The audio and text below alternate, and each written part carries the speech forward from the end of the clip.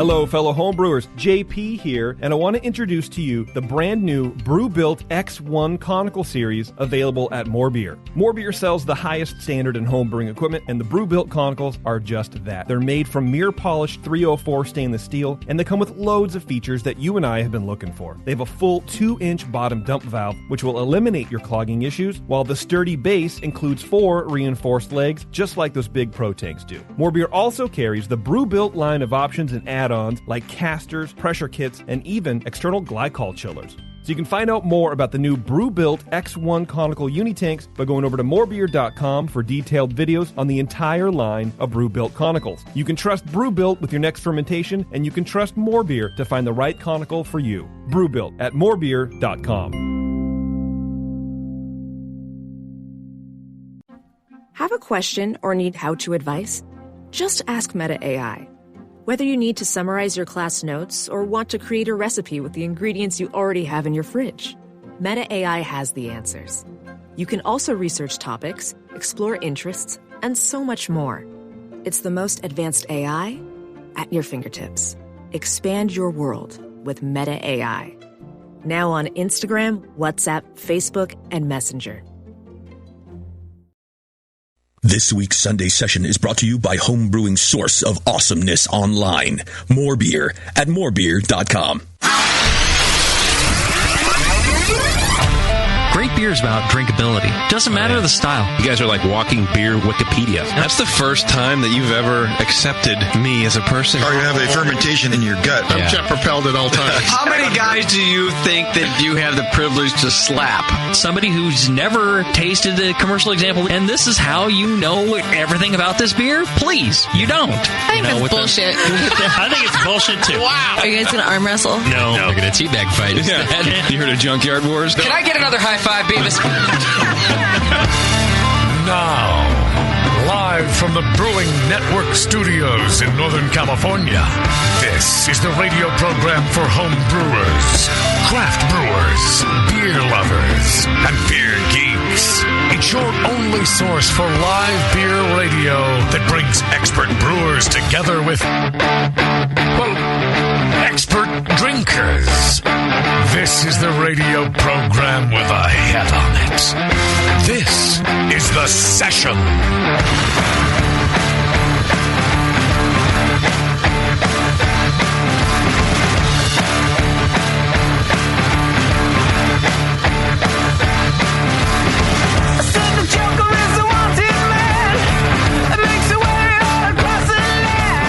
All right, everybody. That's us too, right? That's you too. Cool. Welcome to the Sunday Show. This is JP, rocking the Sunday Show. Why does my mic sound weird? Do I sound weird? No, you just don't sound like Justin, which I guess is weird. Sounds weird to everybody. My mic on? Yeah. Hey. What's that? I said, could you turn my mic on? Thank you. You're welcome. I sound weird. I don't know. Maybe it's You just sound me. normal. I do? The first you couple sound words sounded a little weird, and now it's all right. They do, right? I don't know. You're just up in your own head. I don't know what's happening All anymore. up in your own Welcome to the Sunday Show, as always, sponsored by our beautiful, handsome young men and women over at More Beer. If you want absolutely everything that you need to make great beer at home, go to morebeer.com and tell them the BN sent you. Then I can tell you the same thing next week, because they will pay me to. It's always good. Wow. Here we go. Another show hosted by me, because Justin is off doing other things and stuff. Things that you'd rather be doing. Things that I would rather be doing. That's exactly right. He is at Disney World right now with his family. I'm kind of surprised you didn't stow away. I told him I was going to. Like in the trunk. Like Chim Chim and Sprite. Exactly. But then, I don't like flying because I can't stretch out. And then even just kind of in a bag, I would be worse. I'd just end up rolling out of it and puke, covered in my own feculence, rolling out of the tarmac on the Orlando airport. And how is that different than just like a normal Tuesday? I wouldn't be home. I think so. Would that get you onto an airplane if a trip to Disney World awaited? It's going to happen eventually. My girlfriend and I keep talking about it. Maybe next year. It's hard when you make like $8 a month to save up for Disney World, but you do a buck a month. It's hard when you make $20 a month. Yeah. Yeah. Why is Sam trying to tell you to save up for something? Oh, man, I want to go to the thing. No. No? I plan all of our vacations. Yeah. Well, that way they'll happen. Exactly. Yeah. Yeah. I get the feeling if Sam plans your vacation, you just go down to Toots for free drink Tuesdays or whatever. Totally go down to Toots. He'd be like, hide the baby in your backpack. You can go. You can't. Right? Oh, why not, man? I don't know. I think it'd be good. Today we have Ladyface on, and I'm real excited about this brewery. They are in Agora Hills, California, down south. Apparently where Scott grew up. Yep. Moscow was not created in a lab. But the lab was in Agora Hills. Oh, well, see, there you go. I got my things mixed up. Great brewery. Had the pleasure to go down there a few months ago. The beer blew me away. The food blew me away. And I'm really, really excited to talk to these people today. So, and we have some beer, finally, from them. Well, not finally from them, but finally to talk about while we're talking about it. Right. It's always really hard to talk about beer from a guest who we don't have the beer of. So we're like, oh, okay. Well, I'm trying to make that. Tell me about your porter. Trying to make it not happen as often. Like I'm trying to go every show to have beer because you're right. It's weird if you don't. But hold on, I'm not paying attention. Bevo's taking her sweater off. Stop it. All right, she has a real tight shirt on. Once in every 6 shows, they don't send beer, and it's like I can't really ask more than once. I'm like, hey, it'd be really cool. It adds depth to the interview. Ship us some beer, and if they, I can't press if they say. But sometimes people are just like, nah, because it costs a bunch of money. It does cost a lot of money, and I understand it. And we really got it good in the pre-Scott days. We would never get beer because we'd book the guest like on Wednesday. Right. For the show on Sunday or Friday. Or Saturday. Or Sunday morning. So the idea of getting beer was like ludicrous unless it was a beer that we could get locally and we'd get it. Or if there's an in-house guest and then they'll bring beer. Right. Well, I'm trying to change it so that when we don't have beer, it's ludicrous. Because it is. Right. It's way better to have the beer. That's why I'm getting it, yeah. Well, you could always pull we could buy your beer locally, but, having it fresh would be just awesome. Yeah, exactly. Yeah. Which actually is pretty awesome. Yeah, one of the places like Ladyface who don't bottle or anything. That's tough. It's tough, but they have such a good story, and their beer's real good. So I want to be able to talk about these places, but if we can't get their beer, it's a lot harder. But anyway, they've solved that for us, or rather, Moscow has. Well, they hand capped some beer. It looks like. Right yes, they did. Yep. Yeah. Send us a sixer, right, or at least 3 beers. Yep, 3 different kinds, and everything's labeled, and it's. I can't wait. They're big beers too, so get ready. Awesome. That sounds great. I'll save some. Big as in. High alcohol? High alcohol, high everything. It starts with an IPA, and then it goes up from there. Exactly. 2 Belgians, it seemed like, That's great. Nice. How was everyone's St. Patty's Day? I'm surprised everyone's here and functional, maybe. Well, that's amateur night. I don't do much on St. Patrick's Day. Yeah. That's a stay-at-home night pretty much for me. I go out, but not for very much. I drank the afternoon away with Chris Graham. It's kind of nice. What'd you guys drink? What did we have? Did you Irish car bombs? No. We were just we were raiding his. I brought over my Duvel clone that I just finished. Yeah. And then we had some Heretic. Then we had a Goose. We had something else too. It's just we were raiding his cellar. It was kind of fun. Oh man, I live like 5 minutes from his house. Really? Yeah. Keep that in mind. He just seems like he lives out there, way out there. He does live way out there, but so do I. Well, it's way off the freeway. It takes a long time to get there. It's all surface streets. Tell me about it. It's just like going to your house, basically. Yeah. Well, actually, I was over there borrowing his conical because I'm running out of conical space. So now we've got 5 conicals going. My God, what are you brewing for? Right? Nationals. Oh. And I slipped Moscow's brew in there in the middle of that. So. It's tasting amazing. I cannot believe this is only 7 days old. You may want to enter this if you don't have a Kolsch. This is good. You should be privileged, Scott, that Doc here would take up his conical space for your extract beer. I am. Well, it's his extract beer. That's true. He really did most of the brewing. Yeah, I wouldn't have done it if you guys weren't coming over to do this one. Well, so how are you impressed with how it turned out? For a week old, hell yes. Yeah, a week old. It's a week old, and it's crazy to me. It's pretty wild. I can just imagine what it's going to be like in about 4 weeks after being real cold. And what is it going to do? It's going to mellow it out. The sulfurness will go away. It's a little bit sulfury because basically that's what the yeast throws off. Yeah. So lagering will make that kind of go away. It's like any other lager when it's fermenting.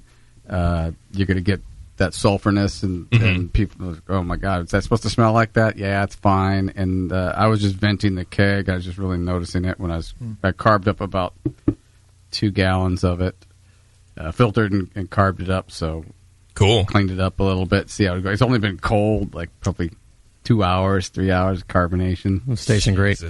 Well, we'll roll through through your guys' beer again and later on the show. Let's roll forward with this beast and see if I can't get it back on the rails. Well, not back on the rails, but there's an Imperial Stout Fest at Beer Rev next Saturday. Beer Revolution is a great little beer bar in Oakland.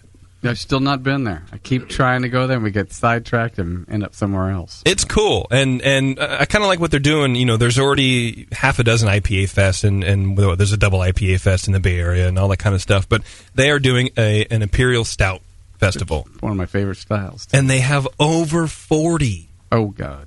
Over 40. And I guess it's going to be like the Tornado Barley Wine Fest. One entire day of drunk. Probably two. It does, man. Probably two. No, this is commercial beer, right? Yes, this is commercial beer, so it's a lot like the Tornado Barley Wine Fest, where it's there's going to be a winner, and for whatever reason, they've asked me to be on the judging panel. So I'm going to actually get to do something important in the beer industry, other than totally tank this show. Thank you very much. You're welcome. What time does it start? What about it? I think they open at noon. Okay. So it starts whatever then, and they have 40 plus, and then by the time that you guys get there, the general public, I will have deemed the winner. I get to be on the second round judging, so it's basically up to me. Well, the second round, they're going to get rid of all the riffraff for you, and then you just pick the winner. Look, I don't know how to break it to you, but I'm kind of important. You're kind of a big deal. I'm kind of a big deal. They're using the Tornado Barley Wine Festival format, right? Of Russ Wigglesworth, whatever his name is. Yeah. It's where it's like they bring a set of judges in and they all taste like 3 beers apiece or something like that, because it's like the barley wine. You can't drink too many of those. No. So then they you'll judge like 5 beers, and then some of those beers will be judged by other people in that round and in the subsequent round as well. So you'll be getting, I guess, the second round if they advance. Yeah. Yeah, and I'm such a prima donna now with my judging. Is Morgan, our friend Morgan, is running the thing, and he goes, JP, you want to do this thing? Yeah, I'd like to do it, but I'm kind of a girl when it comes to judging, and I can't sit down for like 12 flights of barley or of Imperial Stouts, and I don't want to have to. I'm like complaining to him about what I hate about judging and why, trying to give myself an out already, and I'm like, do I have to, fill out a sheet, and if I have to and he goes, no, it's a beauty contest. If you don't like it, then it doesn't go on. I'm like, oh, I can totally do that. Suddenly my schedule totally opened up for that day. I'm like, oh yeah, I can do that. It's not a problem. It's fun to judge that way. Yeah. So I will be doing a little blog about it and taking some pictures and stuff like that. I'll be the Moscow, because Moscow's off at his friend's bachelor party or bachelorette party or whatever he's doing. So it'll be a good time. So if you're around the area in Oaktown, come to the Imperial Stout Fest at Beer Rev, Saturday, March 24th. Over 40 Imperial Stouts. Nice. That's a lot. And treat it like it's a barley wine festival, because you can't try them all. That's true. And then I was about to do announcements. Yeah, pussy. I was about to do feedback. You can't remember them all. And I don't know where it is now. I forgot to load it up. What do you think? What? Okay. Feedback. Oh. Load it up. Come on. Yeah, I don't know where it is. You can find it. You know where it is.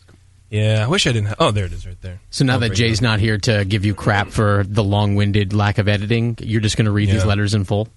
Should we buckle in? He can do whatever he wants. It's his show. That's true. He and we had a meeting last week just about, what I'm doing on the show and blah, blah, blah, and basically trying to get blood from a turnip. And, he gave me some pointers on how to edit the thing. So this will be my editing job. You think he's listening right now? Or I doubt he could just give a shit? No, I think he could just give a shit. I think he's thinking he's going golf on Tuesday, and I think he's just thinking about that. No, I think he knows he should listen, and whether he is or not, it's like, I'm just not going to. Or he's listening. You should download that freaking app. You think he has his own app? I doubt it. Probably. I don't know why. I wouldn't. What would he do with it? Right. I mean, I have it because he asked me to. I got it once it became free. Right. Oh, yeah. Would you think yeah. I mean, that's why I don't have the Mr. Multi app. I don't even know what that is. Because it's not free? Yeah, because it's not free. Jamil's. Yeah. Oh. I don't know. Obviously, I listen to other shows a lot. You mean you're not a Can You Brew It fan? No. You don't want to know if we can clone recipes? What about the homebrewed chef? I don't really worry about whether you guys can do it or not because I'm sure you can, and I just have faith in There you. And we if you go. couldn't, then I would just lose all my faith. So I just like to stay believing that you guys can do anything. We talk about you on those shows, you know. Yeah, all the time. Me or my boobs. Well, we talk about you. I mean, inclusive. every thing about you. So yeah, we don't you pick don't want to one listen, that's thing fine. out. Whatever. I mean, it's either your boobs or no, we don't. I'm just teasing you about not listening. Yep. JP, they're asking me to ask you to put a hat on because your head is glaring off the It's glaring off. Let me close this window. No, it's a back window, probably. And then when you can grab the lights, maybe. Look, I'm sorry. I have bald head syndrome. No, it's the back window. Oh, it's the back window. All right, hang on a second. There. All right, now is that better? Now we got to turn the light. There we go. How's that? That better? Sorry, sitting in the captain's chair, I don't have a chance to light the studio. Whatever. Let's do some announcements so we can get into feedback, and then see how awful I'm going to be at interviewing one of my new favorite breweries, which they are, by the way. Too bad Agora Hills is way far away from me. So as a lot of you people know, we had some issues this week with downloading shows. Website was down for a little bit, and then all of our downloads were gone. Basically, we upgraded to a new server, finally. All that kind of stuff we've been talking about for like a year or two. Code, the man, basically sat up all week, transferred all of our nonsense to a new server. So all of our downloads should be a lot faster. All the downloads are up right now. So I just want to thank everybody for hanging in there.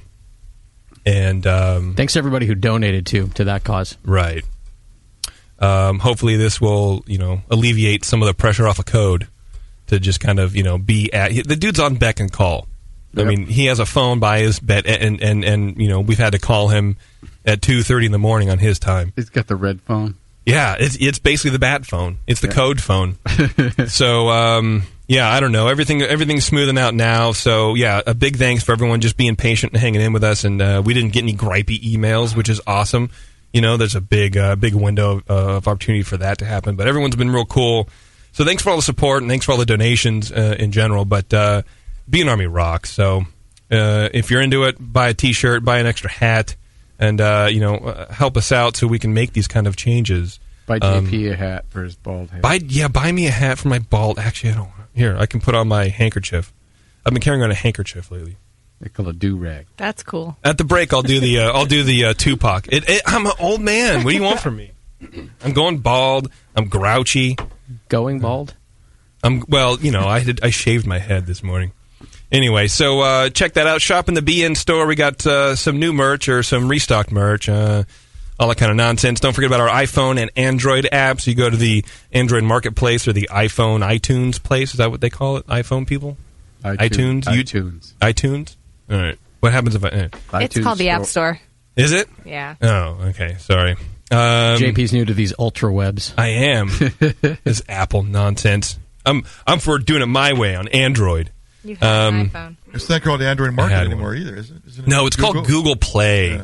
Something like that, or Google Press Play, which is a horrible name for anything. Search BN Mobile and you'll find it. You can download our app. It's free. Don't forget to find us on Twitter and Facebook. I really am the only one to do that. Producer Scott the Jew do it yourself. is now available on at scott@thebrignetwork.com. Send him show ideas, guest ideas, anything like that. I've also kicked Moscow in the pants. Into the both. Kind of a leap in the air, scissor kick, and pushed him into the digital age. And, Scott's now on Twitter. Wow. What's his... I thought you were going to say he got a new phone. No. What's his handle there? Let's not go crazy. His handle is Moscow Paints. So it's basically a way for him to tell everybody about his painting, because he's a really good artist. Yeah. Oh, artist. Oh, I thought you were talking about house painting. That's what I'm worried about. He's training. People are going to go, do you do exteriors or interiors or both? Do cars My too? window trim Cars? needs to be done. Car, yeah. What's that? The window trim on my house needs to be done. Yeah, you need to have Scott come over and take care of your trim. Paints. I want some flames in my forehead. Does that even mean? I think flames would be red. You could probably paint flames. Sure. Yeah, you could have the best flames in town. Yeah. It would just be like oil paint on the side of your car. It wouldn't be like polymer based. Be one of a kind. Do you use a roller or a brush on that? Well, it depends if I'm doing exterior or interior. Okay. See, you know more than you think you do, Scott. Don't sell yourself short. All right, so you have a website that... No. It's actually, I'm not even... JP's managing the Twitter feed. Yeah! I told him he can make some money. He can even tweet for you. Yeah, that's what I'm saying. JP's now my manager, basically. So it's basically me, and because Moscow, for all the things he fucks up, he's good at painting. He really is. And like, dude, why are you trying to sell? Well, I have the thread in the forum, and people can go look at the beer art thread in the forum. No one's going to want to do that. Yeah. They want it right to them, piped directly into their screen. Right in front of their eyes. So this is a way to do it. So every once in a while, I'll put up a picture of Scott's paintings. Probably go out next week or the week after, if I'm not too lazy. Well, if you and take some good tweeted pictures. them to go to the forum and look at those things. They could be there too. But anyway, all of them are for sale. Everyone's about making money. Most of them. When's Bevo going to start cranking out some weird, like, at-home Etsy kind of stuff? Like, here's my crocheted baby bottle holder. Everyone donate and get one. Maybe she's got a whole side business When have already. I ever struck you as that type of person? Well, I don't know. I mean, when do women start nesting? Are you starting? I don't know because I entirely skipped over that phase. You have a baby. Shouldn't you be like wanting to like just withdraw? Sam has a baby. I have a baby, I have a job, and I have a gym membership. That's all I have time for. Oh, wow. Well, I got to thank you for wearing that shirt once again. At first, I thought it was a lunch meat shirt at the corner of my eye because it kind of has the thing. It's a Hollister shirt. Yeah. Oh. I got a chair in front of me. I'm missing the whole thing. Way to support your, business. It was a gift. Yeah. Whatever. I'll give you a lunch meat shirt. How about that? I have one. It doesn't fit. Oh. What do you mean it doesn't fit? Yeah, we'll be the judge of that. Creeps. I'm not even... Shut up. I know where this is going, huh? Oh, man. Send feedback to feedback@thebrewingnetwork.com. Not questions about shows and not questions about how to brew and not all this stuff. If you have feedback for the show, anything you want to say about the shows. Thank you, JP. Yeah, anything like that, even whatever. Send it to feedback at the Brewing Network. Anything else about the shows and stuff, go to Scott at thebrewingnetwork.com, please. All right, Doc, you ready for feedback, buddy? Yeah, you bet I am. Feedback brought to you by HopTech, our buddies over in Dublin, HopTech.com. Oh, my God! You've got mail. Kick ass. See if I can do this. I don't even know. It's like, every time I see Jay doing it, it's effortless, and then every time I have to do it, I'm, okay. Sticky fumblings in the back seat while I'm Pretend fumbling. like you don't want to read any of it.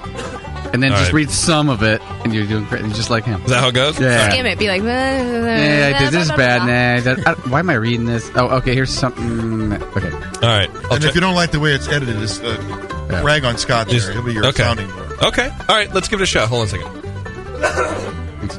Okay, what do I got for feedback here? Oh, God. Do I got a blah, blah, blah. Hey, guys, again.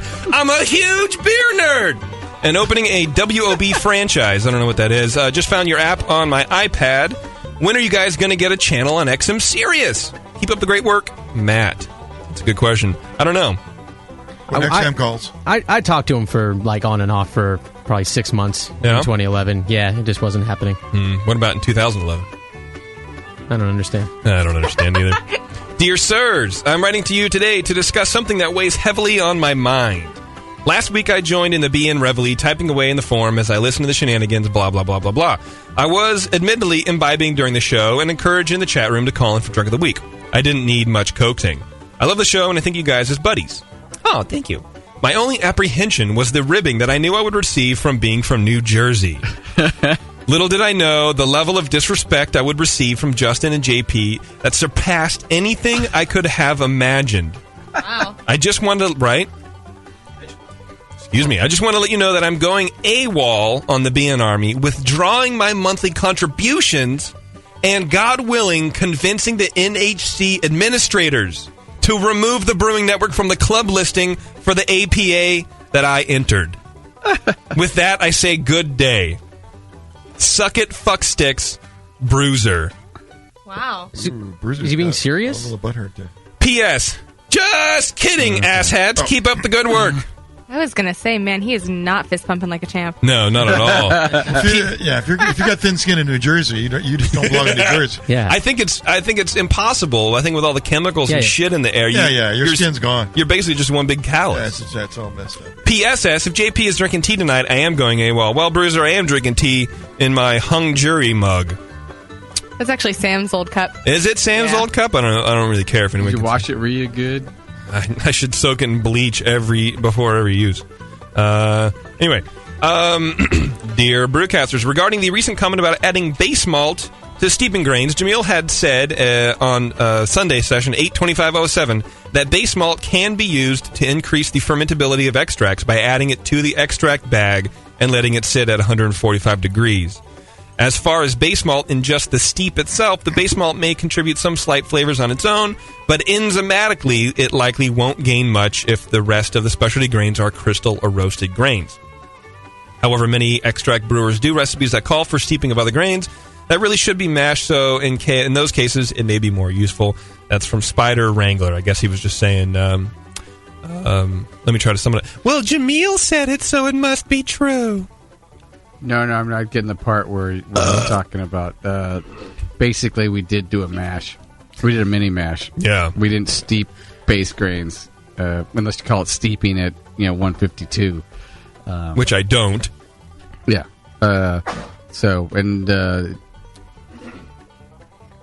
Yeah, that's basically what we did. We steeped it at 152 in a fairly concentrated, thick mash, and that's what we did. And then we took the bag from there and put it in with a different pot with the extract. Well, we'll talk about it more. All right. We'll see if you screwed it up. We're drinking it now. It's pretty good. No. Top of the morning to you, asshats. That's right. When you guys do the session, most of us Swedes are sound asleep and bringing it weak in our beds. Good thing you're putting up podcasts for people like me. I'm an archive listener for about 2 years. As of October, I'm traveling to South America with my girlfriend, and good beers are not plentiful down here, I tell you. He told us. Most microbreweries have dark beer, but it's hard, I said hard, to find anything that resembles a hop flavor. Other than the lack of good beer, traveling is great, except for Peru. That sucks warm nutter balls. Wow. That was really funny. I spent most of our 15-plus hour bus rides chewing cocoa leaves and listening to the session. Living the dream. And that's what we do. Yeah. And if that's not enough, today I got myself the rank of private first class in the BN Army. Welcome to the Army. Thank you very much. I would really like to give back more, but I'm a student, and cocoa leaves are not free. I have two... That's pretty funny. I kind of want to eat a cocoa leaf. I have two questions. Are there such thing as international memberships in the AHA? I believe that's a yes. And if so, does it come with a Zymergy in an electronic format? I believe no, but I think they do mail you the magazine, right? If you're international? You get electronic format if you remember, yeah. Oh, you do? Yeah, I think you get both. Oh, shit. Look at that. Also, I'm diving right into kegging upon arrival to the homeland. I've heard about dry hopping in the keg, but how do I go about it? Do I force carb during the dry hop? Won't the beer be exposed to CO2 when I put it in and take out the bag of hops? Or is secondary the way to go? Just like 8 questions. Real quick, Tasty, how does he dry hop? In the keg. In the keg. You can do it in the keg. You can do it in the secondary as well. You just put the hops in. When you can carbonate while you're doing it. Yeah. Sure. The beer will be exposed to oxygen when he puts in and takes out the hops. Not that much. But you'll be in fine. the keg? Yeah. We'll clear the headspace with CO2. Oh, yeah. Yeah. Just hit it with CO2, purge everything? Yeah, exactly. Do that 3 times, fill it up. You're good. Yeah. Thanks for all the great shows. Carl of Duty is his forum name. Nice. And he has one of the best sign-offs. Up the bum and suck it, apparently. So, little ATM there. Justin, 2 things. Thanks for introducing me to Forest Day. I've been listening to the album on loop basically nonstop. Sax, funky beats, hip-hop, plus depression equals amazing music. Number 2, I bought some gear a while back, but can't wear it outside of my apartment. I live in Washington, D.C., so whenever I wear it, people would see the grenade and the word Army and say things like, thank you for your service, and are you active duty? Then I have to say no and attempt to explain my affiliation with some online beer club. needless to say, I get some confused looks. Well, he needs to stop going to the school for slow kids, and he won't get so many questions. Do people really confuse him for come on? Oh, no, I've heard this before. Really? Yeah. Because it says Army on it. It's just out of the corner of your eye. You're not like reading it. Actually, it's happened to me. Didn't that happen to Chad too? Like, yeah. In Colorado? Well, yeah, you guys were wearing those Be an Army shirts that had the military insignias on them. But it just says Army on it, and they start thanking you and stuff. And you know what? After a while, you just say, you're welcome. Yeah. And hey, you know what? They're happy. You're happy. Just move on. Where do you think we should be deployed next? I understand at a glance, but they approach you and start asking questions? Yeah. Sure. Well, they're just mostly just say thank you, for all you're doing for our country, stuff. Maybe like they're that. talking about the radio show. Just we assume they are. I'm assuming that's not the case. Leave that in your head. You'll be good. Yeah. I have been listening to the archives and enjoyed what I have heard. I'm in the middle of 2006, which is really not that far yet, but I've only been going for about a week and a half, so I'm making good progress. My one question is about downloading your podcast, because I try to do some of the Sunday Session or Brew Strong, and the server stops at about 10 downloads on a good night.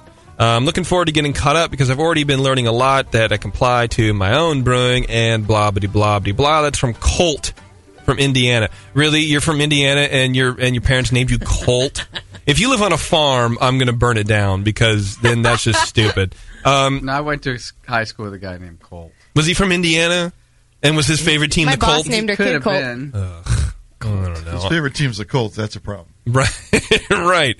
Yeah, I think basically the download limit is because our old shitty server, so I don't think that's going to be a problem, but wait for Jay to come back and confuse that. Why do you up. need 10 at a time? Yeah, or 10, more than 10 in a day. Why don't you download one, listen to one? I don't know. Yeah, well, I guess because we have these people that they'll go back through the archives and they will just dominate while they're on a commute or whatever. So they'll do 2 shows a day sometimes. Well, that's fine. I can see that. I mean, if you're chewing cocoa leaves, you can probably listen to a lot of them. I think that's also, we do have a limit for some, because we want to eliminate people doing like a whole year at a time, and that just drains our servers. But again, I don't know if that's going to be such a problem with the new one. So we'll see. Well, it's not tested. Hey guys, just want to give my 2 cents as a pro brewer on approaching with negative feedback. Remember that feedback we did last week, right? I just listened to last week's feedback about the guy whose local brewery sucks. You guys hit the nail on the head. When a home brewer comes up and the first thing they say is, I noticed some DMS, perhaps you should turn up the boil. Yeah. When I won a gold in last year's homebrew comp, that's what I did. Also, that's irritating. I'm a BJCP judge, so listen to me. The first thing I want to say back is, oh, turn up the boil? It's that easy? Thanks, you must be so proud. Fucking homebrewers, ha ha ha ha ha ha. You would think that I wrote this, but anyway. He goes, look, I'm a BJCP judge as well. Also, pro brewing is nothing like home brewing. Sometimes it's not as easy as that. We sometimes notice these things, and sometimes we don't. So coming up, spouting your accomplishments just makes me resent and discredit the next few things that come out of your mouth. A better approach would be saying how you're a fan of the beer, but you've noticed a few things that differ from some other great beers. Following that, exactly what you guys said about describing a great pills or whatever would be awesome. Anyways, keep up the good work. Hopefully that guy finds a nice, tactful way to approach this and improves the beer in the community for the better. You know, it might not be there the next time either. Maybe they brewed a 300-gallon batch. They're not going to throw it out because there's a little DMS in it. But, they probably noticed it. They're not going to happen again. Yeah. Yeah, new breweries, I think it's not worth mentioning anything to anybody. It's those that have been around a while and continue to produce a product that, If they keep having that kind of thing. But you walk into a brew pub, each batch is going to be a little bit different. So, hey, try it again the next month. When they're not going to throw out 300 gallons because it's a little bit of DMS in there, as long as it sells. I do kind of like the idea, though, of not saying that, this is why I know what I'm talking about. It's just, hey, I really like your beer, and I've noticed this. What do you think? Let's have a conversation about it. Yeah, it's just something positive about the beer to begin with, certainly, every time.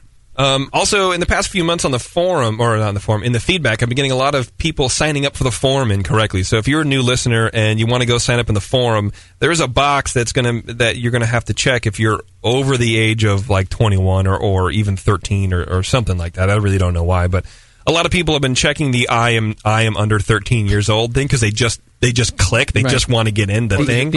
I think it's funny. Yeah, or they think it's funny, but then they get locked out of the forum, and then I get the email, then I have to forward it to Code So just so you guys know. Why do you get the email about people being under 13? Because they send it to feedback. And because I have a Google News alert that sends me anything with the words under 13 in it, okay? I don't want to talk about it. Creeper. Yeah, okay. I just got that beef, and I'm not going to say that. Okay. But thank you. So anyway, when you sign up for the forum, just be aware. Just be a little careful about what's going on and what you guys are clicking. You know what I'm trying to say? No. No one knows what I'm trying to say. Makes it easier on everybody. Twitter game. I'm going to try to manage the show and do a Twitter game at the same time. What do you guys think? Moscow's schooled in Twitter now. Let him do it. Well, yeah, I guess on the... That's true. Yeah, I can handle it. JP, you want to do this for me? Yeah, I would love to. The question I have is maybe not a good one, but I would like to know what the worst thing about being a beer geek is in your minds. There's there's some really awful video that's going around of some guy pretending to be, I like craft beer. I'm going to do this thing, and I know all about hops and blah blah. And it's really boring and really not funny at all. And I don't know, he's getting a lot of heat for it, in a positive way. There's a lot of views. I don't know, John, whatever his name is. I don't know. It's real boring and stupid. But I mean, I get the point. It's one of those where you get the joke, homebrewers, craft brew people think they know everything about beer, and they like talking about craft beer. It's not really funny because it's kind of true. If you're in a hobby or if you like something, you want to learn about it, and then you talk to people about it at events that people talk about. It's like going, my car doesn't work. I'm going to go to the mechanic and get it fixed. Oh, I'm so stupid. Okay, it's not funny. Anyway, so I want to know what the worst thing about being a craft beer geek is. And you can go to this show, Brewing Network. Winner. Is it? I'm sorry. Can you repeat that, Bevo? No, because you turn off my microphone. Oh, you think I'll turn off your microphone? I would never do that to you. Yeah, you right. bitch. All right. Well, I'll send that on Twitter in a second. But what do you think? Are we ready for our first break?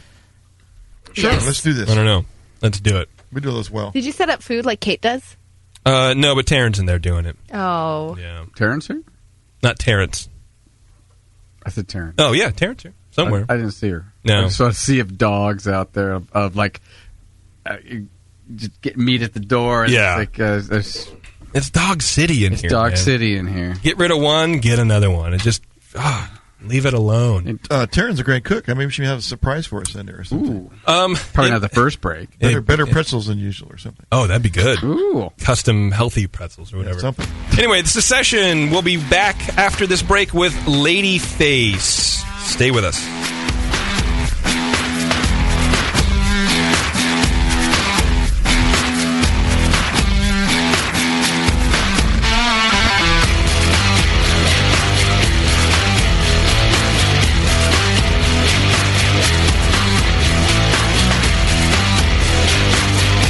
You're listening to the Brewcasters.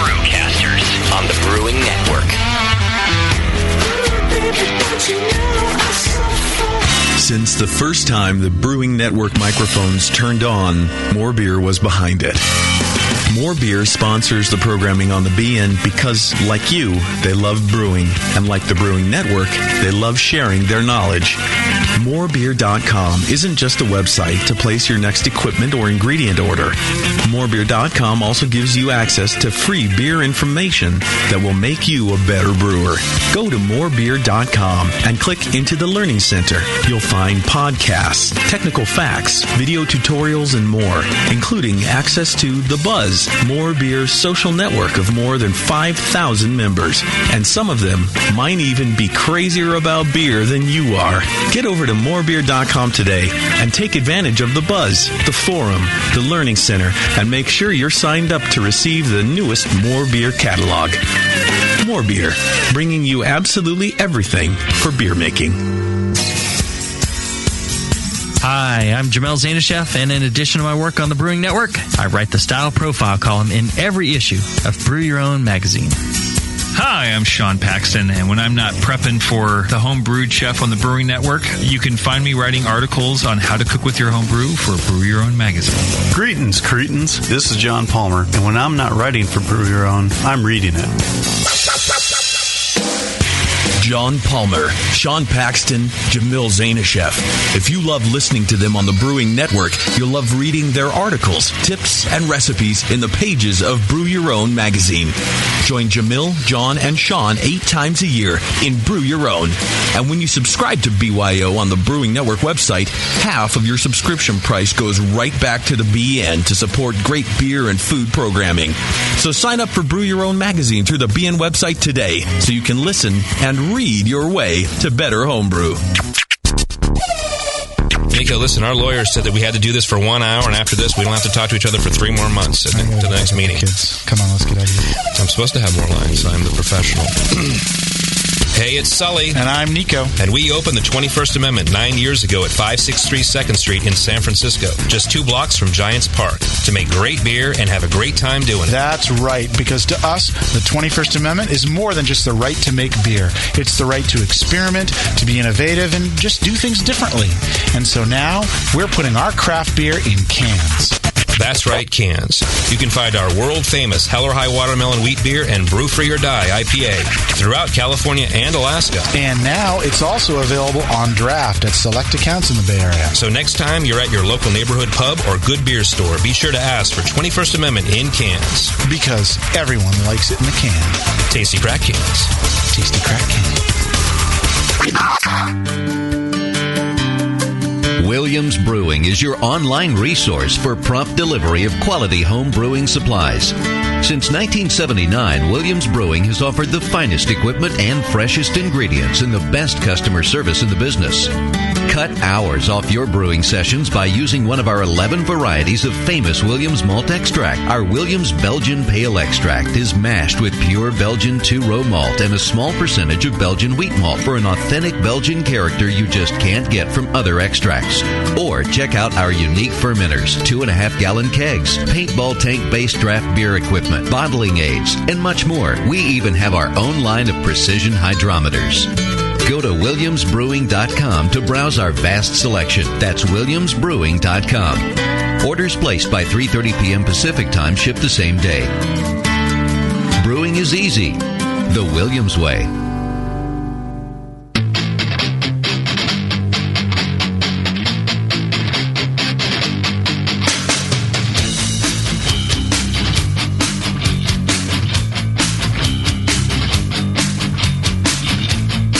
Session.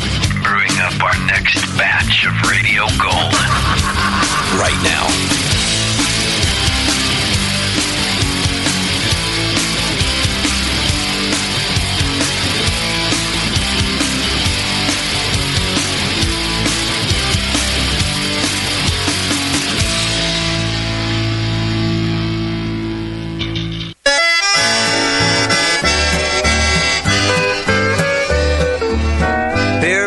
Mama, you're the gal for me.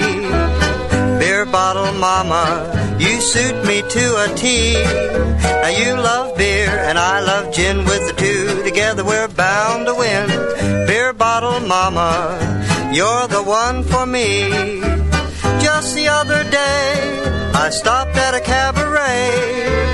I heard a barfly say to a barfly across the way, beer bottle mama, you're the gal for me. Beer bottle mama, you suit me to a T. Now you love beer and I love gin. With the two together we're bound to win. Beer bottle mama, you're the one for me.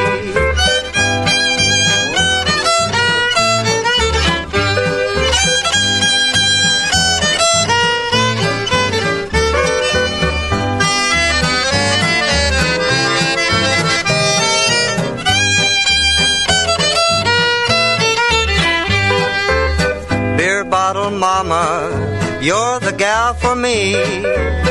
Beer bottle mama, you suit me to a T. Now you love beer and I love gin. With the two together we're bound to win. Beer bottle mama, you're the one for me.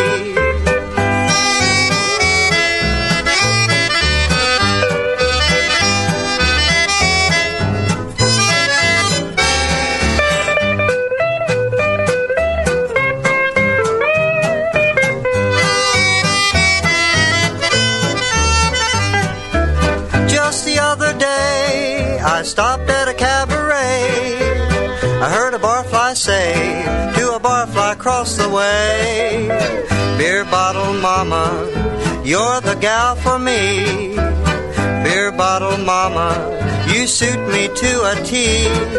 Now you love beer and I love gin. With the two together we're bound to win. Beer bottle mama, you're the gal for me.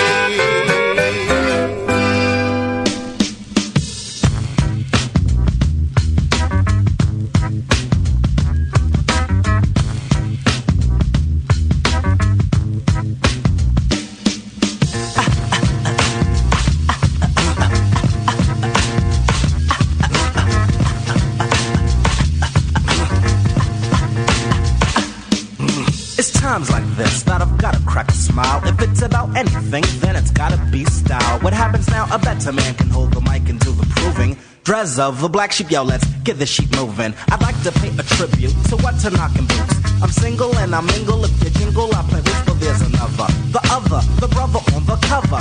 Brought along, I brought along, long. A duo, not a trio, move your booty, cause I say so. Be a lusting on a busting black sheep, not your average show. Now I hold a microphone, but this is what I wanted. A pocket full of panani, better me than those I fronted. Dropping bombs, lovely, make them jet without their jetta. Keep frontin' if you wantin', but I bet you the Beretta punctuates and exclamates. The lingo I let go, not that it's my style, cause I let go my ego. Be it just us, just you, just me, or just who? Never am I full. Got to get residuals pronto. Tonto was engine number 9. I'm out to get the nickels, quarters, pennies, and the dimes. But in the meantime, I try to hawk one. I try to hawk one in the meantime. Not in the meantime, I try to hawk one. I try to hawk one in the meantime.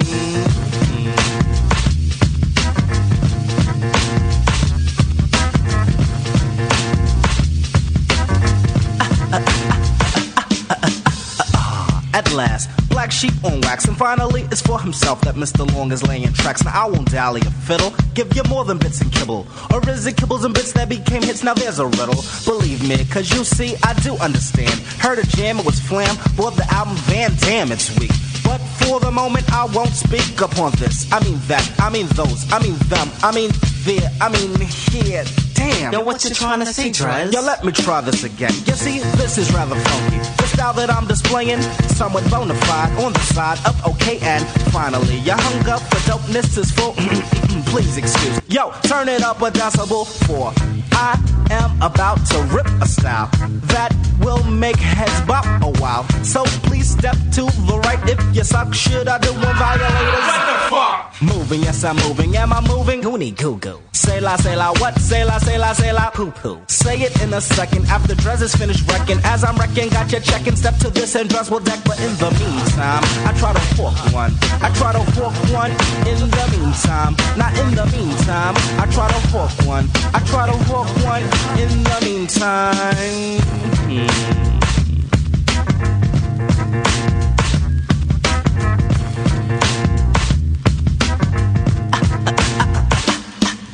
Surprising you, I'm rising, mesmerizing and subliminalizing. Black sheep are here. We're breaking all ties and making songs that are prolific. Specific, yes, terrific. Move a body in a city to both sides of the Pacific. I'm dressing you or not. You're cold, I'm hot, which means I'm soon to boil booty. Your booty to butt, but still you think you're royal. Are you mad? Are you jealous? Overjoyed or overzealous? Hold your glass and sip. For when you held the mic, you couldn't rip before your mic went hush. Keep sipping, stupid lush. I know I'll be alright tonight. I took my time, I didn't rush. I didn't blush, I didn't frown. Got up to get down. Henceforth I'm getting down and dirty, G. You thought that I would not be stupid, Cupid, long a loop it. I sting you like a bumble. Where's the bee? Here I be. Can't you see? Can't you peep? If you're sleeping, then wake up. If you're stinking, then wash up. If you're creeping, then catch up. You're rolling with a black sheep. In the meantime, I gotta walk one. I gotta walk one. In the meantime, say in the meantime, I gotta walk one. I gotta walk one. In the meantime. Now in the meantime, I try to hawk one. I try to hawk one in the meantime. Said in the meantime, I try to hawk one. I try to hawk one in the meantime. This is www.thebrewingnetwork.com. Sit down next to it, grab yourself a paper towel, and watch those yeast have sex. You're listening to the Brewing Network.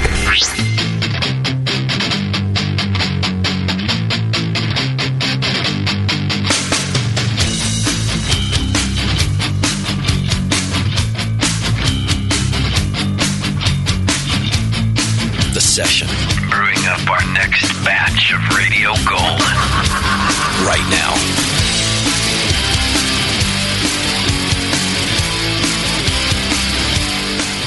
All right, welcome back to the show. Sorry about that extended break we had there, extended music break. We're having a little problem getting a hold of our guest, who are Ladyface, Ladyface Ales down in Agora Hills. Moscow is feverishly working at that, but in the meantime, I want to yell at some people for NHC Club Night. Okay. I've been putting out the call for NHC Club Night now for like 2 shows, I think, and this is the 3rd one. And we've gotten maybe 3 responses. What was your call? Because I never heard it. The call. It's weird because you were here for one of them. Now, it's was I actually here yet? Well, you were physically here. Okay. Yeah. Do you see them? They should be up. They should be up. All right. Keep in mind who you're asking here. You're asking Right. people that live close enough that they could bring beer, that don't have otherwise a club affiliation, or they do and they're willing to spread it around a little bit. Yeah, that's true. I mean, it's a limited set of people. It is a limited set of people. And if you know somebody, you can ship their beer with them, give them to them so they can drive it or whatever. But we're trying to have a booth at Club Night at NHC this year. Yeah.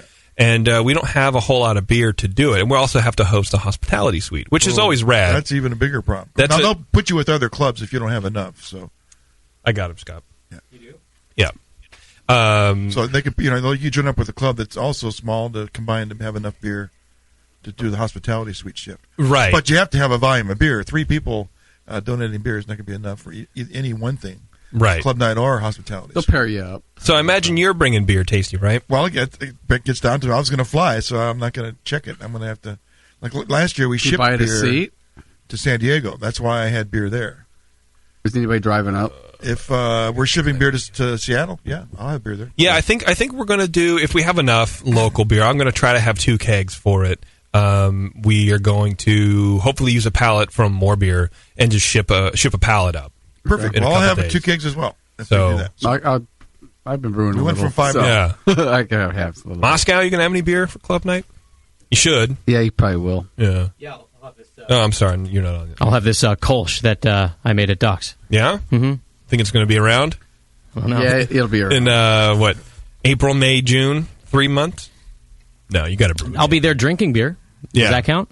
It counts, but we really want a big showing. We won Club of the Year. We are the AHA Homebrew Club of the Year, and the reigning champ. Right. And so we just need more people to fill up space for kegs. So email me at jp@thebrewingnetwork.com, and hopefully you can donate a keg of beer or 2. Even like Tasty said, even if you are part of a club and you want to spread the wealth a little bit, we are your club. If you listen to the show and you get any sort of information from us at all, we're your club, man. It doesn't even have to be a whole keg. You don't need 5 gallons. Right. Even if 2.5 a short one. Yeah, you can pull a Scotty out, and So email me and let's get on the ball here because we want to do something rad for Club Night. And if we don't have enough beer, then we're going to have it's going to be me and Tasty and Doc kind of sitting there with Cobra taps going. Hey, anyone want some for beer? About 10 minutes. For about 10 minutes, right? And then we'll be mobbed, and then everyone will go away, and then there'll be a dust cloud. They'll say, "Where's the beer?" And we'll say, "We have none." All right, so I think we got everything settled. I apologize about that, everybody. Here we go. Who do we have? Is this Dave?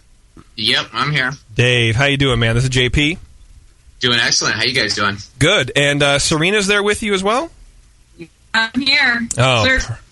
We're just barely younger than 13. Yeah. Yeah, that's that tinny factor of Skype. So sorry about that, but I'm really excited to have you guys on the show. As I mentioned before, I was able to go to the brewery a few months back and was just blown away. All the beers were really drinkable, and the food was great, and the atmosphere was awesome. So I'm really looking forward to this interview. I appreciate you guys taking some time. Well, thank you for having us on. It's a real pleasure. Awesome. Now, Serena, you are the owner, right? And Dave, you are the brewmaster, or are you guys co-owners, or what's that about? We're co-owners. He's not going anywhere anytime soon. I'll tell you that. But he's the official brewmaster. Okay. I just mop the floors. Oh, wow. The janitor position. No, that's also called a brewer. Yeah, how does a brewer get out of mopping the floors? I think we should talk about that all day. I stop to mop every once in a while. Now, how did you guys get hooked up to open Ladyface? Were you guys friends before your interest in beer, or tell me a little bit about that? Well, that goes back, about 12 years ago, I guess. Dave and I have been neighbors for that long, if you can believe that. Oh, wow. He lives 2 doors down the street from me. He and I happened to get these magical brewing kits from our significant others that many years ago, and we kind of went to town. He was in his garage, I was in my kitchen, and we ended up hooking up. Word got out on the street, and there was another gal in the neighborhood that was home brewing at the time, so we just kind of formed our own little neighborhood brew club. Oh, right on. Yeah, and then you can take it the BJ's. He knocked on BJ's door and insisted they give him a job at one point. Yeah, I couldn't stand waiting tables and working odd construction jobs anymore, so I found the closest brewery and did anything I could to get any job in there. So you worked at the BJ's? Yeah, I was actually with BJ's for 9 years. Oh, wow. I started as a hose dragger, washing kegs, taking care of the floors and all that stuff, and just slowly worked my way through the ranks. Assistant brewer, head brewer, and just it started there. A lot of my formal training started there. Okay, and then so you basically started at BJ's, and where'd you go after that? Directly into Ladyface. I was with BJ's until about 3 years ago, and then came home, got a different job for a few months during the overpass of Ladyface getting started, and just went straight into Ladyface. And sorry, go ahead. Well, about 2007, I think it was, we first sat down and, said, hey, I think you want to open a brewery. I think I want to open a brewery. This could be a good thing. So 2007 was about the first time we actually sat down and have a conversation over beers and got serious about some planning. But I started working on a business plan 2 years before that, the scheming and dreaming end of things. So right. Just kind of the pieces of the puzzle all came together. That is pretty convenient, I think, to, a lot of people, I think, have to look far and wide for some sort of partner. And just to have your neighbor right there going, yeah, I'm into it, let's do it. Right? Well, Convenience is nice. That's got to be pretty nice. And then, if he doesn't do something, you can just go over to his house. You know where he lives all the time. He's there. Yeah. Dave, I wonder, how long into your employ with BJ's did you feel like you were ready to open your own brewery? Like, was it just a year, or was it your whole tenure? When did you feel ready? Never. Well, for the love of God. There, I was really just trying to, I didn't have a career. I was 19, 20 years old, waiting tables down on the beach in Malibu, and just had no real direction and career path. And when the homebrewing thing started, and I realized there was a local brewery that was about 15 miles away, and just started there. And I feel very lucky because it turned into something that I still have an extreme amount of passion for, and I can make a living at it. And not everyone can say that. Yeah, that is true. We, being homebrewers yourselves, you guys know this too. But it's every homebrewer's dream, if not for their entirety of their homebrewing career, but at least for a little bit, to open their own brewery. And I think after only 9 years of working at another place, to kind of jump into it, it's pretty cool. I mean, that seems like a short amount of time, I think, to consider taking everything else on your shoulders, and not just brewing, but running everything else too. Yeah, well, I mean, that's where definitely the partnership with Serena, it takes a lot of the stress out of, there's two minds in the room now, so it's, I definitely don't feel like I do everything here, because it's just not reality. But as far as, trying to achieve the, moving from a home brewing into professional brewing into actually owning a brewery is definitely, it was a big step. It was a leap of faith, and there was a lot of nervous nights about if we're making the right choices. But now that we're just over 2 years into it, I mean, I wouldn't have it any other way. Yeah, I can't believe. I mean, I can't see it being any other way either. I mean, it was kind of scary, as a home brewer, trying to imagine this big project. And I always kept telling myself, well, I really love beer. I know a lot about beer, but I'm not a professional brewer. And I think, as a home brewer, trying to imagine opening your own place, that was a big scary thing for me. So it was really fortunate that, I knew Dave and that I felt we could work together and that he had some professional brewing experience already, so he kind of hit the ground running. How hard was that first, where it's your first brew day and you're looking at all the equipment and you see the mash tun and you see your grain order and you're kind of sitting there going, how did this happen? I imagine, to me, that brew day would be really hard because it's like, okay, this is what everything is riding on, is how well this batch comes out. Or maybe you didn't put that much emphasis on it. To me, it would the overwhelming weight would crush me of like, I'm going to explode my head right now. Yeah, there was a lot of different thoughts going on, but as far as our first batch here that we brewed at Ladyface, we'd been through, months of construction and finding, appropriate brewery and purchasing the brewery and going through the installation.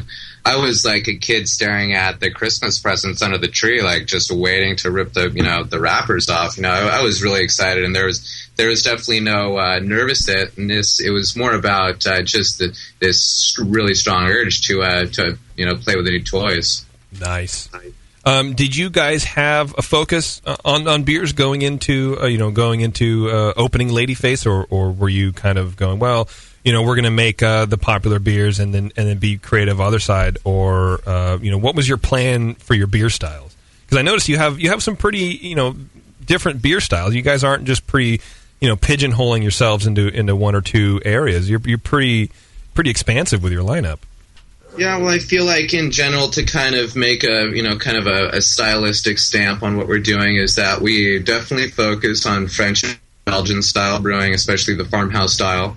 And then we focus on what I call West Coast progressive, which would be anything that's unique. People in California are kind of extreme and edgy and vibrant, and that's what we try.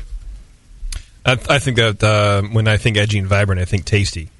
Over here, he's one of our co-hosts. Yeah, wake him up. You also got Doc over here, and then Scott, who you guys were talking about earlier. Yeah, I mean, your lineup is pretty crazy, and my experience again. I went there for lunch a few months back, and I was kind of shocked at how drinkable everything is. I think there's some breweries that can they do one or two really, really well, right? And then everything else is kind of okay, it's good, but their focus is really on this IPA, let's say, or whatever. But everything across the board was just phenomenal. How many different beers did you have? Well, I only had 3 because I had to drive, and I had to drive from Agora Hills back to Lancaster. Mm-hmm. So I didn't want to get wrapped around a tree trunk or anything like that. But it might have been preferable to driving through Lancaster. Well, that's true. To Lancaster, you got to numb yourself up before you go there. That's true. So what do we have in front of us, Scott? Oh yes, thanks for sending beer, guys. We're drinking the Chesbro IPA. They name a lot of their beers after local landmarks, and Chesbro is a thoroughfare, big thoroughfare there in Aurora. We dropped them, I think. I'm going to have a heart attack. You? Cheese yes. Bro. Let's talk about the beer while we're getting. Yeah, they're off. Yeah, what do you guys think? Wow, that's a 10% beer. It's very, very hoppy nose. Yeah, it doesn't drink like a 10%er, though, does it? No, and it doesn't. It's not over the top bitter either. So it's got a lot of stuff going on there. It is. There's a lot of hop flavor. You run into those beers every once in a while that that people go, oh, this is like eating a hop pellet, but it's not. But this is in a really good way. Or a lot of IPAs. I'm not a big IPA fan. When I get the one that's just all bitter, it's not about that. You want to switch to the phone, JP, instead of Skype? Yeah, let's do that. Would you mind? Well, let's see. Here, they came back online, so let me grab them again. It was just sounding like crap, kind of. Yeah. Yeah, but I think maybe this new connection will be better. What a time for Justin to get out of here, right? Dave, we got you guys? Okay, we're switching to the phone. All right, Yep. David, if you can hear us, we're gonna give you a phone call on the old landline here. Sorry about that. We have a problem with Skype. We have a gremlin in our Skype feed that just never wants us to use a free service. It just doesn't. It wants us to, pay for a phone line, and I hate that. Well, whatever's better. Look at Scott. He's pulling baby duty right now. Here, hold this. Yeah, here, hold my baby while I call for a beer show. I'm a mom. Can we get it to say its first words into a mic? Whatever. Tell me about this beer, Tasty. What do you think? I think it's got a great, really grapefruit aroma. Scott, your 1973 phone just messed me up. No, they didn't have those in 1973. Did you flip it closed and crank the crank to charge it up again? No, you flip it open and then you dial the dial. You know, normally I would look at the chat. I'm not even going to look at the chat because I don't even care anymore. Oh, good. Thanks for bringing your baby to work, I was Bebo. trying to feed her. No, you hand it off to the... Well, why don't we do that? Why don't we take a break? And you hand it off to the bachelor in the room. Yeah. Wow. Just like every other girl, just crying, waiting to get away from Scott. Yeah, thank you, Scott. Appreciate that. Just lift her shirt up, Scott. That's all she wants. Yeah, just try to dry fire that thing. Take 5 minutes before she figures out that nothing happened in there. I like this beer, dude. I do too. I'm not an IPA guy, but I'm not at all either. And this one's it's got real a lot floral, of- kind of tropical fruit. It's really nice. Yeah. It's got a lot of hop mouthfeel to it, too. That's true, and it has that nice backbone also. And they're calling back again. So David, we got you guys. Sorry, guys. Don't know Cool. what happened there. Yeah, no sweat. We can't figure it out, and if Justin can't figure it out, who normally hosts this thing, I'm sure as hell not going to be able to. So I don't know what's going on. Not for 1 week. But we're enjoying your Chesborough IPA. Let me read you the specs real quick. It's 9.7 ABV, 100 IBUs, 1.079 was the OG. It's good. Mm-hmm. Yes, I really like it. I can feel it's feeling a little warm, feeling a little loose now. Yeah, just a couple sips. Yeah. I know you guys don't bottle, but thanks for doing that for us. Well, I hope everything made it up okay. It seemed like I put enough bubble wrap in there to raise a sunken just ship. fine. But Yeah, everything was good. It's tasting real good too. Yeah, that's perfect. I really enjoy it. Why? Tell me about the name. First of all, tell me about the name Ladyface.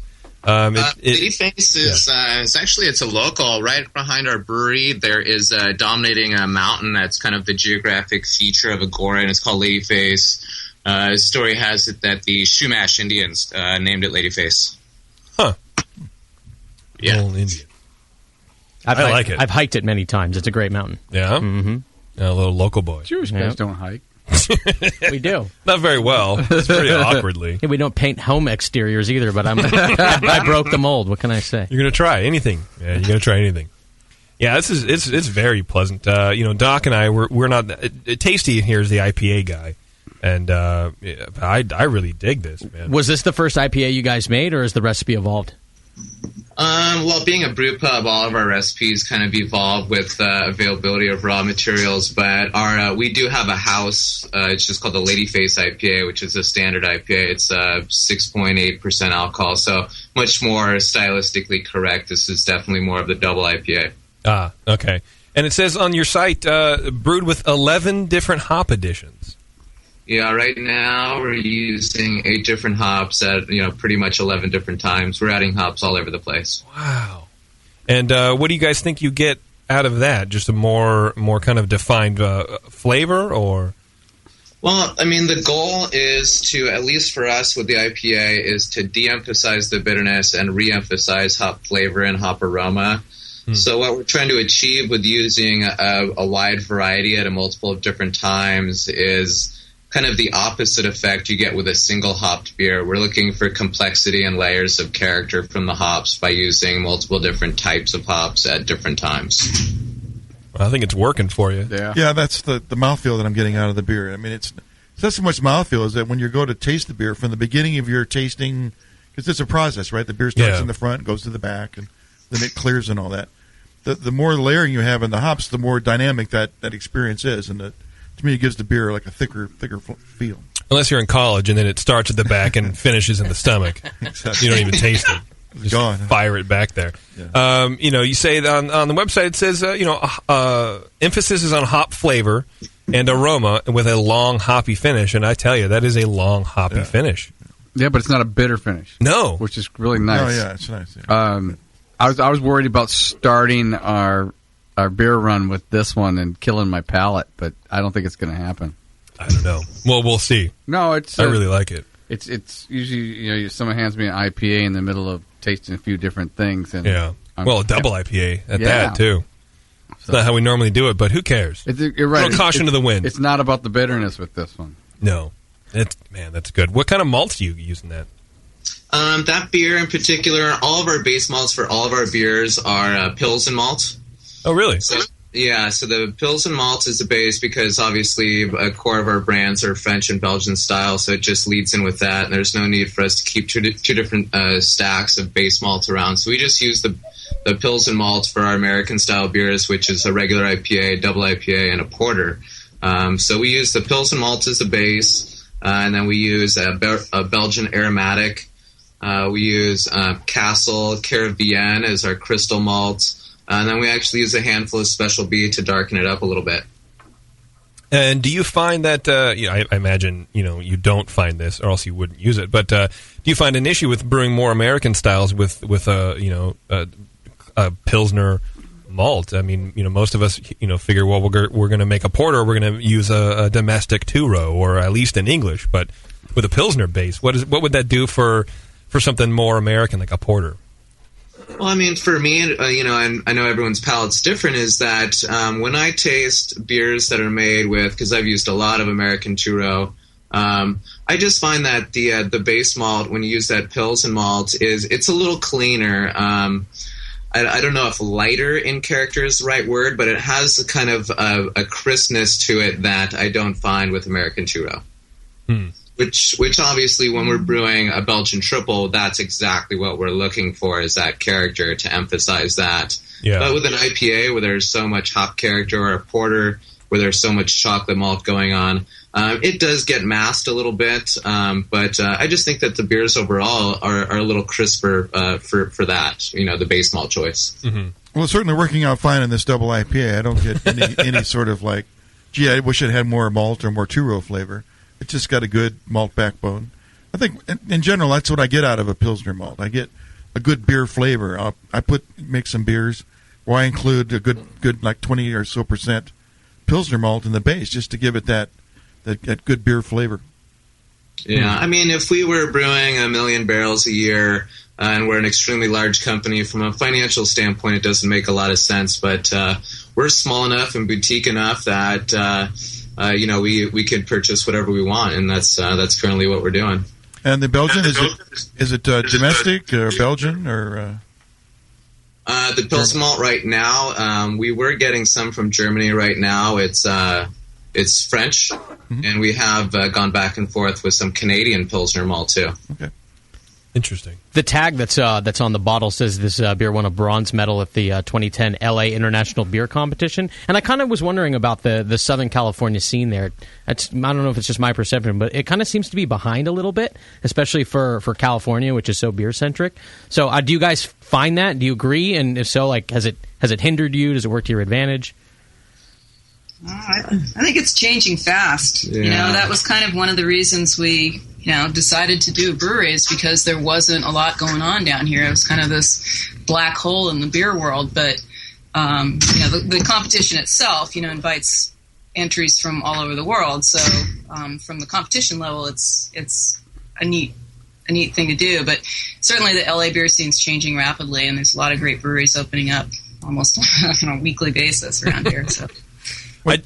Go ahead, Tasty. Well, you guys are both a brewery and a brew pub as well. That you have a restaurant there.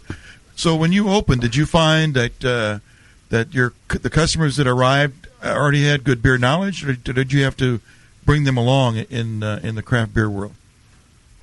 Well, I mean, the Maltose Falcons, one of the older homebrewing societies, is right down the street from us. They're only 7-8 miles from us. So we get a lot of the Falcons that come in. So obviously their beer knowledge is pretty good. But the average Joe, the guy that gets off work and comes in for a happy hour pint, yes, there's definitely an educational curve that we still go through. But there's few and far between. I still remember in the beginning, some guy walked in and thought it was the previous business that was here, that was kind of a taco shack with cheap margaritas.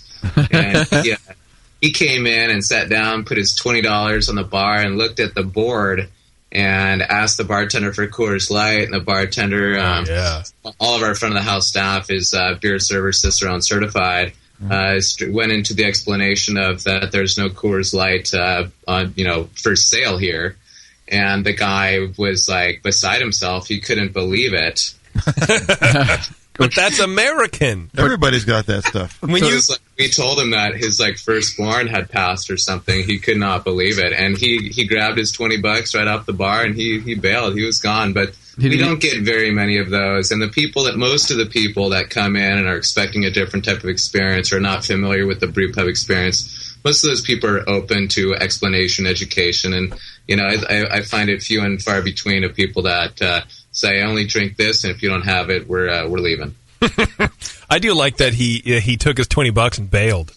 I think that's funny. And he didn't even ask for a Bud Light? I got 4 beers in my $20, and I'm going to use it, and then I'm out of here. And that was really all part of the plan. It's about building a beer culture, and certainly doing it locally and every day. There's not somebody that we spin in this direction, so it's fun. That's the fun part of it. I do like that. I also like the fact that all your front of house staff, all your bartenders, and all your servers are Cicerone certified. Yeah, it's important for them to have the knowledge so that the guests, when they come in for an experience of beer, because like Serena said, we're kind of in a no man's land for beer. So we're trying to put a good foot forward and explain to people that beer is not just blue collar, and craft beer is not this pretentious, high-end wine drinking type of snobbery type of thing. It's approachable. You just need to know about it. And, when people get educated about it, they get behind it, they get into it. So it's that whole knowledge thing, trying to just pass it through the community. There is that kind of attachment that I've noticed in the past couple of years to craft beer, where it is people are kind of realizing that it is more like a wine snobbery kind of thing, and I do like the breweries who are trying to demystify that, where it's not this big, crazy, creepy person behind the curtain kind of beer, where it's just beer. And it just has more flavor. What's that? I'm sorry. Oh, Dave can be the big creepy guy behind the curtain when he brews. Yeah, but that's in his off time, I think. So, but you know what I mean? Like to take all that snobbery away and just say, look, it's beer, but it's just like your Coors Light, but it's different. Try it out.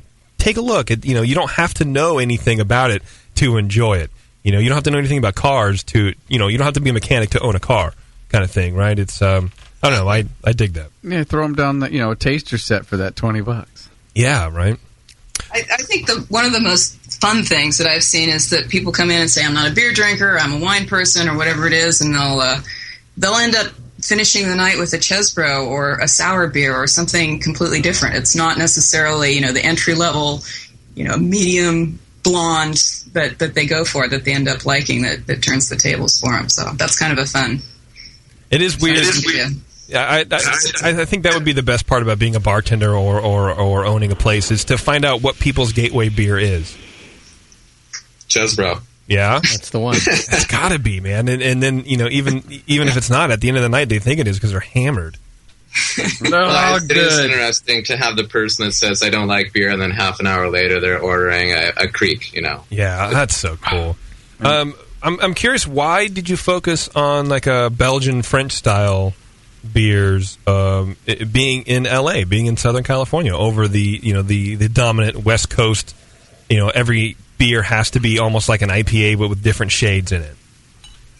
I kind of thought it was something unique that I think all of America really hadn't fully embraced at the time. I mean, you got to realize this was 5-6 years ago, that we got inspired to go down this road. So things are changing quickly, and I think people are a lot more familiar with Belgian-style ales. Yeah. Maybe less so with French, but that was kind of the fun part. And when Dave and I first sat down and had our couch meeting, I said, so what kind of beers do you think you'd like to make? And, I was just like holding my breath, hoping he would say Belgian, and he did. Yes. It sounds like you guys were just made for each other, and that kind of bothers me because, every brewery should have just a cooperative team like that kind of, you want to do this? Yes, let's do it. Done. And let's think out of the box. I'm stoked when I hear of new breweries. Not that you're a new brewery, but breweries not just immediately going for everything is over 100 IBUs and that's all we're going to do. And maybe here's a blonde ale. Well, it bothers JP, but the question is, does it bother your spouses? No, it's true. No, we're more like brother and sister. I mean, I've got some years on Dave. Doesn't show on the radio talk show, but, Yeah, but that's been done before. That's true. No, that's awesome. What are we drinking now, Moscow? This is the Belgian triple. It's the Trois-Feliz. Is that right? Trois-Feliz. Well, Three girls. Troy Fellis. Yeah, that too. Yeah. A traditional Belgian-style strong golden ale brewed with a mirage of spicy, fruity, and alcohol flavors supported by a soft malt character. Yep. There you go. What do you guys think? Very Belgian. It's almost Brett-like. Is there Brett in there? No, there's not. We do use that beer is obviously Pilsen based with wheat, honey malt from Gambrinus, and Carapils to bring out a little body. It's almost more of a saison than a triple, but I like the marriage of the two because it's neither but both. It's kind of really nice. It has great esters, man. Yeah. I mean, you smell it and you go, this is obviously a Belgian. Let's play Can Doc Guess the ABV? Oh, that's a good game. Oh, like all their beers, it's up there pretty good. About 9-ish. A little lower, 8.3. Okay. 22 IBUs. I like it. Yeah. It is real fruity, but not like overly fruity, you know what I mean? So, Dave, what percent? Well, yeah. Dave, what percent honey malt is in this beer? It's really low. I would say, off the top of my head, it's probably like 2 or 3%. It's pretty low. That's what I was thinking. I can't tell it's in there at all. What temperature would you ferment a beer like this at to pull out those nice yeast characteristics? We actually start the first 48 around 65, and then we turn up the jackets up to about 70 for the next 2 days, and then we just turn the jackets off, and it gets up to around 72, 73 at the very end. It's got a nice Orval kind of back to it. It's more fruity, and it's got a couple other things in there, but it's that clean, Orval. It is real dryness clean to it. Yeah, it is dry. It some triples I have where it's just this cloying, just overly sweet. But this has that dry crispness, but it has that malt flavor, that that backbone, which I guess is softness. I tend to overuse, right. But yeah, it's very, very good beer. So it does get super hot in the San Fernando Valley. I still have post-traumatic stress disorder from growing up there, and it gets like triple digits in the summer. Does it complicate brewing at all? Like when it gets super hot, or just more costs? Just for me, not for the beer. Just because you have to mop those floors and sweat dripping off the brow, and then you got to remop, and it never ends. The beer's refrigerated. He's not. Oh, yeah, we true. get the sauna effect going on inside the brewery come August time, but it's all right. It only lasts for a little bit, and when Serena's not looking, I'll sneak into the office and crank the thermostat down. Or just I have to go sort kegs in the walk-in for 8 hours. I'm sorry, I can't be out in the brewery right now. I know how it goes. I worked in a brewery before. All right, well, why don't you guys hang in there? We're going to take a break, and then we come back. I want to hear more about your barrel program. And I want to talk to you a little bit more about your food. We were saying you guys aren't really a typical brew pub in the fact that you just have like burgers and fries and everything deep fried. You actually put a lot of effort into your food, and I'd love to talk to you guys about that if you can hang on a bit. Sure. Cool. All right, it's The Session. We're on with Ladyface in Agora Hills. Back after this.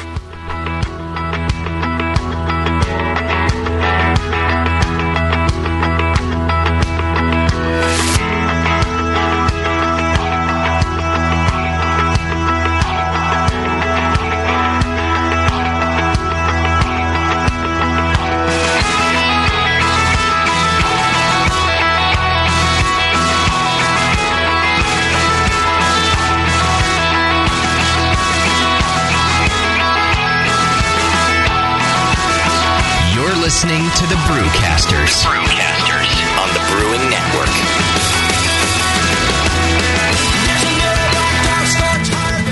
Hey brewers, it's planting season. Have you ever dreamt of walking through your own hop garden? Well, look no further than Woodburn, Oregon, and the Crosby Family Hop Farm. Blake Crosby and his family have been passionately growing hops for 5 generations. And right now, they're taking orders for 2012 rhizomes for all retail and wholesale customers. The Crosbys know how to grow hops and are here to help you establish your family's very own successful hop garden. In fact, when you plant a hop rhizome from the Crosbys, you're using the same plant your favorite professional brewer bought his hops from. Friendly professional service, fast shipment, and quality hops at competitive prices. The Crosby family brings all of this to you. Call 503-982-5166 or visit bcrosbyhops.com and let Blake Crosby and the Crosby Hop Farm help make your hop garden a reality. bcrosbyhops.com. Hops from the Crosby family farm to yours. And now, Northern Brewer presents What If Homebrewers Ruled the World?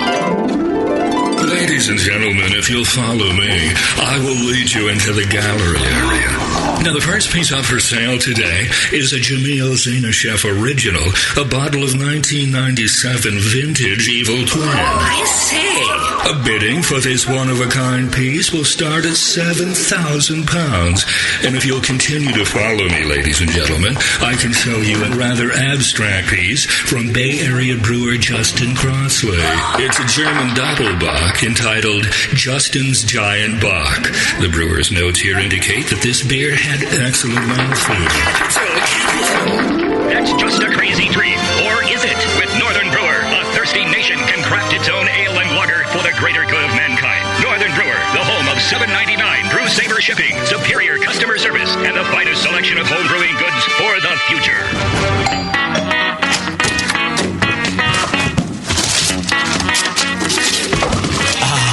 What'd you get?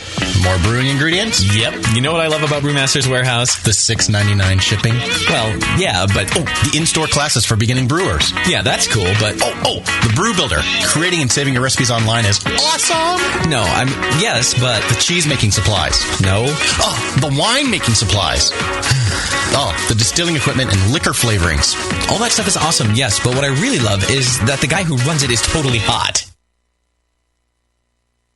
And that Brew Builder software is awesome. Oh, yeah. Brewmaster's Warehouse brings you flat rate shipping on great equipment and ingredients to make beer, wine, cheese, and spirits at brewmasterswarehouse.com. And if you're in Georgia, stop by Brewmaster's Warehouse Monday through Saturday from 10 to 6. Visit brewmasterswarehouse.com today because it's totally hot. Oh, yeah.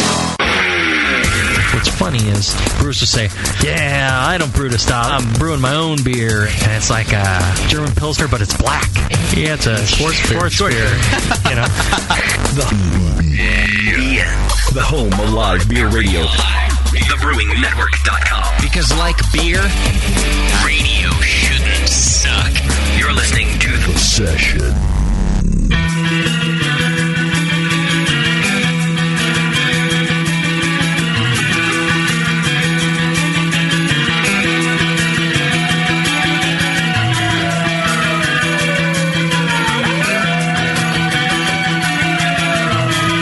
Tuned into The Session. Because life's too short to listen to crappy radio.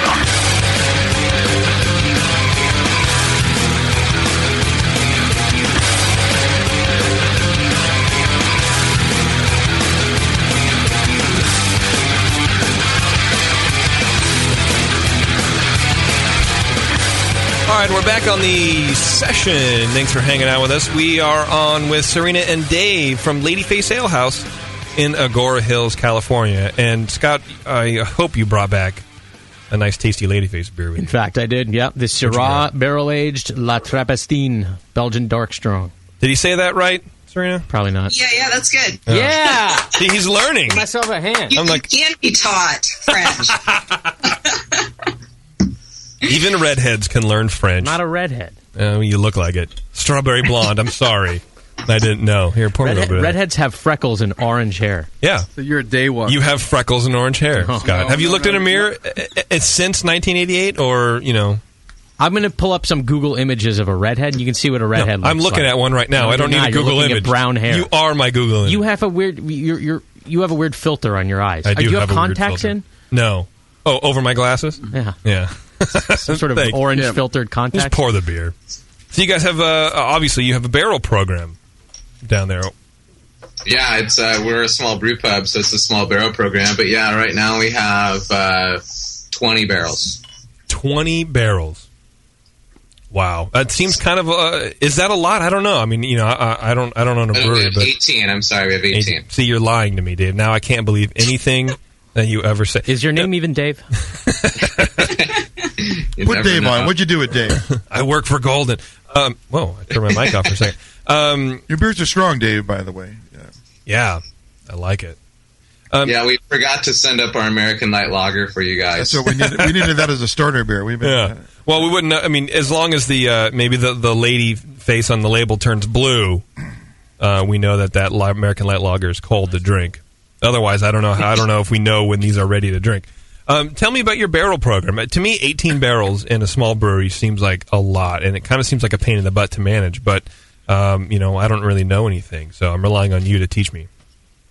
Well, the barrel program that we have, all of our barrels come from local wineries or relationships with wineries that are in the Pastoralist area that we either enjoy their products or we know the winemakers. And then just recently we just purchased 4 Maker's Mark barrels straight from the distillery. So overall, we're not able to release a lot of it. So when we release the barrel stuff, it's normally just here at the brew pub. We're not able to really get it out to the masses, per se, because it's just such a small volume.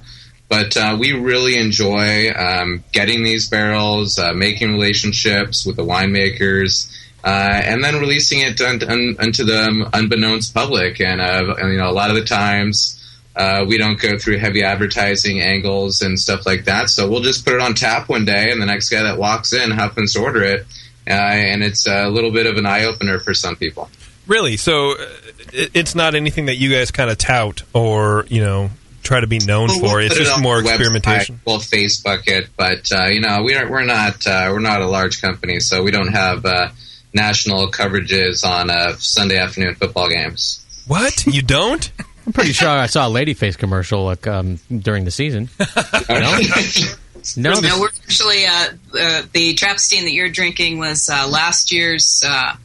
We have a friendly competition with our local winery called Battle of the Barrel, and that was our entry. And we have the current golden barrel sitting behind the bar because we won that first competition. So it's a reigning title this summer, and we're going to get some big guns out too. Wait, what is this competition about?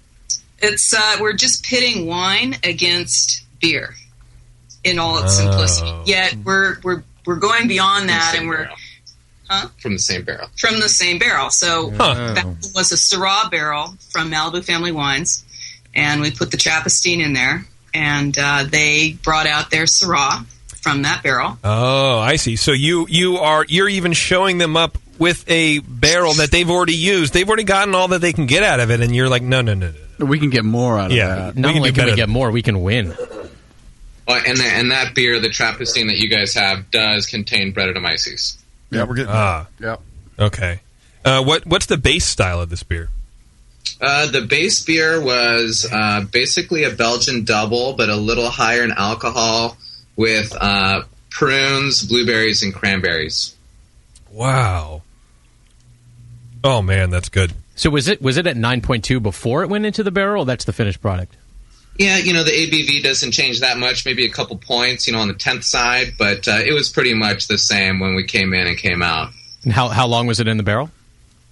We were able to get, I think, about 8 months out of that.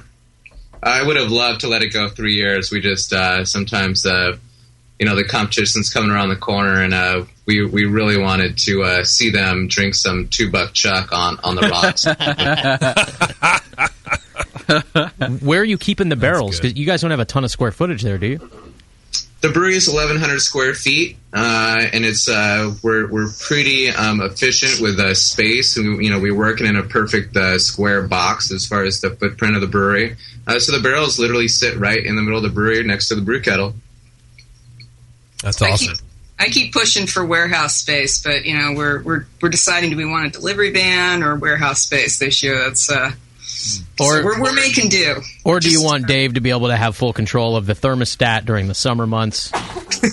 Yeah. Well, that sounds like that's not even on the table. Should be. It all goes into his bottom line, right? Yeah, you should. Every time he does it, be like, look, do you want us to buy 2 more barrels, or do you want to not sweat? Yeah, I guess it's sweating for now. Well, do you have a delivery van? I guess I'm really asking is, do you deliver? You have beer going outside the brewery, or is it all consumed there on premises? It's either Dave's pickup truck or my SUV. So. All right, so you deliver a few kegs locally, I guess you would say.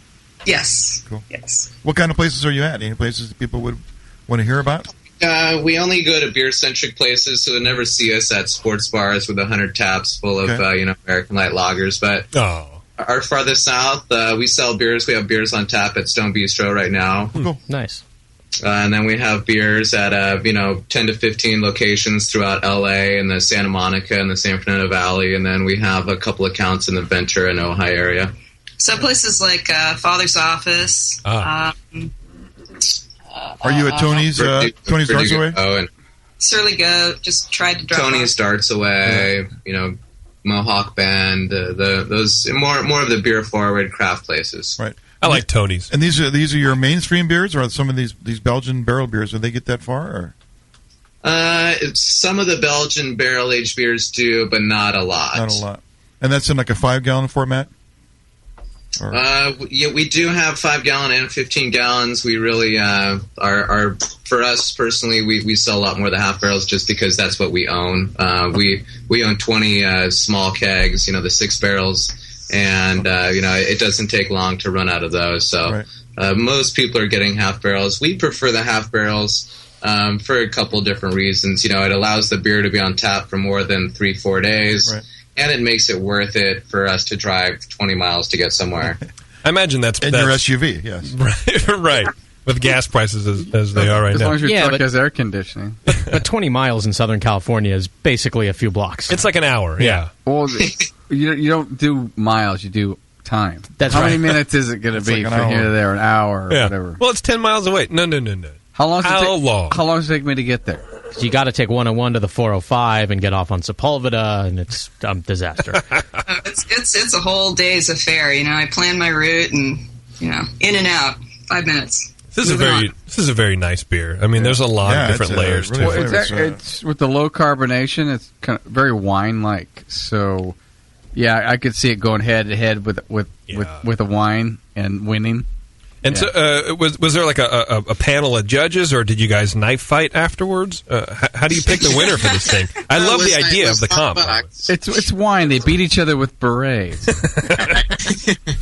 No, it was $5. You get a glass of wine, you get a glass of beer, and a ballot, and it was like the old 3rd grade. Do you like me or do you not like me?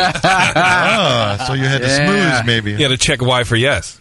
Yeah, yes, and there was right around 300 people, and we only won by a handful of votes. So it was interesting, and the thing that I found kind of unique and kind of interesting to me was that most of the people that signed up through the winery voted for the beer, and most of the people that signed up through the brewery voted for the wine. Wow. And you have it's kind of cool that you have that segmented out. That's exactly what I would want to know is which of my people didn't vote for me. But I would think of it in a negative light because I hate myself. Well, you want to off them as friends, right? I'm going to delete you now. It was vote early, vote often. So we think that all the patrons of Ladyface probably voted more than once and for a couple different products there. That would never happen. I'm sure beer people are always stand-up individuals. I love it.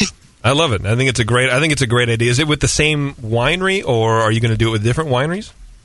Right now, it's the same winery. It's actually the Malibu Family Wines. They have 2 different labels. They do Semler Vineyards, and they also do Saddle Rock. It's right on the other side of Ladyface Mountain for us, so very local. And they have, some of our barrel-aged sour beers that we do as far as the Belgian beers are directly from their winery. So we got a great relationship with them. We enjoy them as people, and we enjoy their products. So from a business standpoint, it works out nicely. Well, if you guys win too many more times, you're going to have to find somebody else to beat up on. Dave and I are actually enjoying our first barrel release for this year, which is the Trebuchet, and that came out of one of Malibu Family Wine's Sauvignon Blanc barrels. What's that? That's what we're drinking on our end. What's that beer? I always wanted to build a Trebuchet. The Trebuchet is unique, actually. Last year we brewed an Imperial Saison, and half of it just went from the stainless fermenter directly to our serving tanks and went on tap, and the other half went into 4 Sauvignon Blanc wine barrels, which are French oak from Malibu Family Wines.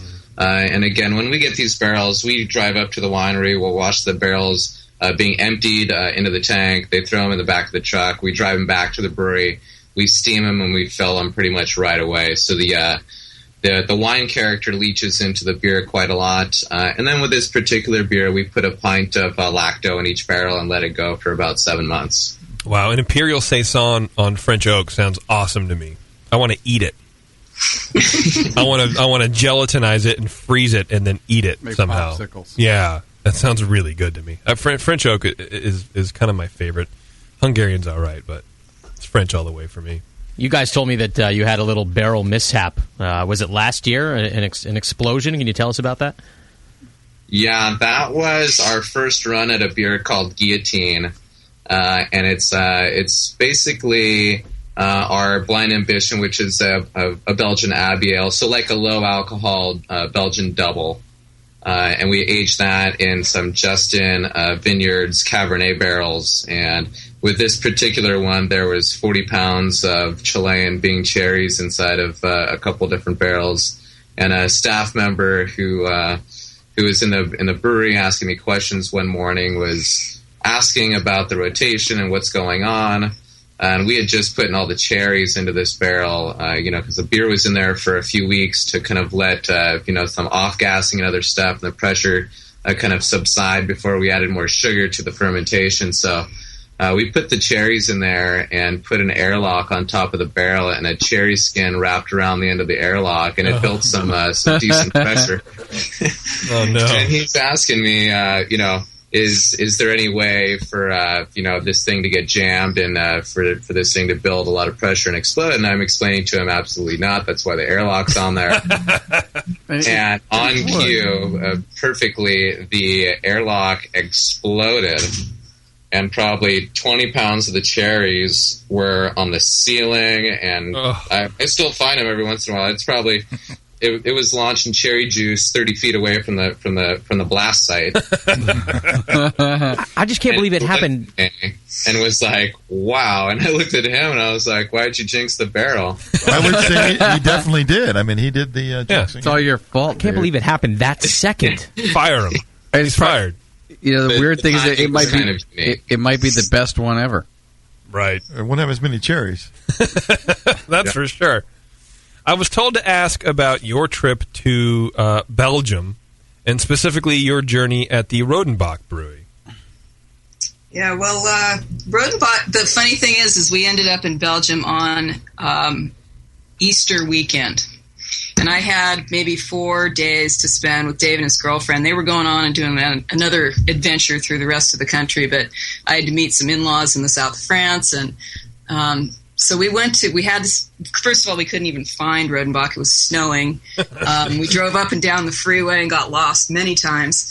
Finally ended up there, I think, a day later, and it was closed because it was Easter weekend, and Belgium is very Catholic, and so everything shuts down. It's a different kind of Easter. Yeah.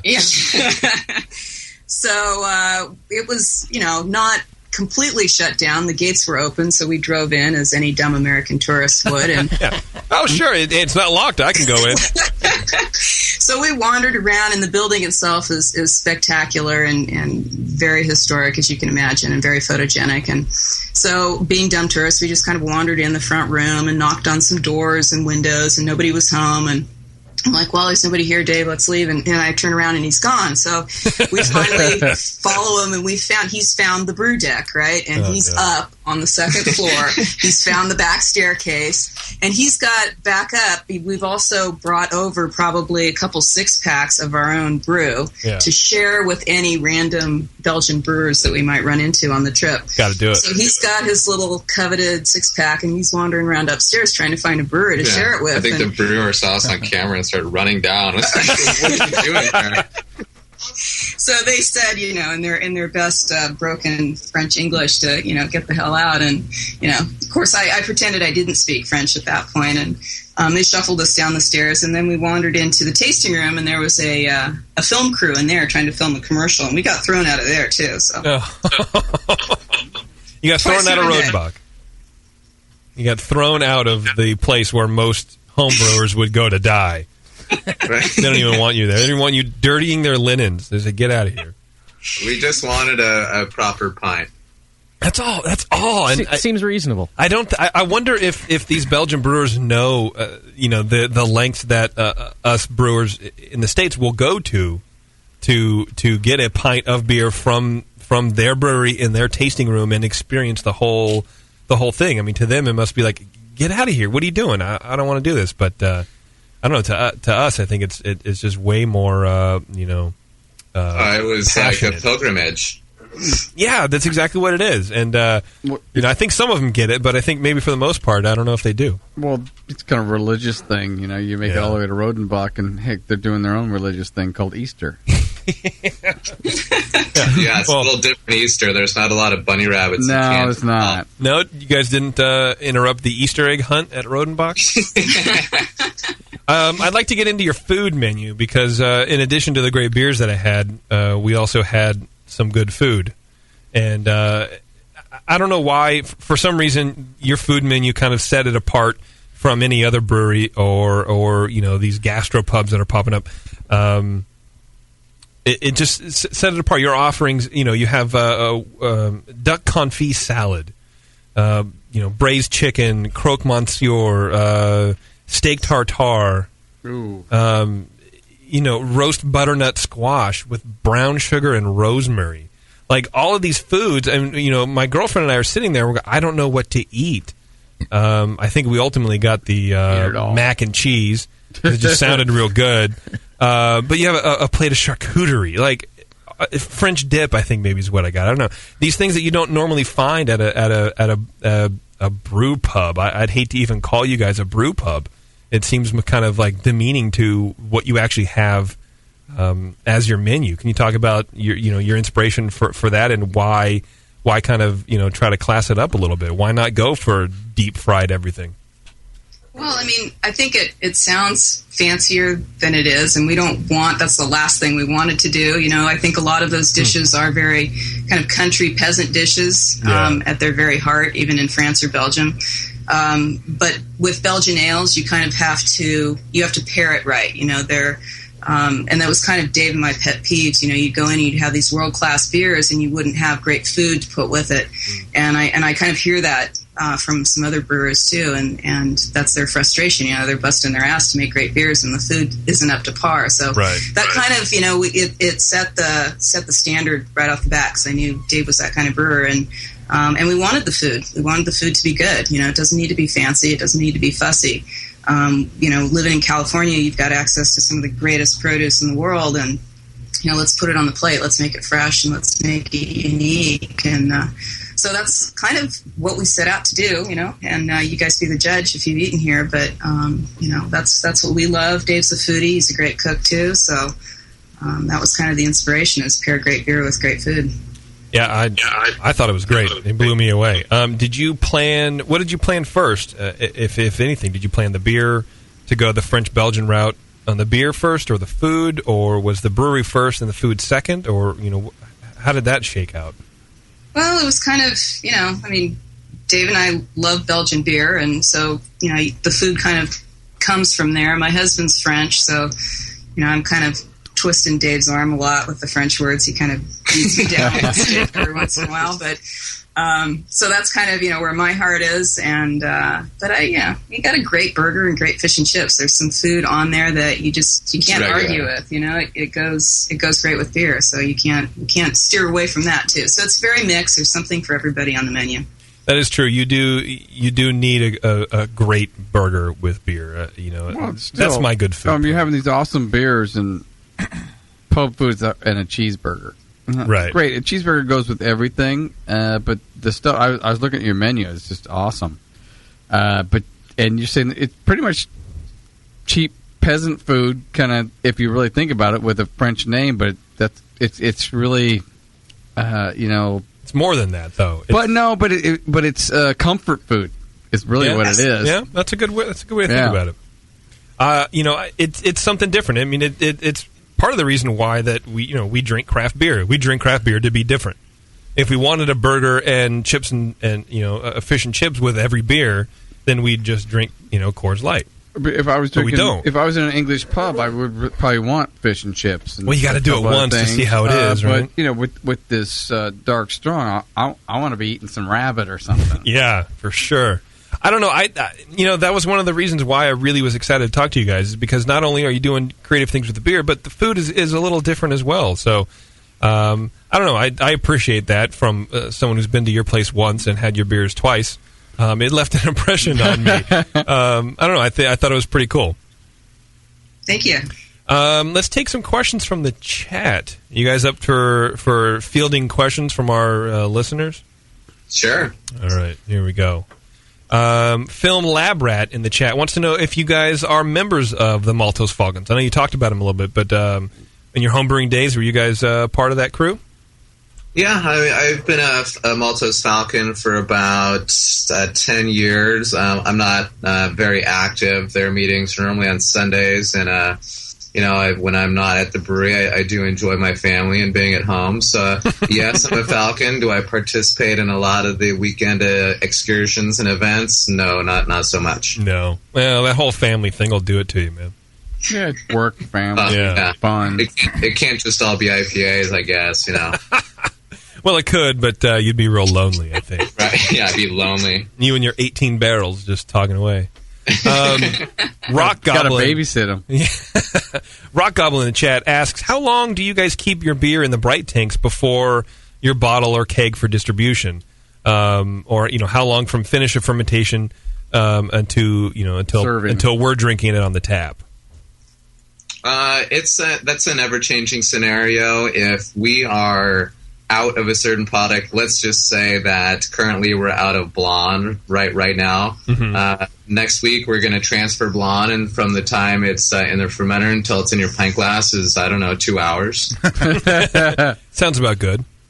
But most of the time we like to not filter the beer and just let it have natural sedimentation or serving tanks. So in that case, when we do straight transfers, the beer will sit there for about 5 days for the yeast to settle, and then we'll carbonate it, and serving tanks lead right to the faucets. There's no in between. Yeah. The beer that's on tap at the brew pub comes directly from the tanks. That's my dream. Very nice. Beer Addict wants to know what your hop schedule is. I imagine he says for the beer, but I imagine it's for the Chesborough Double IPA. Yeah, that's what I'm thinking. Which goes along with another guy's question, Fierce Beard. He says, with 11 hop additions, how long is your boil? The boil's an hour. We do a 60, a 20, an end of boil, 2 separate dry hops, and a serving tank hop. Oh, wow. Man, that's a lot. Bust it up any way you want. Yeah. Is that something that you guys change the minutes on to kind of dial in, or did you know right up front, here's a double IPA, here's my recipe, this is how we're doing it? Well, as far as the timing, as far as 60, 20, end of boil, dry hop, those were all kind of set. Just all of our beers by nature are 60, 20. Some of them get end of boil and dry hopped. I prefer just philosophically that 20-minute mark for flavor addition, just because I think it takes kind of the edginess off. If we're going to add, which we've done trials of beers at, let's say the IPA, instead of 20-minute addition for flavor, doing the half an hour addition. Obviously, IBUs climb up a little bit more, but the harshness, the edginess of the hops, I think it's a little more increased. I notice it myself. So we prefer a 20-minute addition. As far as the hops, we do across the boards for all of our beers, we bitter hop with Warrior. High alpha hop, super clean, neutral kind of character. So whether it's our blonde ale, our wit beer, or our Chesborough, Warriors, our bittering hop.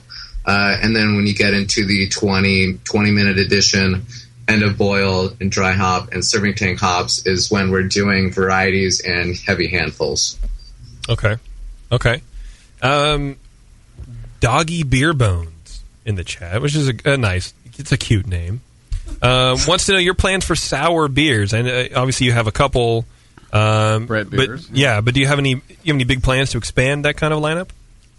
We have plans. Whether we're able to knock down the walls and whatnot is another conversation. But we just released the Trebuchet for this year. We're going to release in a few months. It's not yet determined when we're going to release it because the beer is still sitting in barrel. But we're going to release a full version of the Guillotine, which, as I mentioned before, is a Belgian Abbey Ale. With Brettanomyces and Lacto in Justin Cabernet barrels. And then after that, we'll see. There's always stuff that's going on, a new concept, trying to come up with. Serena's been asking for a beer to Mars, so that's something that we've been looking at and probing into as far as information, as far as tradition and raw materials. So that's probably coming down the line pretty soon. I like that. I like that you're actually researching these beers instead of just going, oh yeah, let's just make that. You like the word probe? Yeah, I was We do like that. I was like kind of listening. Something about a Mars probe. Mars probes, dude. Yeah, it's the lunar lander. It sounds like a porn move. Dave, can you describe your brew house to us a little bit? What's your size, your kettle, and so forth? Good question, Tasty. Okay, we have it's a Premier Stainless. It's a brand new 7-barrel system. It's direct fired. It's a 3 vessel, so we have a mash tun, hot liquor tank, and kettle. And then we have 3 7-barrel fermenters, and we have 2 15-barrel fermenters. And then the serving tanks, we have 2 7-barrel serving tanks and 4 15-barrel serving tanks. Now, a little bit about your process. You obviously you focus on emphasizing the flavor and the aroma in beers. What do you do in your process to make all that happen? I mean, we talked about recipe-wise late additions, but do you do a flame-out, long whirlpool rest and so forth?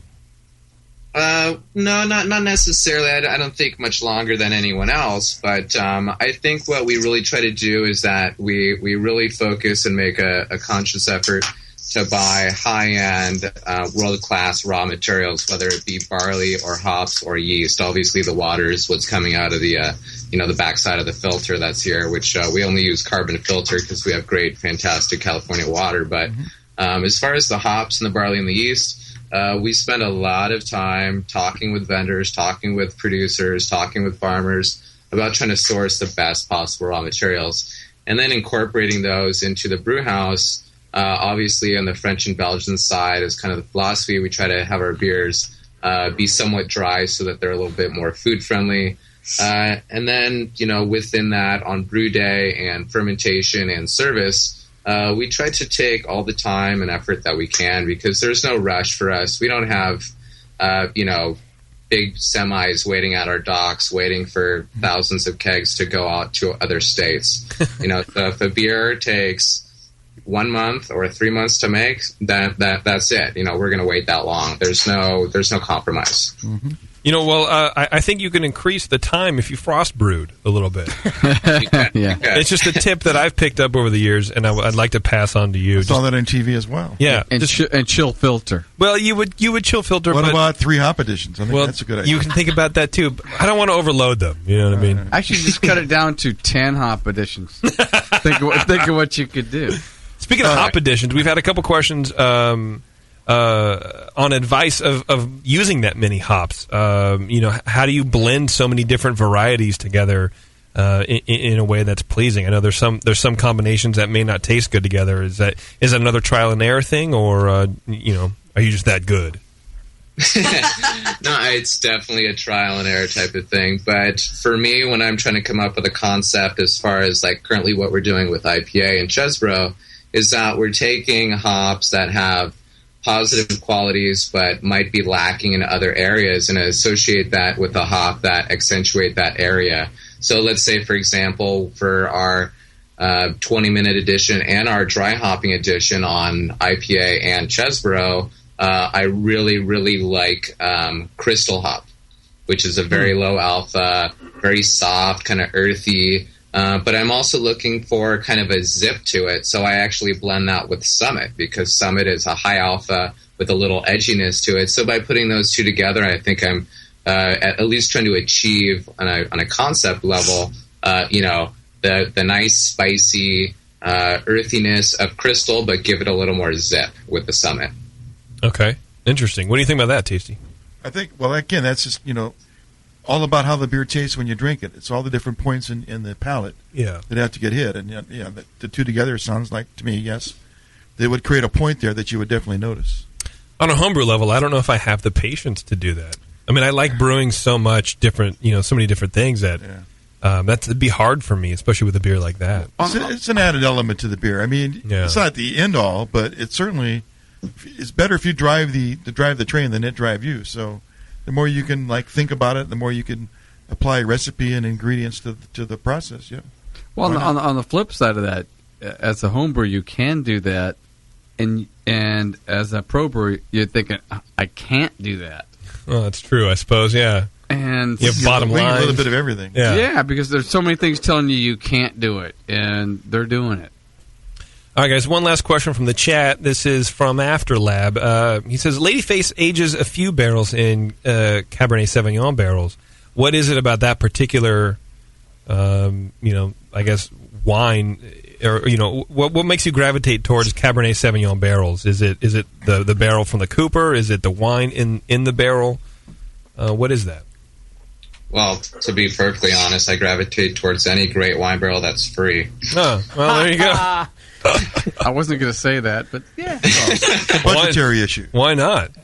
Dave does his share of wine tasting up there, so in Paso and then up the local vineyards. So he's, we are fortunate that we get to barrel sample the wine before it's drained, and we can. Nice. Well, you should probably just say, well, we have this great relationship with this winery. Yeah, we do. We have fantastic relationships with our local wineries, and that's why we have the benefit of that of getting barrels, because as much as we enjoy the wine and the whole kind of thing, we get to walk away from it. We're not the winemaker, we're not the growers out there in the fields, with a sore back every day. So when you get to show up and trade a few cases of beer and a handshake for a couple barrels, it's a good deal, at least for me. They also happen to like Chesbro, by the way. Yeah. Dave, just one more question. I got a good mental image of what your brew house looks like. What is the brew day like? Or can you brew while people are in the restaurant, or is it one of those brew pubs where you can only do it when the guests are there? No, we're separate. The restaurant itself, the total footprint is roughly 5,000 square feet. We have when you walk down a hallway towards our restrooms, there's a third door that is glass door that looks into the brewery. So it's an isolated area, and we brew 3-4 times a week. Whether we're open or closed, we're brewing if the beer needs brewing. That door I'm pounding on. Exactly. I want a tour. Yeah. Are you guys open during Easter? That's the question also. No, they're in Belgium. Oh, yeah. No, but we can Easter if you want. What's that? We can throw you out on Easter if you want. We're open, but where do I sign up for that? They get thrown out of Ladyface on Easter. You have to get thrown out but 3 different places. That's true. No, you can't go here. No, you can't go there. All right, guys. Serena, Dave, thank you very much for hanging in there and answering our weird questions. I really appreciate it. And more importantly, thanks for sending your awesome beer. Yeah, we really appreciate it. I'm impressed. No, thank you guys. That was a lot of fun.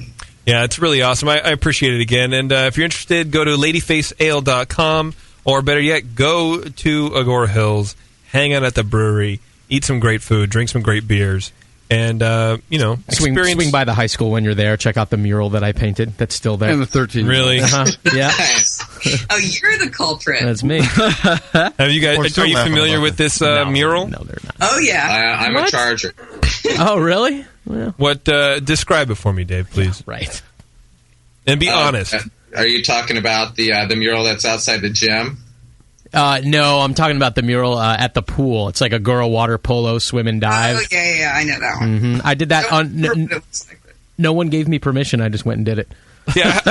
Well, it's graffiti. Are you talking about graffiti back by the access road. Right. Well, that's what I was thinking. Like, the mural I did in between the grout of the tiles in the boys' bathroom of a wiener and two boobies. Yeah. Whatever. I saw that one. Yeah, it's a good one. I think I may have done it. All right, guys, I'll let you go. Thanks very much. I appreciate it. Go to ladyfaceale.com. Please go to their brewery. Stop by. Check it out. You won't be disappointed. Thanks, guys. Thank you very much, guys. All right. Bye. Bye-bye. That was awesome. That's It's good always beer, fun too. to hear everybody's story. Yeah, it's great. I was looking at all their beers, and beer. they're Good all big beers. They're 7.5 and up kind of things, and that's what I like to do. I like to hide the alcohol in it, and alcohol has a flavor to it. It does. It's a sweetness, right? Or are you talking about something else? No, right. It's got a sweetness to it. It's not about getting hammered. It's about hiding the. When you can taste the. Oh God, that thing's got a lot of alcohol in it. No, you can hide it with some other flavors, make it mellow, and it does have a sweetness to it. But you have to hide it with some spices or whatever else. I mean, I can taste the booze in this beer, which is still that barrel aged beer. Dark strong. Yeah. Well, because it's got from the wine mostly, I think. It's got no carbonation to speak of in it. So it just kind of it can lay there, and you don't have the carbonation to move it along. Yeah, these were hand bottled. I read on there it's not supposed to have a lot of carbonation. Oh, really? Oh, great. So this is exactly what it should be. All right. Well, let's take a break, mainly because I'm seeing double already because I'm a big pussy and I haven't eaten a whole lot. But you're so big. Bunch of other stuff. I'm pretty sure Taryn is making cheese bread. Really? They call that pizza this side of the Mississippi. It's a bowl of bread filled with cheese and jalapenos. Wow. I'm going to do some damage. Oh, to you're not eating for two anymore, Bevo. You can back off on that. I'm going to the gym at 6. Yeah? What'd you do there? What does that mean? 2000? I joined CrossFit. I joined CrossFit? Totally. Isn't that like a Honda? Yes. Model of Is that Honda? a hipster thing? It's a really no, it is a hipster thing because it's like $500 a month, and you can only go like 2 days a week, right? It's $100 a month. That's a lot, though. $100 a month. It's $89 a month, and I can go unlimited. Yeah, what $89 does unlimited for mean? gym? That's 3 times what 24-hour would cost. Like, what's the benefit? Yeah. What is wrong with you? Real hard, and I'm fat. It's all about saying you're doing it, isn't it? I thought. Well, I got a good deal because I have a gym membership already, so it was only $50 a month. What's your goal? What is your goal? To waste a lot of money? To be able to bench press Tasty. To have Flabbergale not be able to go to college? You wouldn't want to. It'd be amazing if you could do that. All right, let's take a break so JP can empty his bladder. And can we turn the air conditioner on? I'm sweating. Let's open the window. We're going to open the window. Thanks for tuning in, guys. Stick with us for a little bit. We're going to come back and do some beer news. We're going to taste Scott's extract beer that he did with Doc. And basically just fuck around. Brewcasters on the Brewing Network. See, I already missed my heart out. I'm an asshole.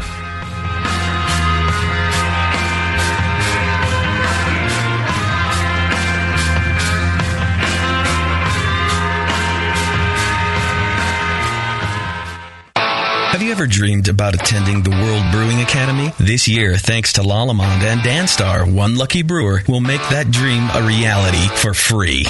Lalamond and Danstar invite you to enter the Beer School 2012 contest. One lucky grand prize winner will receive fully paid tuition in the 2012 World Brewing Academy web-based concise course in brewing technology worth more than $3,000. From now until April 12, 2012, every Danstar yeast package you use is your ticket to enter. Visit danstaryeast.com for the details and to print your official entry form. There's no limit on the number of times you can enter, so get brewing with Danstar and get your entries in to the Danstar 2012 Beer School Contest. Whether you want to build your home brewing skills or build a career as a professional brewer, this course will change the way you think of beer and brewing.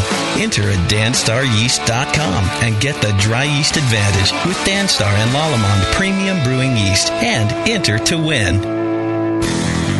By popular vote from the Northwest Brewing News, HopTech has been voted the best homebrew shop in Northern California. Yeah! Serving homebrewers for nearly 30 years in Dublin, California, HopTech carries more than 40 different kinds of hops and more than 60 different grains.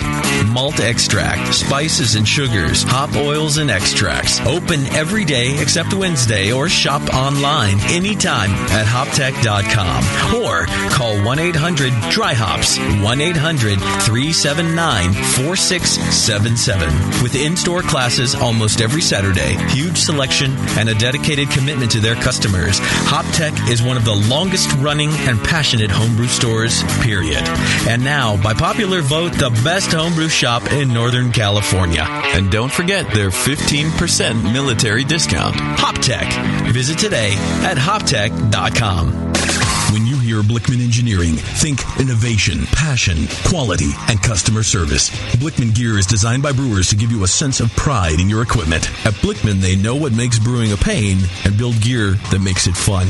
Like the intuitive beer gun, a completely different approach to filling bottles. The Therminator Wort Chiller, a new take on a plate chiller that's sized for flow, performance, and the high groundwater temps homebrewers face every day. The Brewmometer, a brilliant weldless thermometer design with brewing parameters right on the dial. The Autosparge, ultimate simplicity for preventing an overflow or running your mash tun dry. And much more, like the modular top-tier brewing stand, conical fermenters, and their Boilermaker brew pots. With more cutting-edge equipment coming soon, keep up with the latest from Blickman at blickmanengineering.com and stay on the cutting edge. That's it. I've had it. I am never putting hops in my beer again. What? Why? It's just too ridiculous. Insane prices, stupid contracts, high shipping costs, crappy selection. Dude, you need Nico Brew. Nico Brew will rock your f***ing face right the f*** off your f***ing skull. $5 shipping to all 50 states. Plus fantastic international rates get you low prices on Nico Brew's great selection of hops and more. Whether you're a home brewer, a pro brewer, or a homebrew shop owner, Nico Brew can get you the hops you need in increments big and small. Single orders, spot buys, or full contracts. And there's only one place to join the uber special secret elite bare bones club where you'll get the best deals anywhere. Holy shit! NicoBrew.com. NIKOBREW. Nico Brew, your bare bones buddy in the brewing business. Mix me your 100-grain amber recipe, and I'm going to eat it. And then it can ferment in my gut. It totally works. The beer is almost identical to the grain sandwich. Your colon won't know what hit it. The home of live beer radio. TheBrewingNetwork.com. Because like beer, radio shouldn't suck. You're listening to The Session.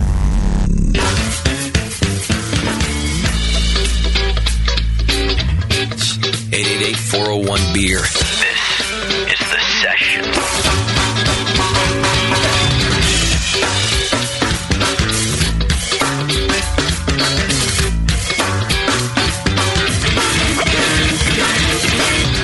All right, welcome back to the session. We were out there eating some cheese bread. A bunch of nonsense. It's real good. My throat's on fire. Oh.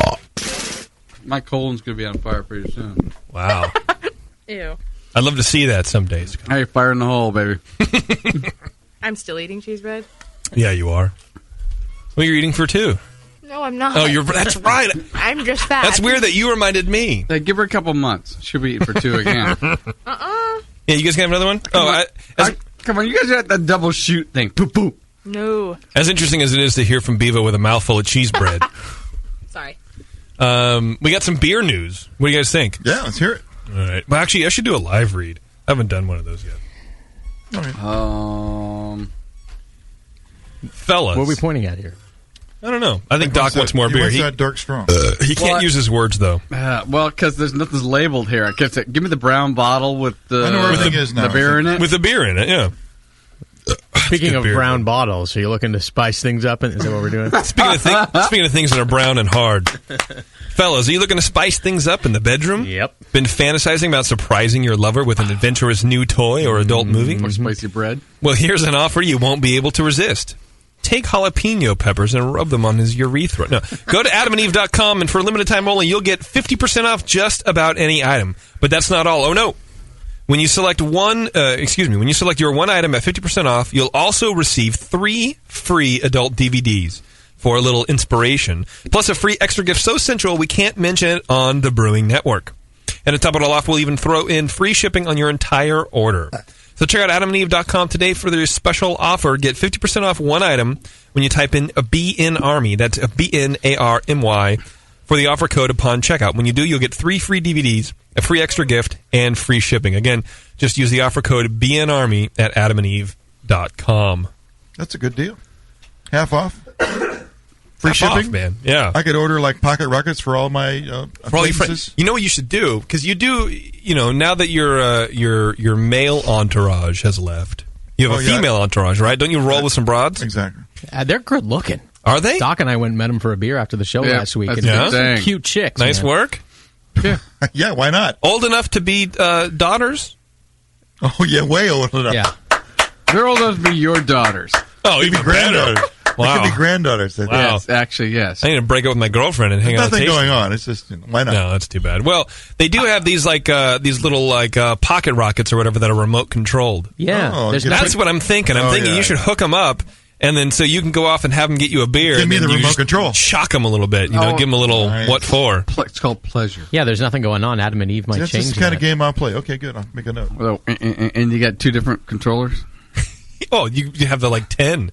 Wire them up to like an old Atari controller. Oh my or whatever. Joystick. What can you imagine? Make true meaning of joystick. Right? No, it's asteroids. Are they really called pocket rockets? Yeah. Yeah, you want one? I'll, No, thank you. I got one in the car. I'll bring it. Would it be weird? Oh, yes, you do. Just don't say you do. If Tasty bought gifts for these girls in his entourage, would it be weird? I have gifts. It's a rule. I have a gift to give away. Yeah, but cookies. Right. Right. Usually it's a dozen cookies. Right. But it's payment. No, as a gesture. Yeah, I know. Nothing else. But that'd be good for like some battery operated maybe. Would that be crossing the That's line what I'm in your asking. entourage? Yeah, It would would that be yes. inappropriate? It would be, but what I got to lose? Yeah. Right. What do you care? Die any day now. Yeah, you're old enough. Exactly. I live down the consequences. I won't feel guilty for a long time.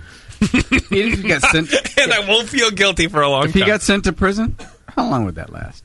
Right. Anyway, adameve.com. What's that code again? BN Army. Okay. Thanks for getting us back on track. I appreciate it. I need it every once in a while. It's called the segue. You guys want to do some beer news? Does that Whatever. was it as good as feedback? Is it as good as feedback? I don't know. Let's find out. Let's play the intro. Extreme quiet in the studio, please.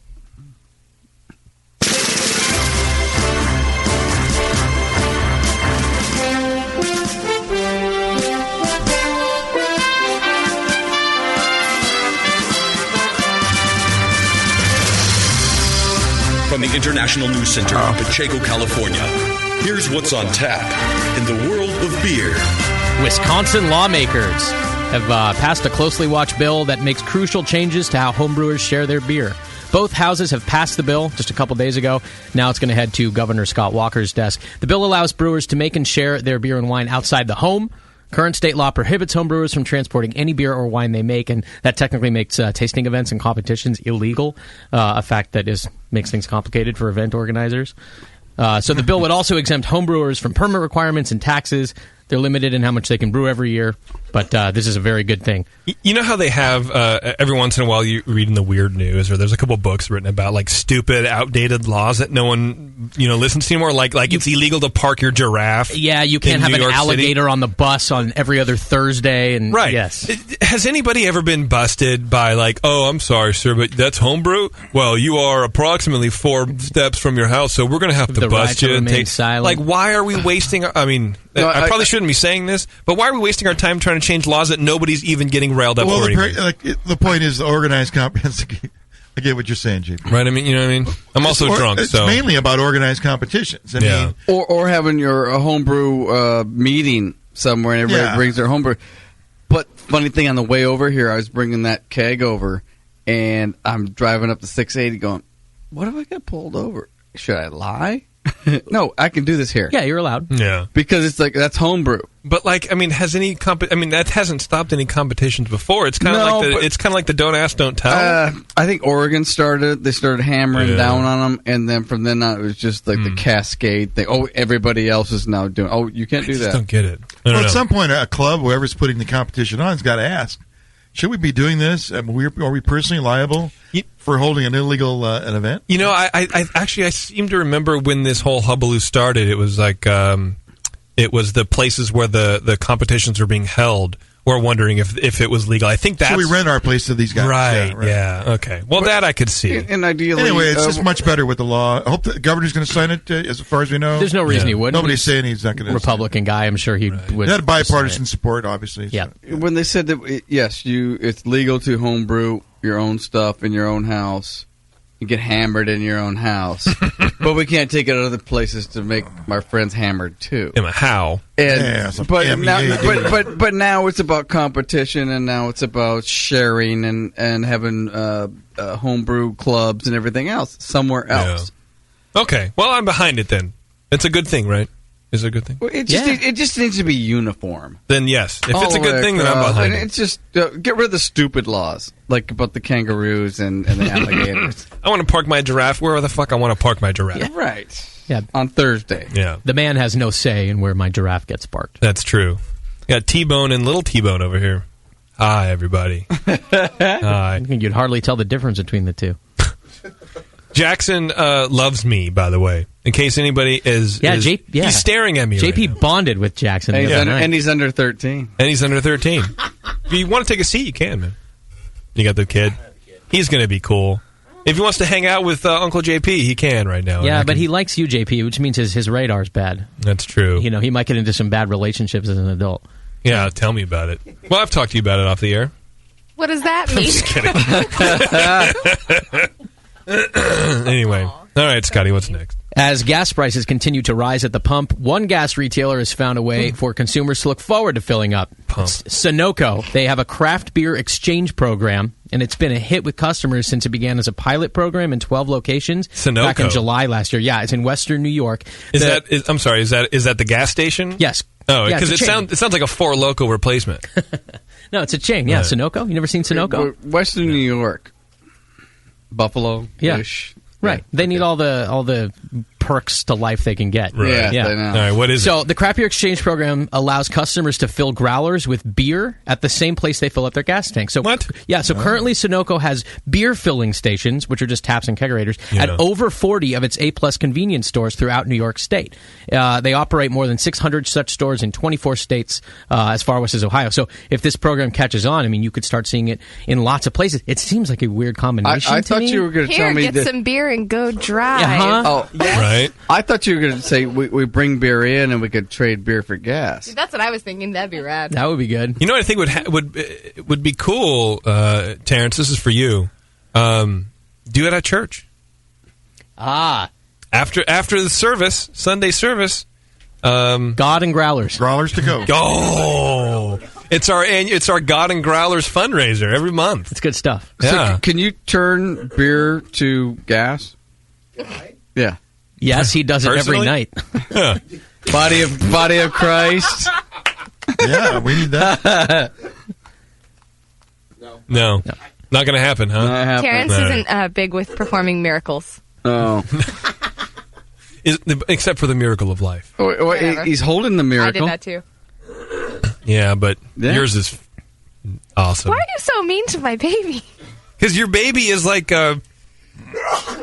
it's like a raccoon where it just gets distracted by anything light and bright and shiny. It's just like, I want this thing. I don't know. Just like her husband.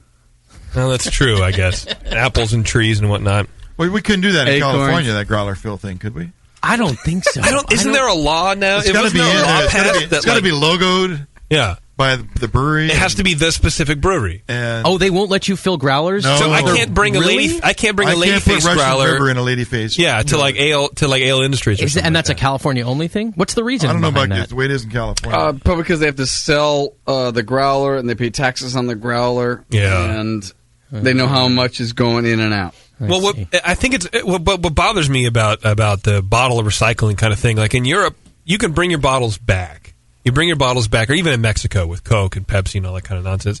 You bring your soda bottles back to the plant or to where you buy the thing, and then you exchange. They recycle the glass. That's why the glass is a little thicker, right? But over here, we don't, and we're all concerned and all pissed off about recycling programs and this, that, and the other. Just let breweries take their glass back, and they can wash them and put it through the bottler again. It's not a big deal. The glass we have here is taxed, and you pay X amount on it. It's real thin. You probably shouldn't refill it. Yeah. In Europe, it's really thick glass, and the Trappist brewers, they don't care who gets whose. They know it's the Trappist kind of bottle. Yeah. And they just run it back through again. And that's why when you get like Mexican Coke bottles, they have the wear marks around the neck. Right. Yeah. They're just rubbing on against each other. Anyway, what's next there, Skate? New York State, another New York story. It's seeing a renaissance of hop farming to satisfy growing demand for locally grown ingredients. It's a big trend now, buy local. Hop farming was highly profitable in New York in the 19th century. About 90% of all American hops came from central New York back then. But business collapsed as a result of outbreaks of blue mold and aphids, and then, of course, prohibition. The industry, blue mold. Yeah.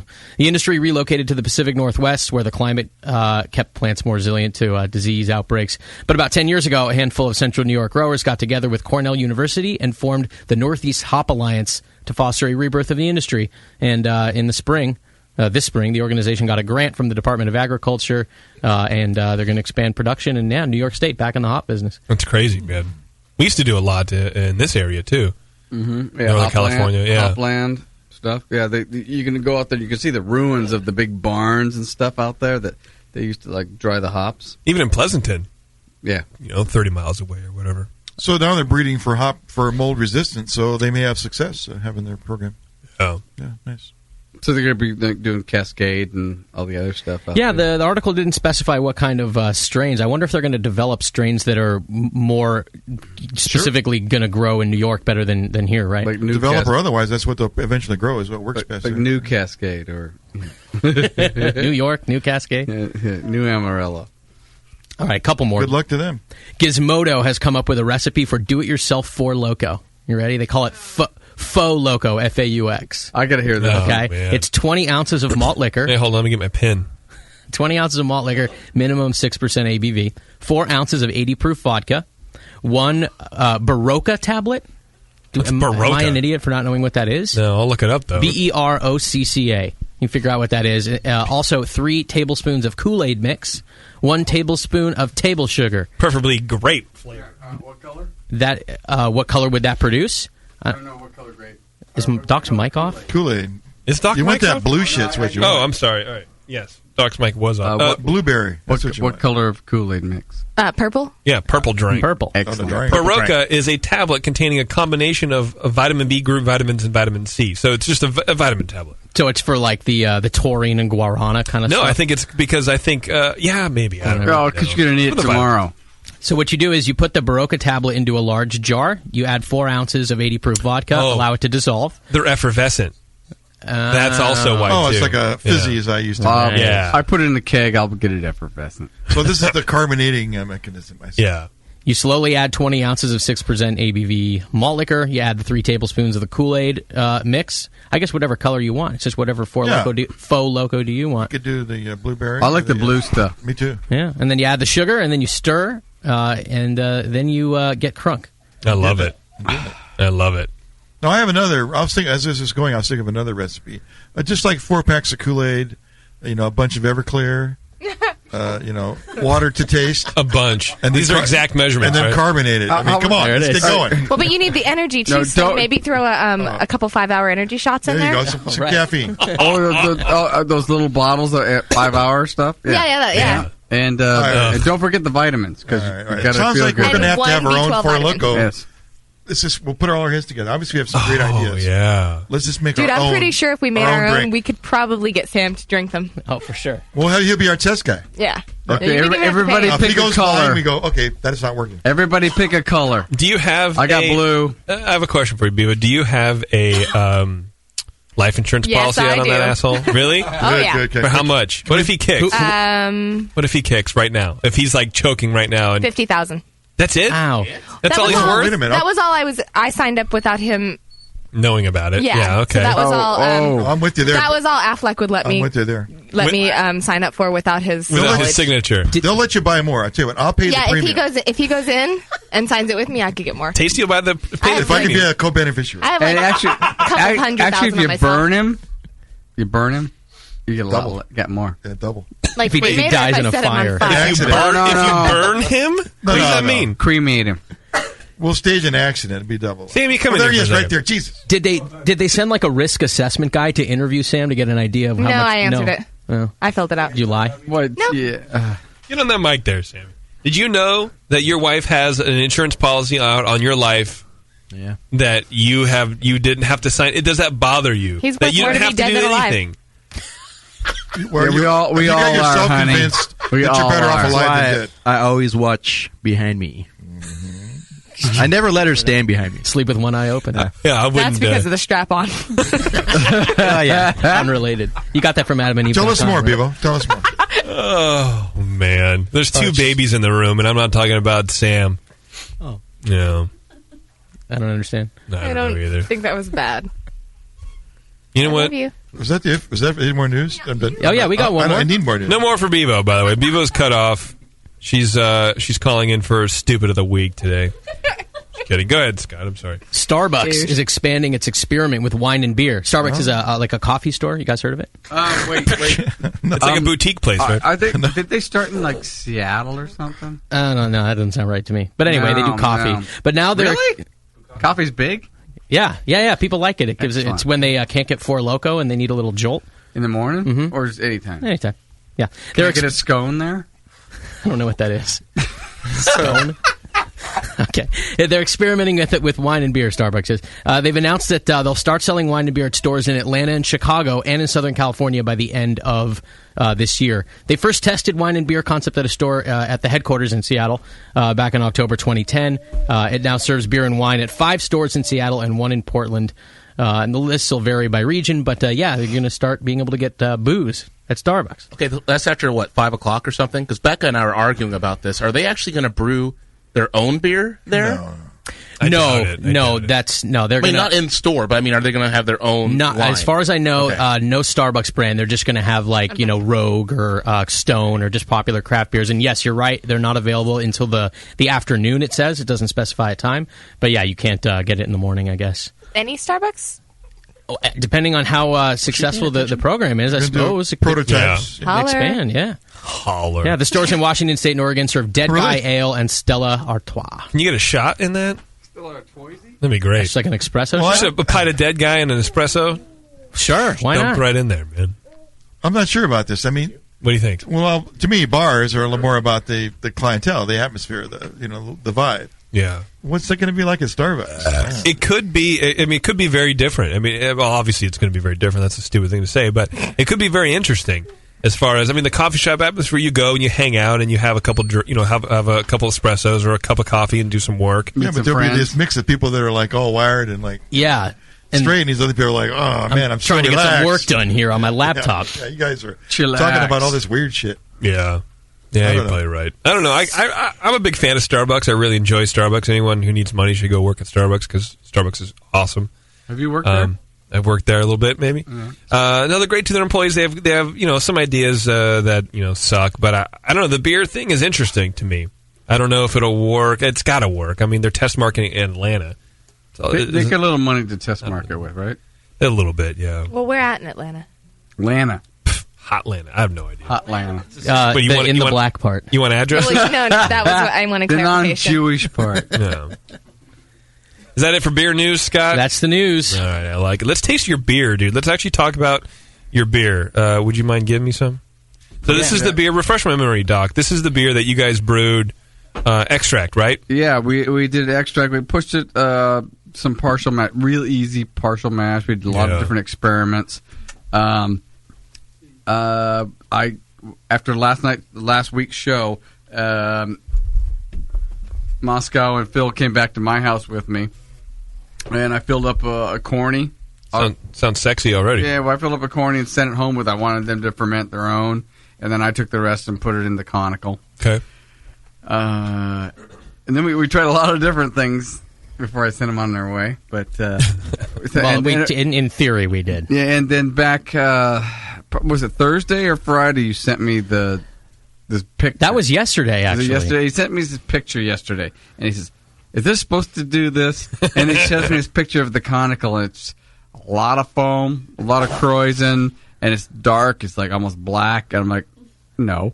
Well, okay, I didn't ask. I didn't black. really know. Like, I'm not sure if this is. I just obviously I knew it was a problem. It was more of a panic kind of. Is this supposed to look like this? No. Yeah. So I actually hadn't checked the conical or pulled a sample off or anything. Why was it black though? It's I the don't. Kolsch, right? I have no idea. You can't even venture a guess as to what might have happened? I'm not even going This is my guess, right? Is you took a shitty picture. No. You took a shitty picture with your shitty picture phone. That's true. Yeah. But it was in point of fact black. But I'm going with that too.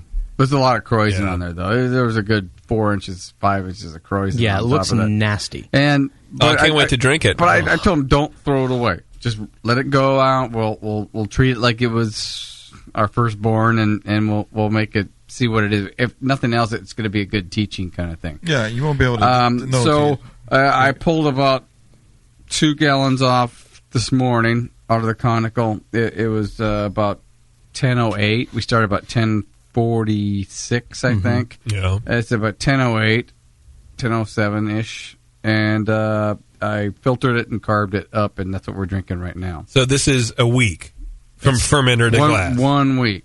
It's crazy that it can be this good after just 7 days.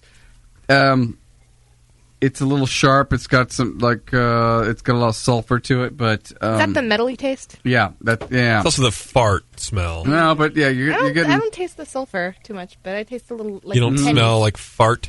Well, with a I mean, Kolsch, you smell like the fart. Kolsch really will be so much better to lay down for about 4, 5, 6 weeks, really cold, like a lager. still really good. Is that when it's going to start getting the fruit characteristics? Yeah.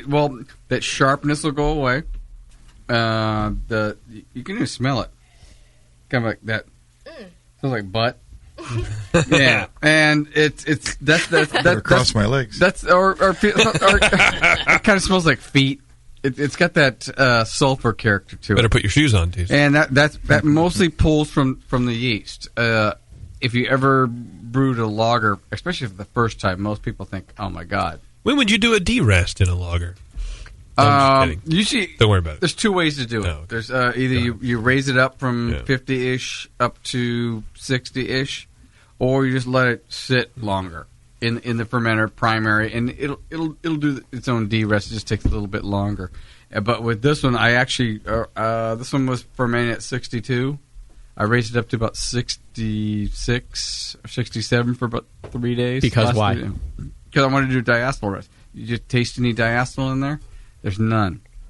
And the warmer you do it, the faster it goes. Yeah, so that's why cold. I knew it was fermenting really quick. So we rolled through with that, but I figured it'd be worth just talking about it tonight. 1 week away. It tastes pretty good. I mean, considering that you guys missed your gravity by like 10 points. I know. And then we bolstered it back up, and it's about rescuing the brew. I'm not going to give up on something. Well, and I think with a Kolsch, I mean, you're talking, 80% maybe of the Kolsch characteristic is the yeast. Yes. And it's such a light beer. And it's got such little finesse flavors all through it. And right now, it's very raw, but it's very drinkable. When do you think it's going to hit its peak? I bet about a month. Yeah, about 1 month. I'll put the other kegs in really cold, maybe 34 degrees ish, and just let them sit. Okay, and then I'll pull them off of that. At that point, I probably won't even need to filter them. This one I filtered because it was a little bit rough, and I usually. You did filter this. Okay, that's why it's so clear. Okay. And this isn't even that clear. So this I just did a rough filter on this one, and otherwise it would all be almost just really hot bite kind of that sharp, bitter, dead yeast flavor to it. Yeah, because it's still all in suspension. Yeah, right? and I was tasting it like I usually do when I'm taking the gravity reading out of the hydrometer. Yeah, and it's got that kind of bitey flavor to it, so I like to get some of that out of there. Yeah, time will meld that out. Like, it will. I mean, just a week. I mean, you mentioned 4 weeks of cold. We shouldn't be drinking this right now. Yeah, No. this is sort of a fun thing to do, I think, to get beer out that early. Yeah, we shouldn't drink it, but we could. But I mean, we if you can. say, for instance, you needed a bunch of beer, in a week, this is what you could do. Your friends at the wedding would just love this beer. Yeah, they'd think they'd get drunk. And it would not be. They would just roll right through this. It's been one of the best beers they've ever had. If you fortified this with some Everclear, you got a party. We're talking. That's a party. And some Kool-Aid mix. That'll be our second project. This beer will be so much better in about a month. Here's a question from the chat from Burgermeister about a Kolsch, which is strangely on topic for the chat. I brewed a Kolsch about a month or so ago. I have it in the secondary that's lagering. And when I opened the fridge a couple days ago, it was frozen with 8 exclamation points. Is it fucked? Nah. P.S. Frozen. Kolsch was extract. Not that it matters, I guess, but it froze on him. Nah, he had his probe outside the probably freezer, right? Yeah. No, just nah. It's not worth throwing. What should he do? No, it's fine, right? Yeah. I mean, yeah, it's not going to hurt it, right? No. All right. So he should just pull it out, or what should he do to unfreeze it? It's been a month. Let it sit out. I guess it's been a month. Put it back in the regular kegerator where it's going to be at 45. Yeah, it'll and then drink it. That's it. All right. It might not be all you want it to be, or you can make an ice beer. Well, you can go with the flow. Yeah, that's true. Can you pull the ice out? No. Yes, you can. Yeah. It's probably not frozen solid, I hope. You'll probably have to. If it's frozen, you need to take remove the dip tube and get all the ice out of it. Insert it back in there and push it off. I mean, it's in a secondary that's lagering. I assume it's in a keg. Don't assume. I would let it sit out for like 3 days and let it all melt and get back to beer, and then just put it back in the cold storage. Or just put it in your kegerator at 45 and let it sit. It'll take longer to do. It'll be at least just a make week. Sure there's no ice week in there. At least. And shake it, and if there's no like that sloshy, icy kind of thing, you don't want to do that because it will change the flavor at that point. Tasty said, let it get all back to liquid. So probably let it sit at room temp. Probably put a towel underneath so all the condensation won't ruin your carpet or nothing like that. I would just let it out. In the garage for a couple of days. Let all that sweating happen. But let there be no ice left in it. Let there be no ice. No ice. It's the 11th commandment, isn't it? Yeah. I think so. Well, they were in the desert for a while. Well, it was a Kolsch. Could have been any frozen beer, but it was on topic. Wasn't that your people, Scott? So actually, if you want to let it get just slushy and then take some of the if it's in a keg, transfer it to another keg while it's still slushy, and then you've got some malt liquor. So basically, what you have done here is you've turned a beer out in 2 weeks. 1 week. 1 week. So we brewed it last Sunday. This time last Sunday it was still warm. Doc was chilling it as he was on the show, I think. That's right. So 7 days you went from pitching yeast to pitching it in your mouth. I went home and pitched the yeast. That's insane to me. That's insane. Well, it hasn't been 7 days yet. It hasn't even been. Yeah, I pitched not even 7 days ago. So, but it would still be ready. It'd still be better in a month. Is there any style that you could do in a week? I know, Tasty, you've messed around with turning out beers. A wheat. Like a hef, right? Yeah, wheat beer. American wheat, but it could do with a hef as well. I'm brewing a hef tomorrow morning for the Nationals. Which I have to mail in a week. So you're going for it. I'm going for it. You're going for it. Do all Kolsches ferment this fast, or was there something about this particular one? You saw the size of the yeast starter I had? Yes. 3 gallons, right? Yes. It was adequate, and your gravity was lower than you expected, right? Right. So you had 2 things going there. Yeah, but I was amazed at I really wanted to finish out low, and it finished out at 10:07, and which is great for an extract beer. That's amazing.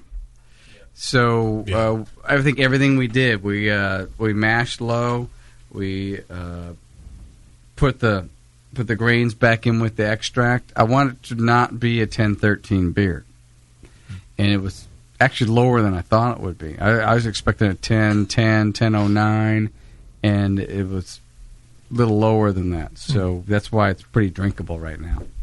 You guys want to hear my new favorite song? Of course we do. So segue right into that. As you know, well, I assumed we're done talking about this. So, every time I host the session, the third time, and I like to kind of, introduce you to new songs. A few years ago, it was Donnie Dumphy. Last time I hosted, I think it was Heart to Heart with Facebook Official. I'm sure you all remember that hit song. Do you guys remember that? No. Are you kidding? I haven't stopped listening since then. Can you do it for me again? Oh, please. Doc, I was hoping you were going to say that. I'm old. My memory's short. Here it is. Hard to Scott I remember. Oh. They're tough. Tough kids. That's the bad boy right there. They all got one of them, right? The cute one, the bad. There it is.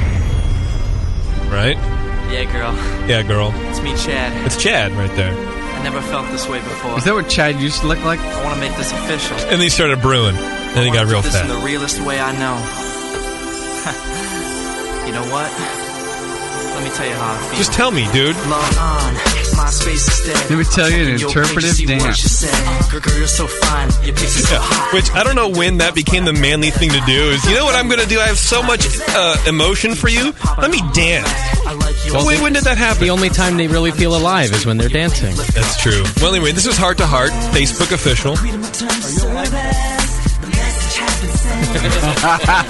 Bevo, you don't know about this? Put a I think big. I have their CDs. Put a big screen for her. Can you put a heart on your page? Can you click it up big screen for her? I don't know. It might freak out. Double click on the screen. There you go.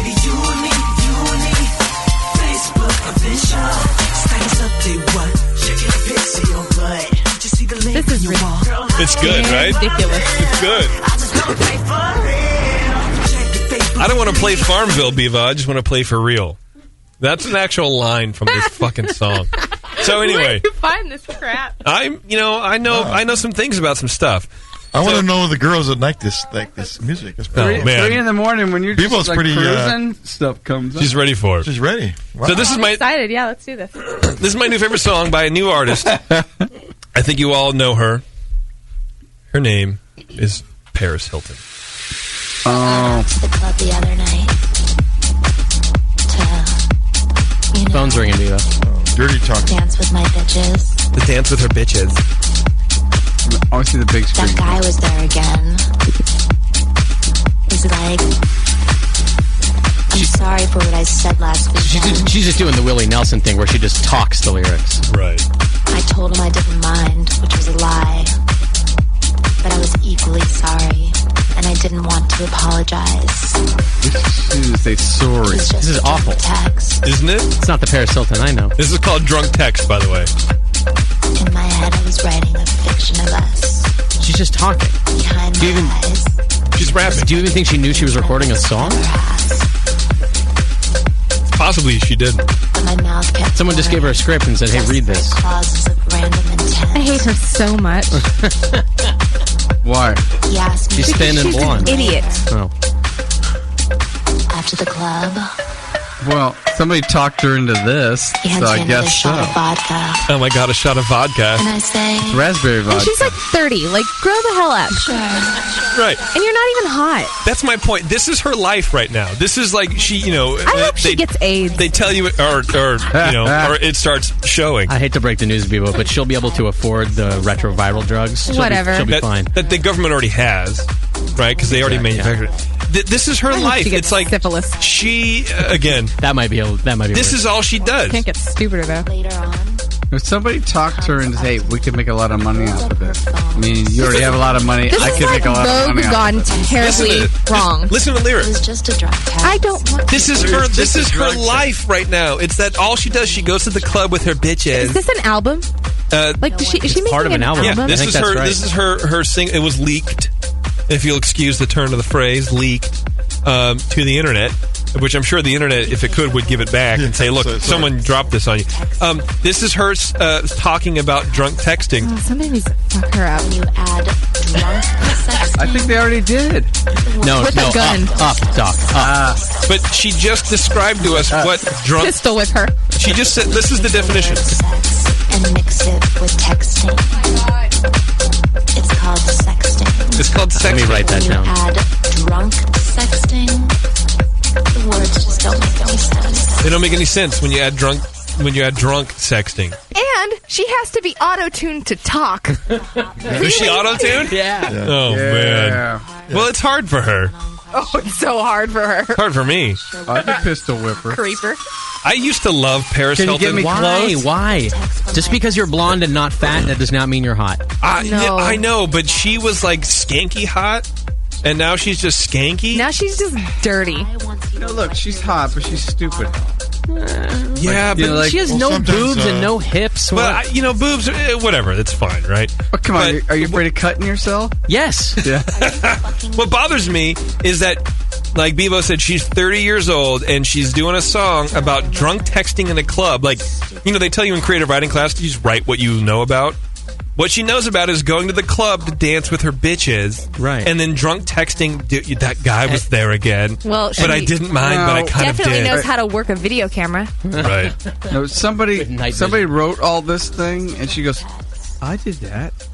I could sing that. I made it a song. It's like Confessions of an Heiress or something. Like, she has a book, too. Confessions of an Idiot. Is that what it's called? Confessions I don't of know. an Heiress? Confessions of an Airhead. Pistol Whip.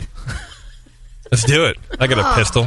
I'm going to be on, like, the FBI list. Somebody's listening to this, and they're like, Beverly Moore. I'm going to kill Paris Hilton. No. It's higher up than that. No. They're going to go, spoof, in your next life, you're her. Yeah. That's your worst hell. Look me up, Bevo, when you turned into her next time. And think about it this way, Bevo. The payout you'd get if Sam buys it in the car tomorrow, it's Paris Hilton makes that in a week. No, she doesn't even make that in a week. She makes it in an hour going to the club. Yeah, she gets paid to just go. You know what? It's horrible. If I ever see her on the street, I'm going to win. No, you're not. You're not going to do anything. I got like 60 pounds on her. Come on. It's all boobs. I will hurt her. This is one of the times that you should you shouldn't be under exaggerating. I'm not. No, it's shit. Can we take a break yet? Yeah. Is it break time? I think so. Yeah. Right. You got music And for then us? we need to take Drunk of the Week calls because that's right. We need to take Drunk of the Week calls. We have somebody very, very intoxicated who would like to. Oh yeah, trust me, I got that message. Bevo is not. What did he say?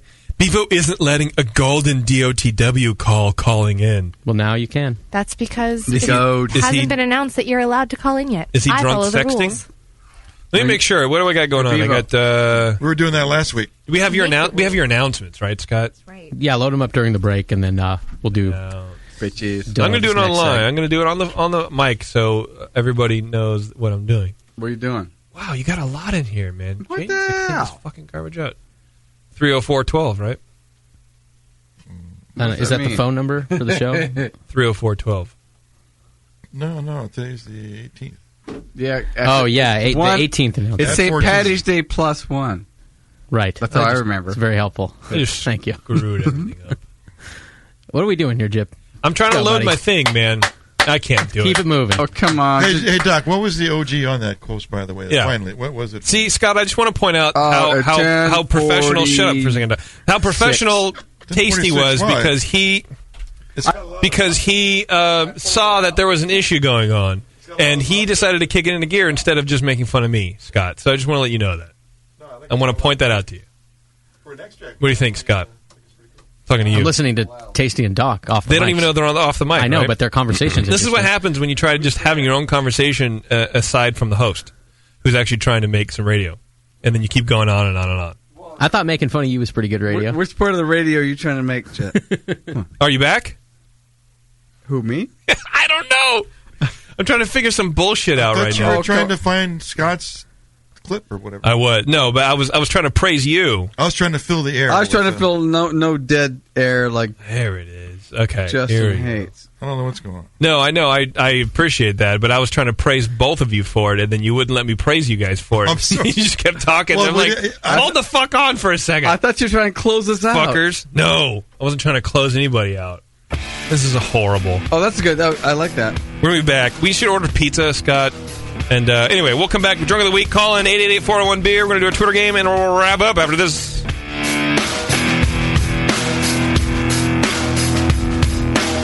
You're listening to the Brewcasters. The Brewcasters on the Brewing Network.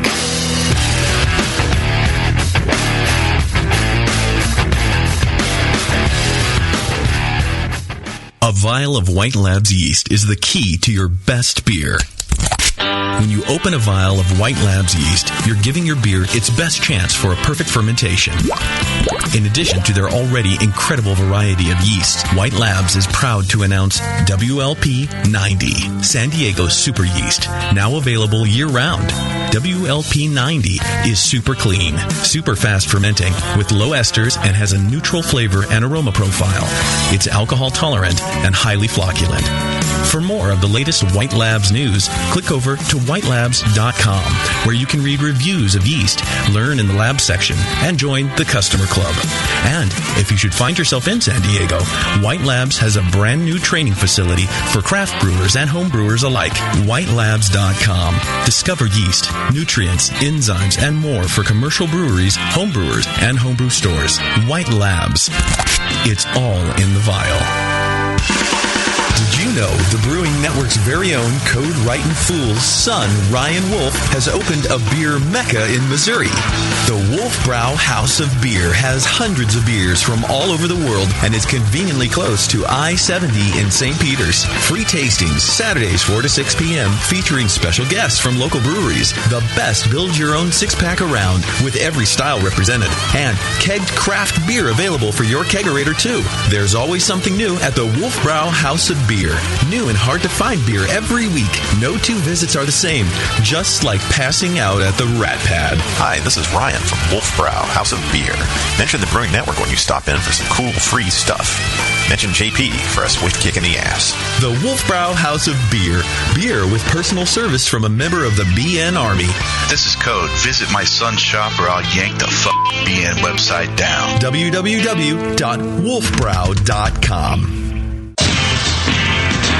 Here's a bite for beer lovers. Soft caramel made with real craft brew and coated in chocolate. And hop drops, hard candies made with real hop oil. Introducing Beer Candy from beercandy.com. Beer Candy's amazing caramels come in 4 mouth-watering flavors. IPA, bitter gold, wrapped in smooth white chocolate. Lager, made with a familiar beer from Boston and coated in milk chocolate. Lambic, soury Belgian goodness full of fresh raspberry and dipped in dark chocolate. And Stout, roasty cocoa chocolate insanity.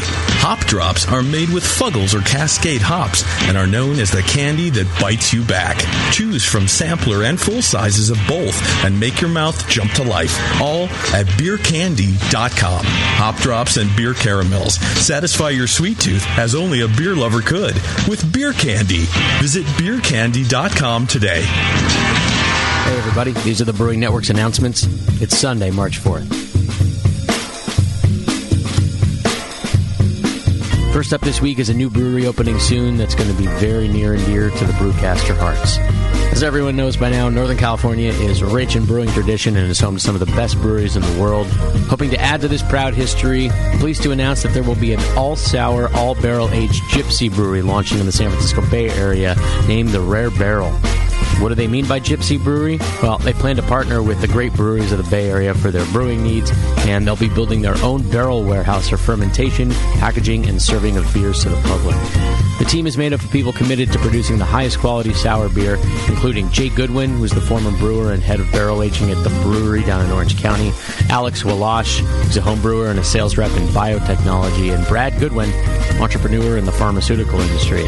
They hope to release more details of their plan over the next few months, and they look forward to producing beer with experimental methods, with a singular focus on quality sours and a commitment to the craft beer community. If you're looking for more details, feel free to contact them at info@therarebarrel.com with any questions or comments. Visit their website, therarebarrel.com, and do the Facebook and Twitter thing there. Facebook.com/therarebarrel and Twitter.com/therarebarrel. Next up, the Fort George Brewery of Astoria, Oregon has brought back their homebrewers dinner competition for 2012 after canceling last year due to the Oregon liquor law problem prohibiting the transport of homebrew. But I guess that's solved now, so a 2-bottle sample is due at the brewery by 5 p.m. on Friday, March 23rd. Label bottles in the customary manner for competitions, and there is no entry fee. You can enter as often as you like, but each brewer may only win once. Winners will be notified by Sunday, April 1st, and must be able to provide 35 12-ounce bottles or the equivalent volume of the winning beer for the dinner to be held on Wednesday, April 18th. Winners will be awarded a pair of seats at the dinner where the winning beers will be prepared by the pub's chef. The This is not a BJCP competition, and beers will be judged solely on quality, variety, creativity, and compatibility with food pairing. No homebrew will be bought or sold. For more info, visit fortgeorgebrewery.blogspot.com or give them a call, 503-325-PINT. Finally this week, New Zealand is calling all craft beer geniuses. Applications are now being sought by a New Zealand brew house to travel down under and create a world-class range of brews for the Kiwi nation to fall in love with. The Boundary Road Brewery, they're called. They're seeking applications for the position of the resident. The role will entail a qualified brewer traveling to Auckland for a month on an all-expenses-paid sabbatical to create 3 bespoke beers, which will undoubtedly take the small island nation of 4 million by storm. As well as the opportunity to create a new range of craft beer and become a national hero, the brewer who makes the cut will also get the chance to explore New Zealand during their stay and check out what it has to offer. Accommodations for the month and a food and travel allowance is included to ensure the brewer has the experience of a lifetime in the country known for its bungee jumps, sheeps, and hobbits. That actually sounds a little sketchy, but it sounds like a fantastic opportunity. The recruitment process will be open until March 16th, 2012, and those interested can tell the brewery why by emailing brewmaster@boundaryroadbrewery.co.nz. Best of luck if you guys apply for that gig. It seems like it would be a sweet experience. All right, that's it for this week. As always, send your announcements over to Scott@thebrewingnetwork.com for a spot in this segment. And until next time, this is Scott the Jew saying L'chaim. You know, when Israel had sinned and God was trying to decide who he gonna send down to save the earth, they was around. Somebody had suggested that he sent Abraham. He told Pharaoh that Sarah was his sister, not his wife. Then said, no, he can't send Noah. Said, strictly illegal. Noah was a little wino. I had a fellow live next door to me who brewed homebrew in the bathtub. The beer we selling now not good enough. But it was strictly illegal. I don't think you want to do this to your children, do you? Man, you gonna make everybody up there wino. I don't think you want to do this to your children, do you? Man, you gonna make everybody up there wino. You know, we have people that live on the street that'll go into your local Dollar General store and buy shaving lotion for a high. Chevy's Regal is stamped and approved by the government agency that said this is healthy. Strictly illegal. Bathtub. You don't want your child at a party. Our children are already getting a hold to enough alcohol. Brewed homebrew in the bathtub. I can just see my bootlegger now. I can just see my bootlegger now. Bam. I got all I want for free. I got all I want for free. How you gonna make it in your home if you don't have the facilities to make sure it's healthy? In the bathtub. Noah was a little wino. Free. What gonna keep these folks from making moonshine in their house? Noah was a wino. What is MEAD need? What is that? You know, the thing about this deal that really scares me the most. Noah was a wino.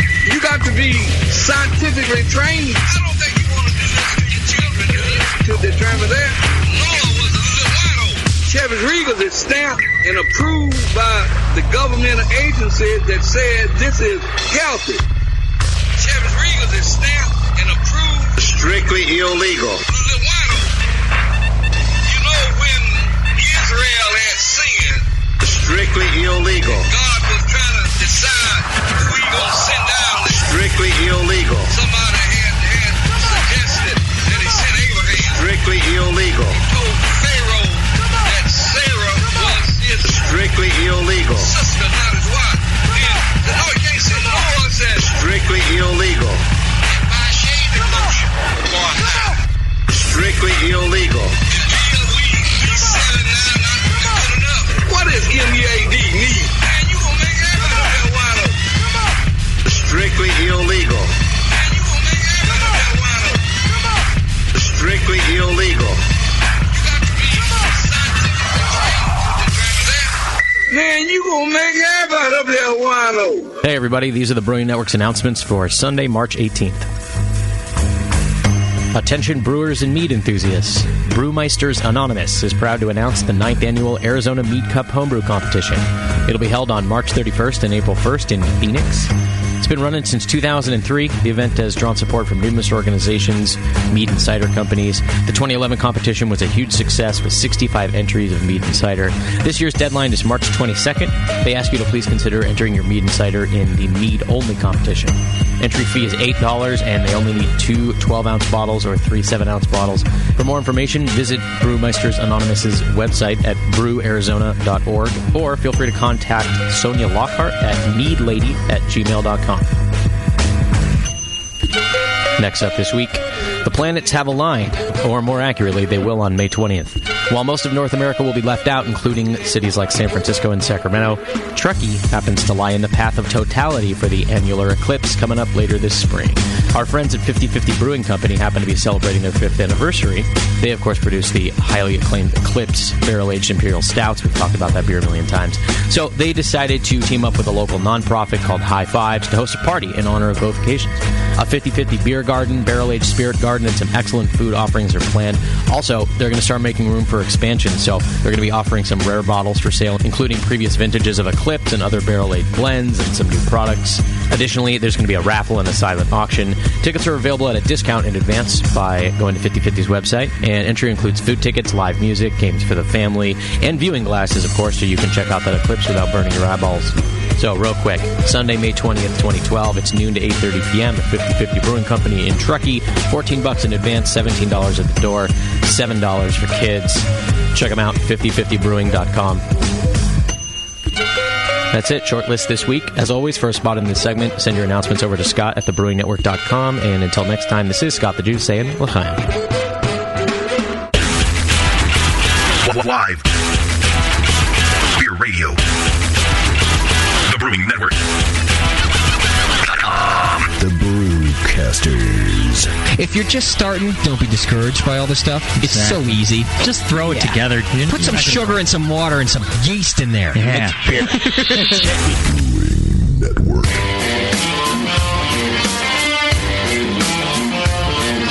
Brewcasters are back. It ain't 401 beer. Whatever.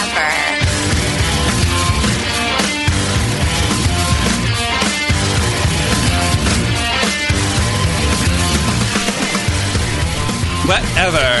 I was going to the beer bar with my bitches, and that girl was there, and I was like, oh my god, and she was like, oh my god, and I was like, JP, can we go to San Francisco? Yeah. Because I need you with me to watch my back. All right. What? You can talk like that?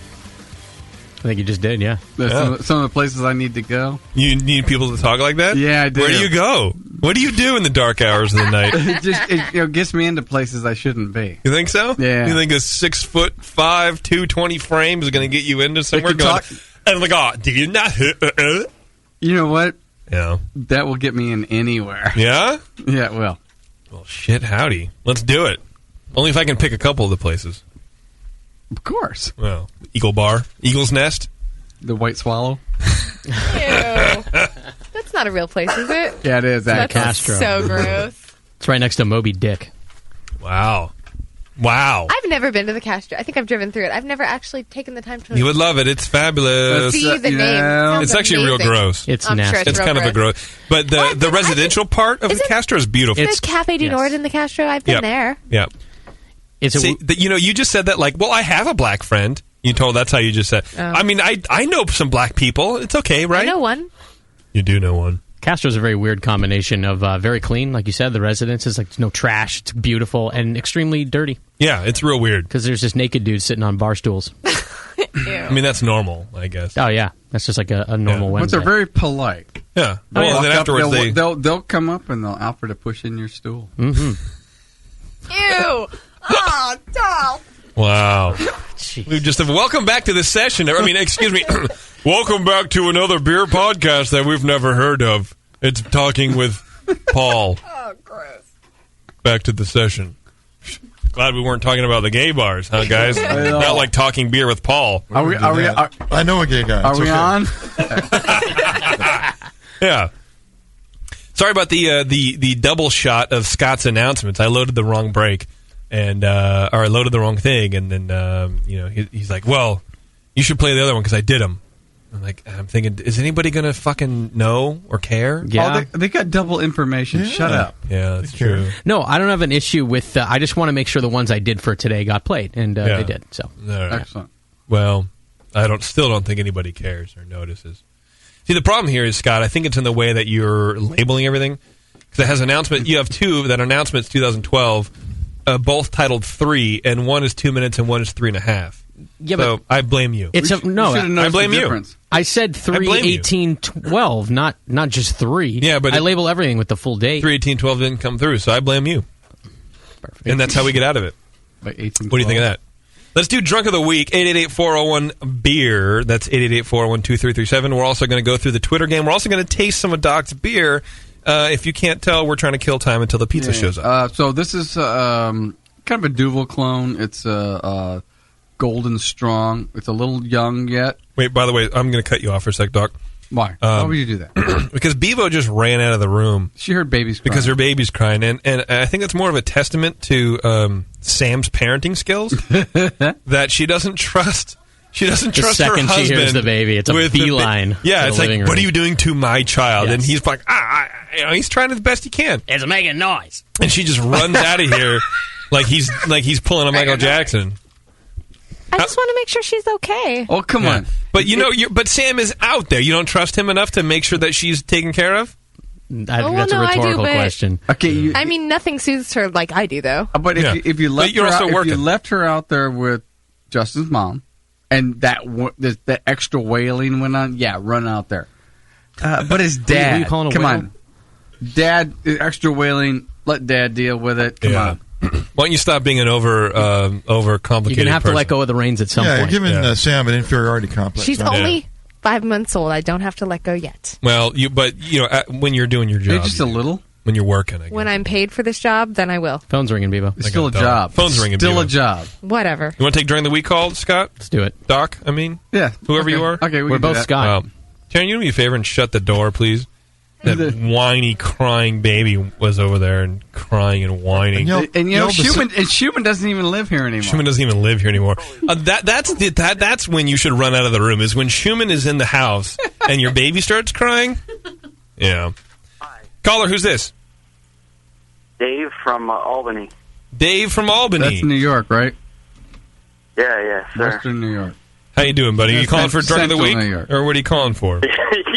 Yeah, I'm fucking drunk.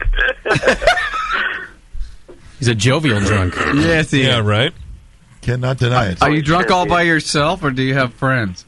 Yeah, I'm by myself. My fucking roommate didn't come back tonight. He's coming back tomorrow. Oh, shit. Yeah, get drunk.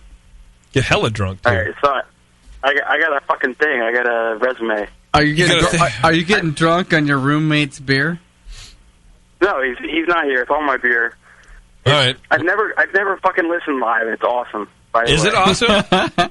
Nice. It's fucking awesome. How am I doing as a person in general? Am I okay? Have I exceeded or under achieved? Everybody's awesome. Everybody? I have a 4.5 hour drive from Pennsylvania to Albany, and I listen to you guys straight, and I don't get bored. All right, well, I believe that he's drunk because he's thinking that we're doing an awesome job. Yeah. That's pretty drunk. And I'm pretty sure he has no idea that you're not Justin. No, he has no idea.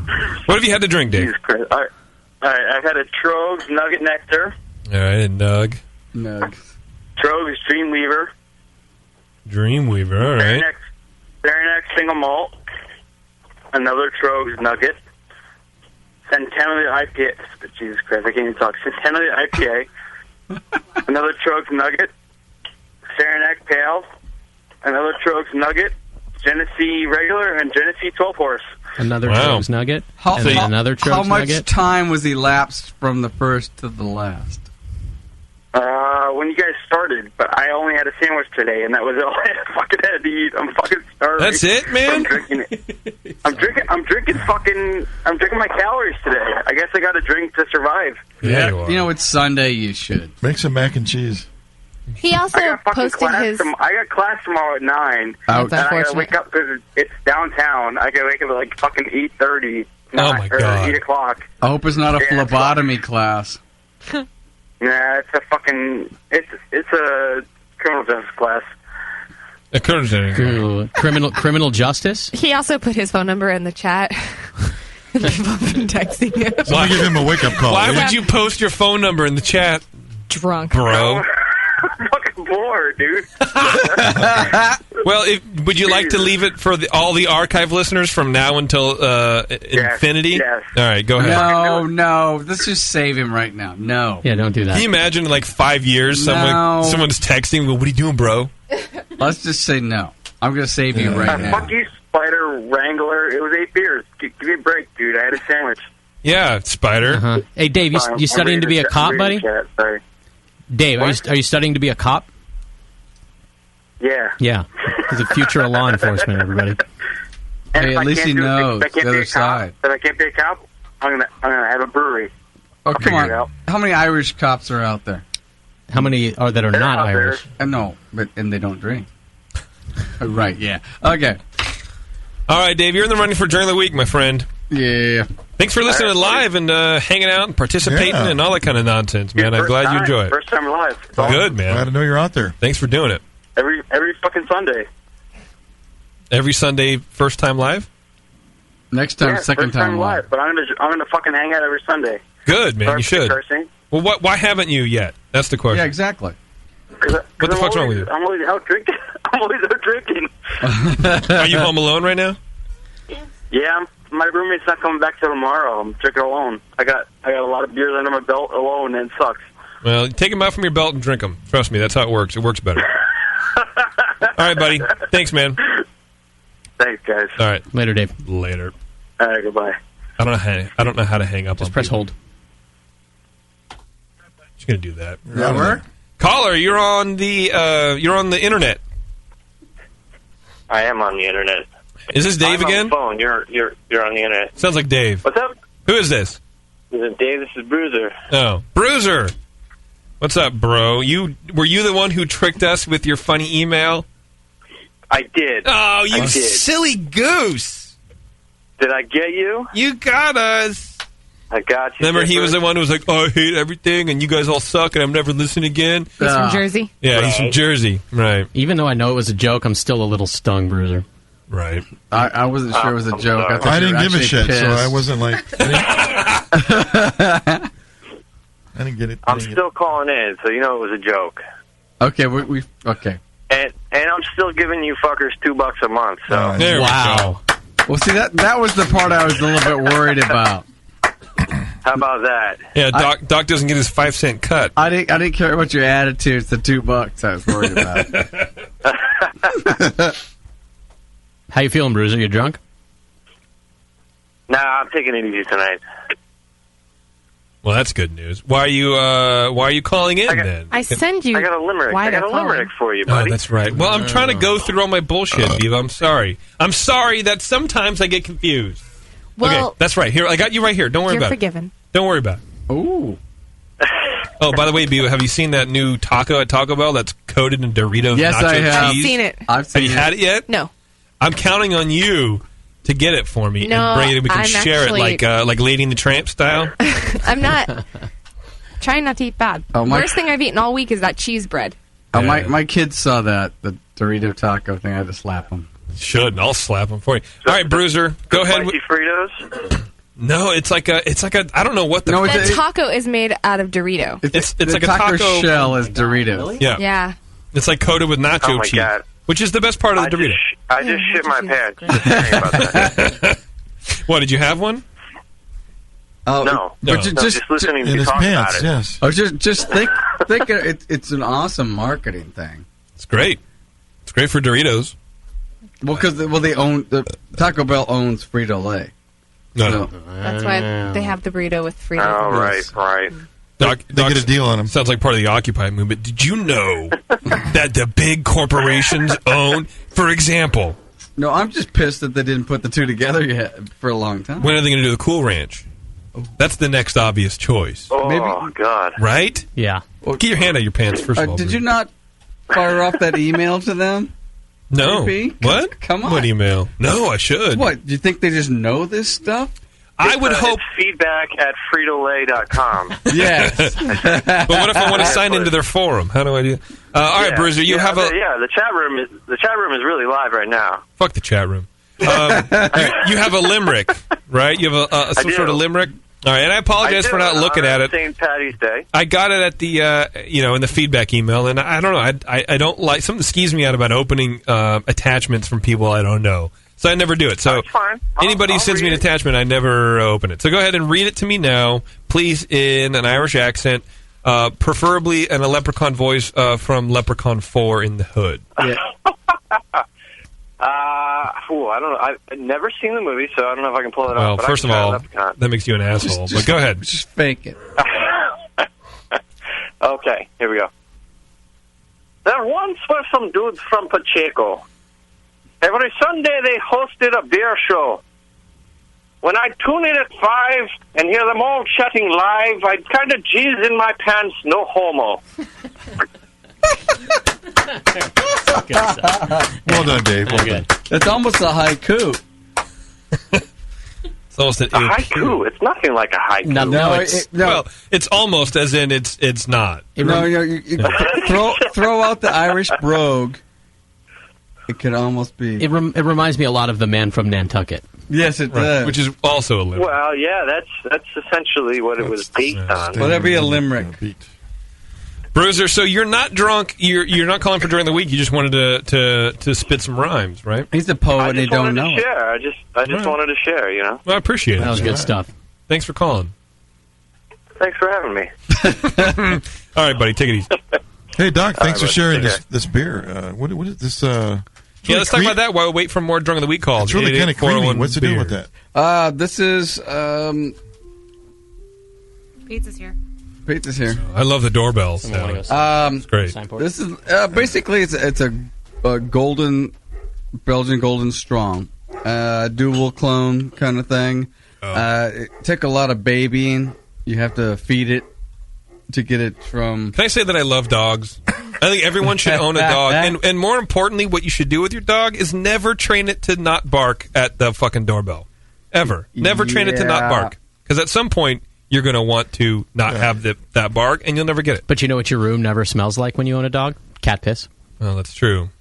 It smells like dog piss. So the beer dog, it's super, super clear. I showed it to the camera like cat piss. a few minutes ago. Kind of cat piss-esque in its clarity. Sorry. Yeah. Yes. So, yeah. But it started at least a 1080-ish, 85-ish, and it got down to about a 1008.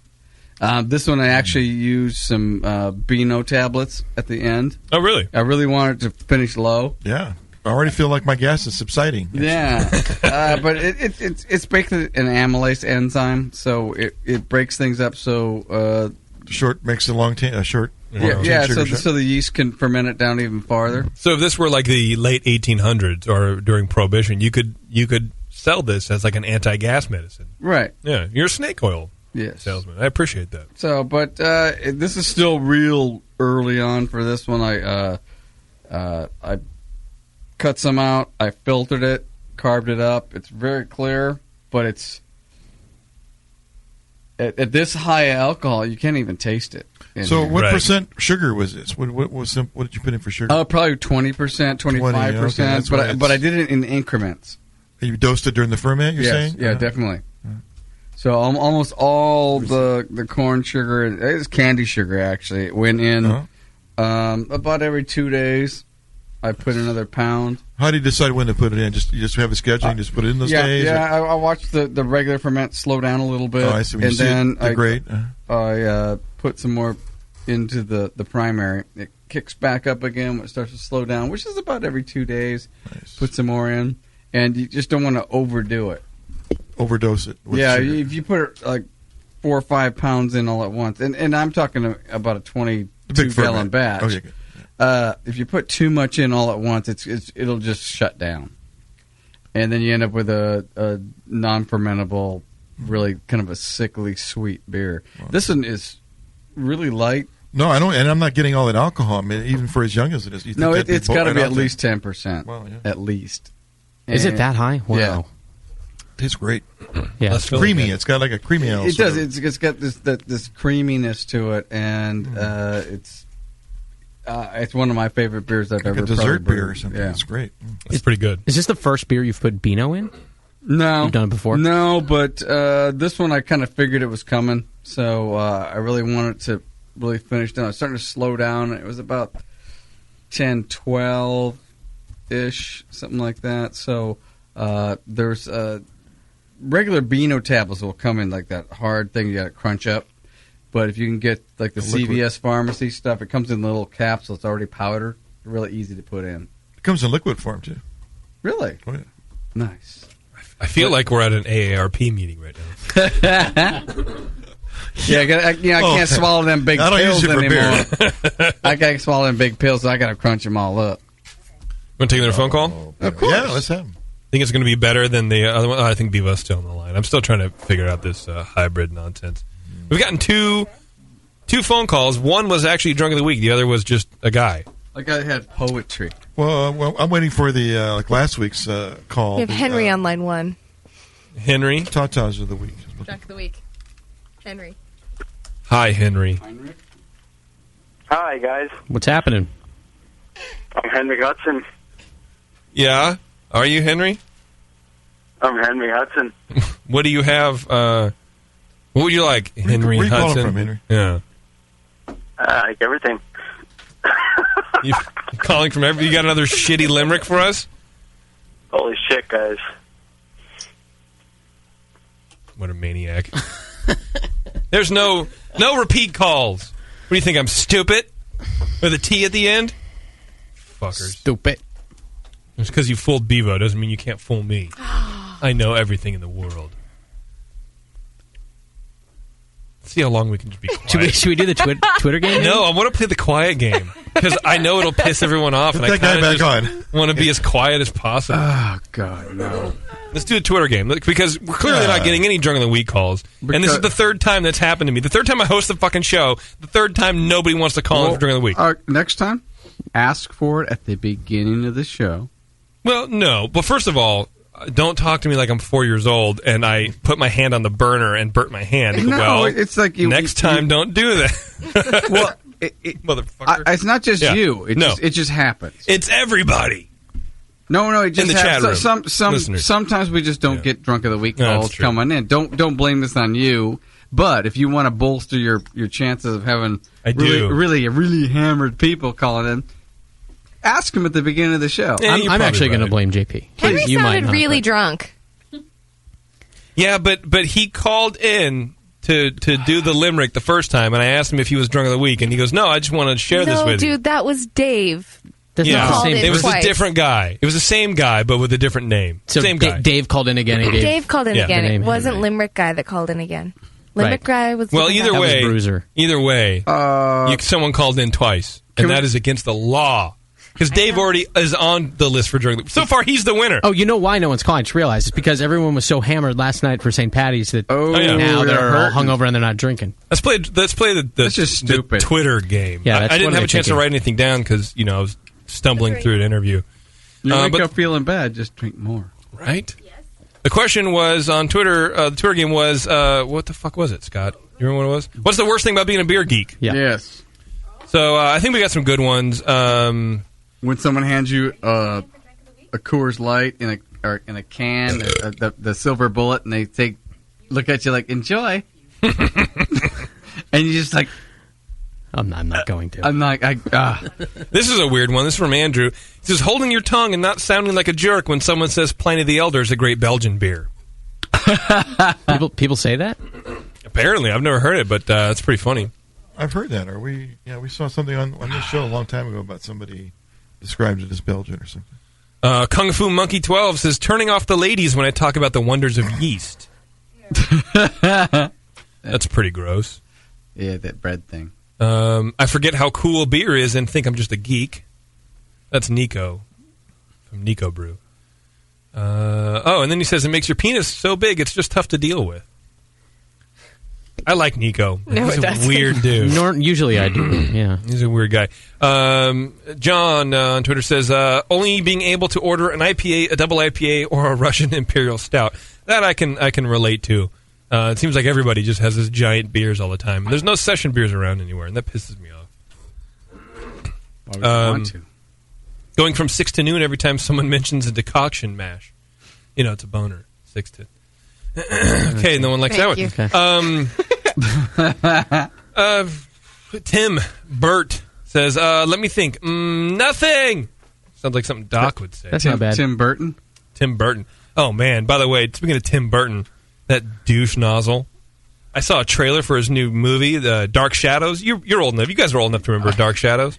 The old TV show? The old TV show. He's doing a movie about it? What is Dark Shadows? It was a soap opera. Yeah. But it had to do with vampires.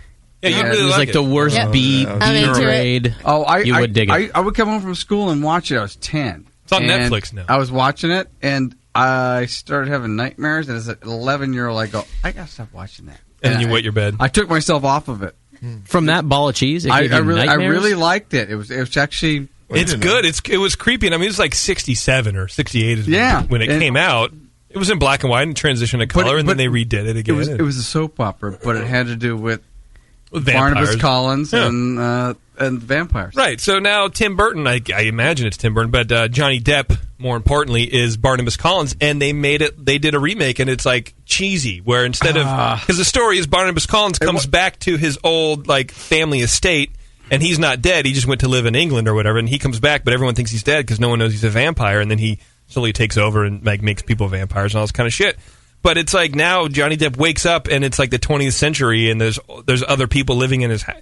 It's cheeseball, corny bullshit trying to be funny, and it's horrible, and it makes me mad. Makes me upset. I don't know, it pisses me off. It wasn't cheesy. The show? No, the show wasn't. No, it really not cheesy. No, you're right. But it was C grade even. B grade's too kind. Definitely. Yeah, I mean, but the storyline was pretty good. They did a good job, but they stretched it out, and it was a serial every week. It had to be. It was very soap opera. Yeah, but it wasn't cheesy. Right. Even though it was about It has a cult following to this day. There's annual conventions at which you can find 5,000 Dark Shadows people. Yes, JP. Is yes. it? Oh, yes. I thought you were just being an outrageous Scott. No. Really? Yes, Dark Shadows has a crazy cult following. Well, this movie is a turd. I wouldn't... If you took the script and printed it out and gave it to me, I wouldn't even wipe with it.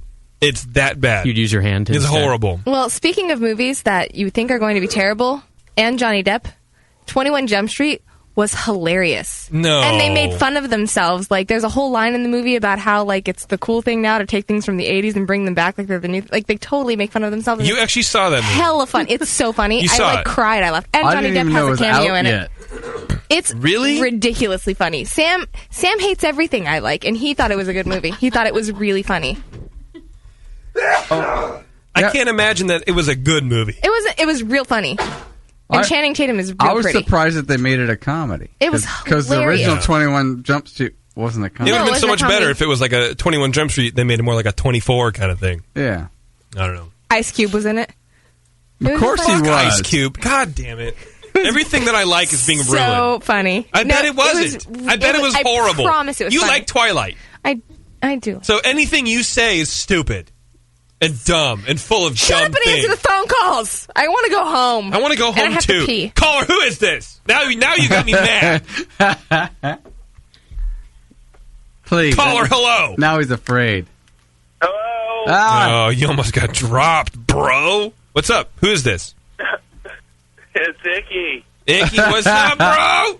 Ickster. How's that? Yo, what's up, man? How's that funky bucket, bro?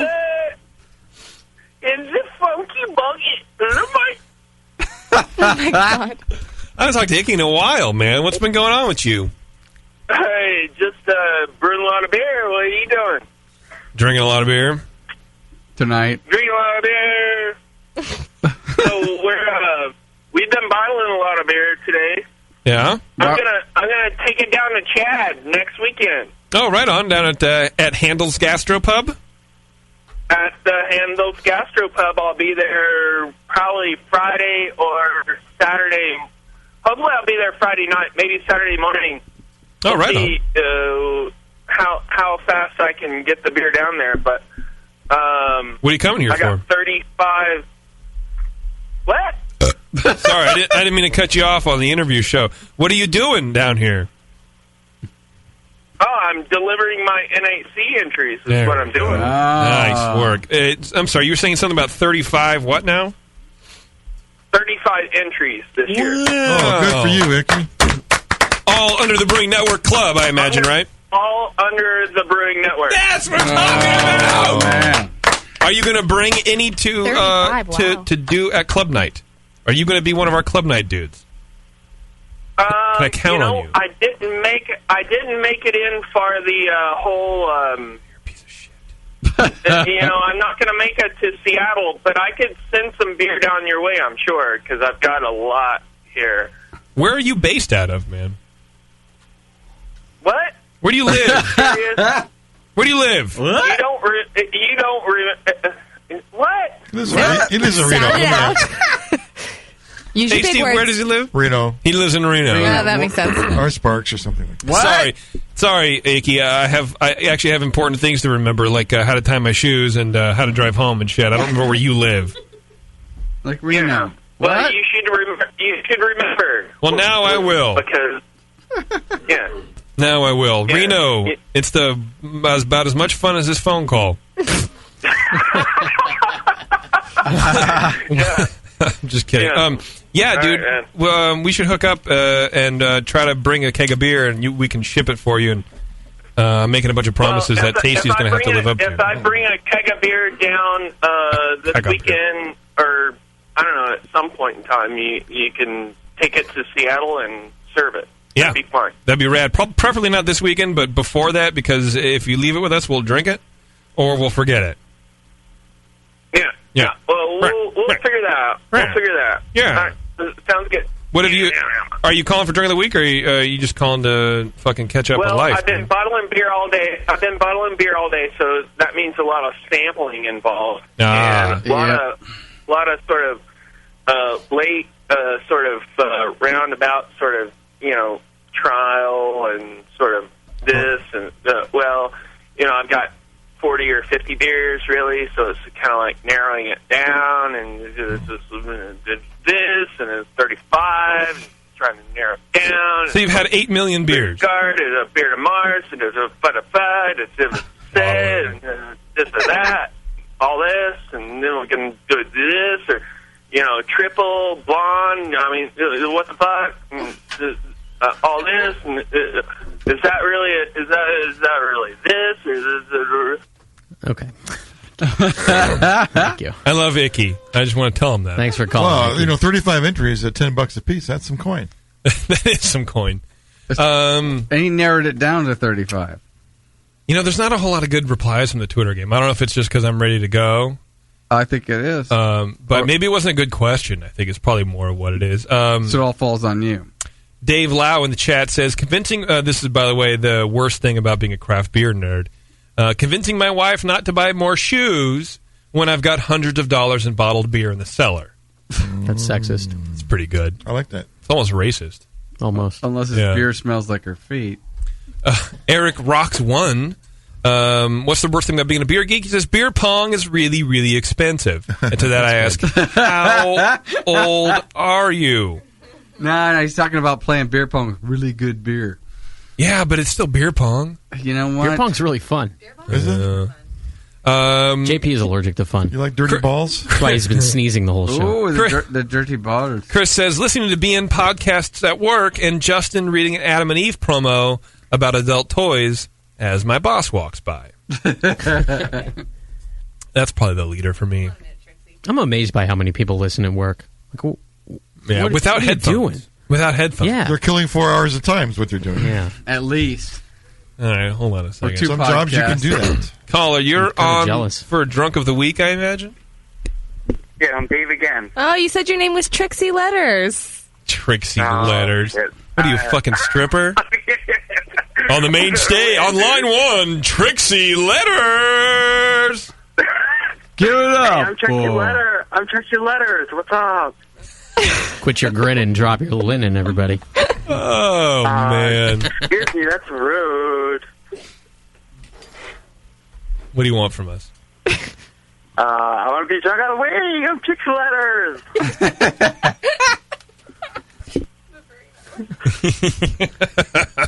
I don't know what to do with this anymore. I think... Did you call in to sing a song? On line one. Don't hang up. On the main stage, Trixie Letters. Give it up! Trixie Letters.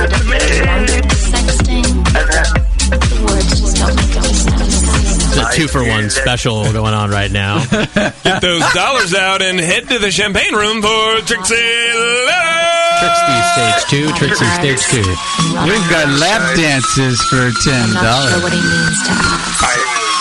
Any birthday boys out there? I get a text from my best. Japanese businessman's lunch tomorrow. Crab feed! I'll watch tomorrow. You work tomorrow? You can't enjoy the Japanese businessman lunch then, apparently. Fuck, dude, go chill out. You just told me to chill out? No way, bro. Seriously, stop. I can't even think right now. This is Dave again? Yeah, this is Dave again. Yeah. Hey, Dave again. One time, a show, because you're blocking everybody else who wants to call in. Actually, Dave has been the most interesting part of this whole show. Yeah, keep trying to. Caller, you're on line 2, as if you needed to know. Hello, everybody. Men, shall I say? Hi, Is this Sarah? Actually, perhaps. Hi, Sarah. How are you doing, baby? Wonderful. Yeah? A shout out to Tasty there.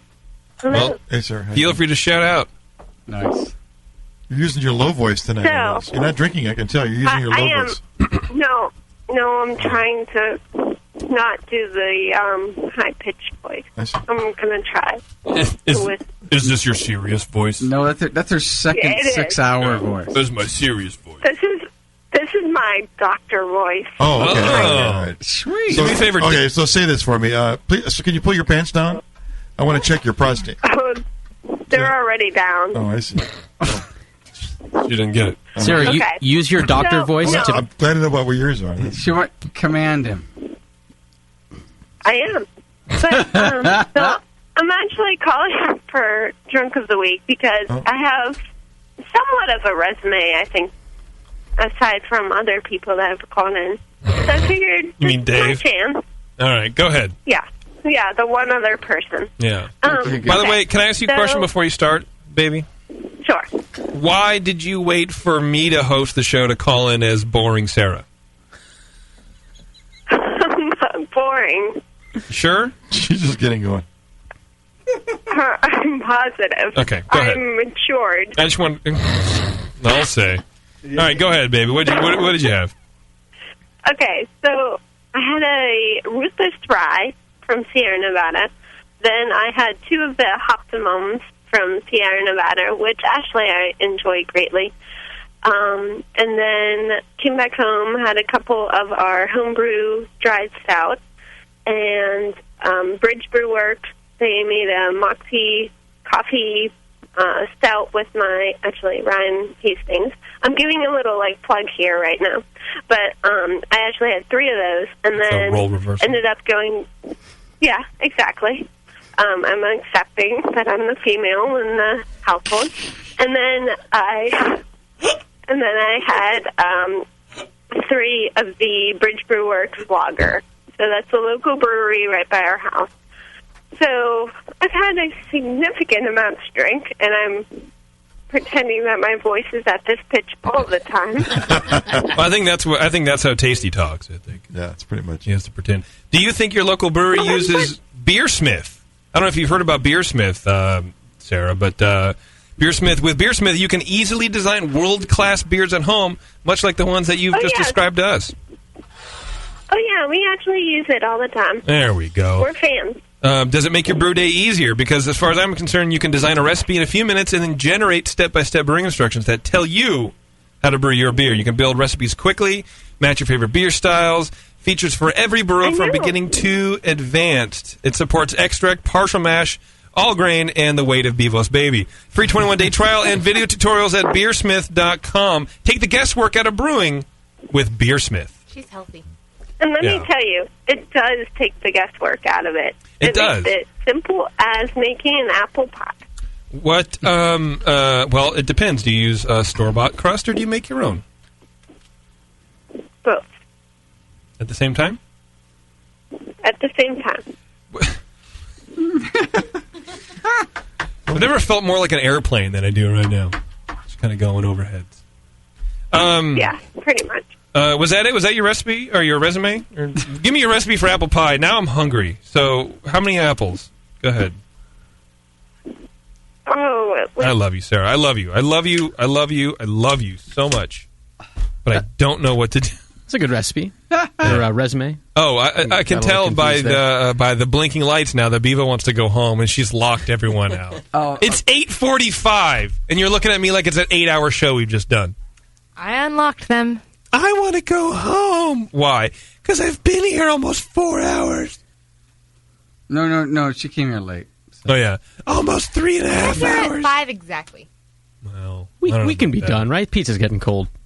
Oh, your pizza? Oh, yeah. Oh, I heard the ding dong a long time All right, ago. well, that's JP, but the doorbell also rang. Well, I mean, JP, this is your ship. That's right. You want to keep going? You want to keep going? We're with you, buddy. I can go to midnight. We'll go right into that iceberg with JP. I can do whatever you want. I'm good. All right, well, if Doc wants to stay... I can stay. Then we're staying. All right, good. All right, apparently we're getting out of here.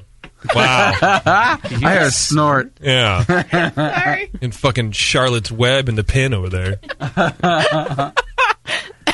That's one fabulous pig baby. Wasn't Charlotte the spider? Yes. I don't know. Yeah. Stupid.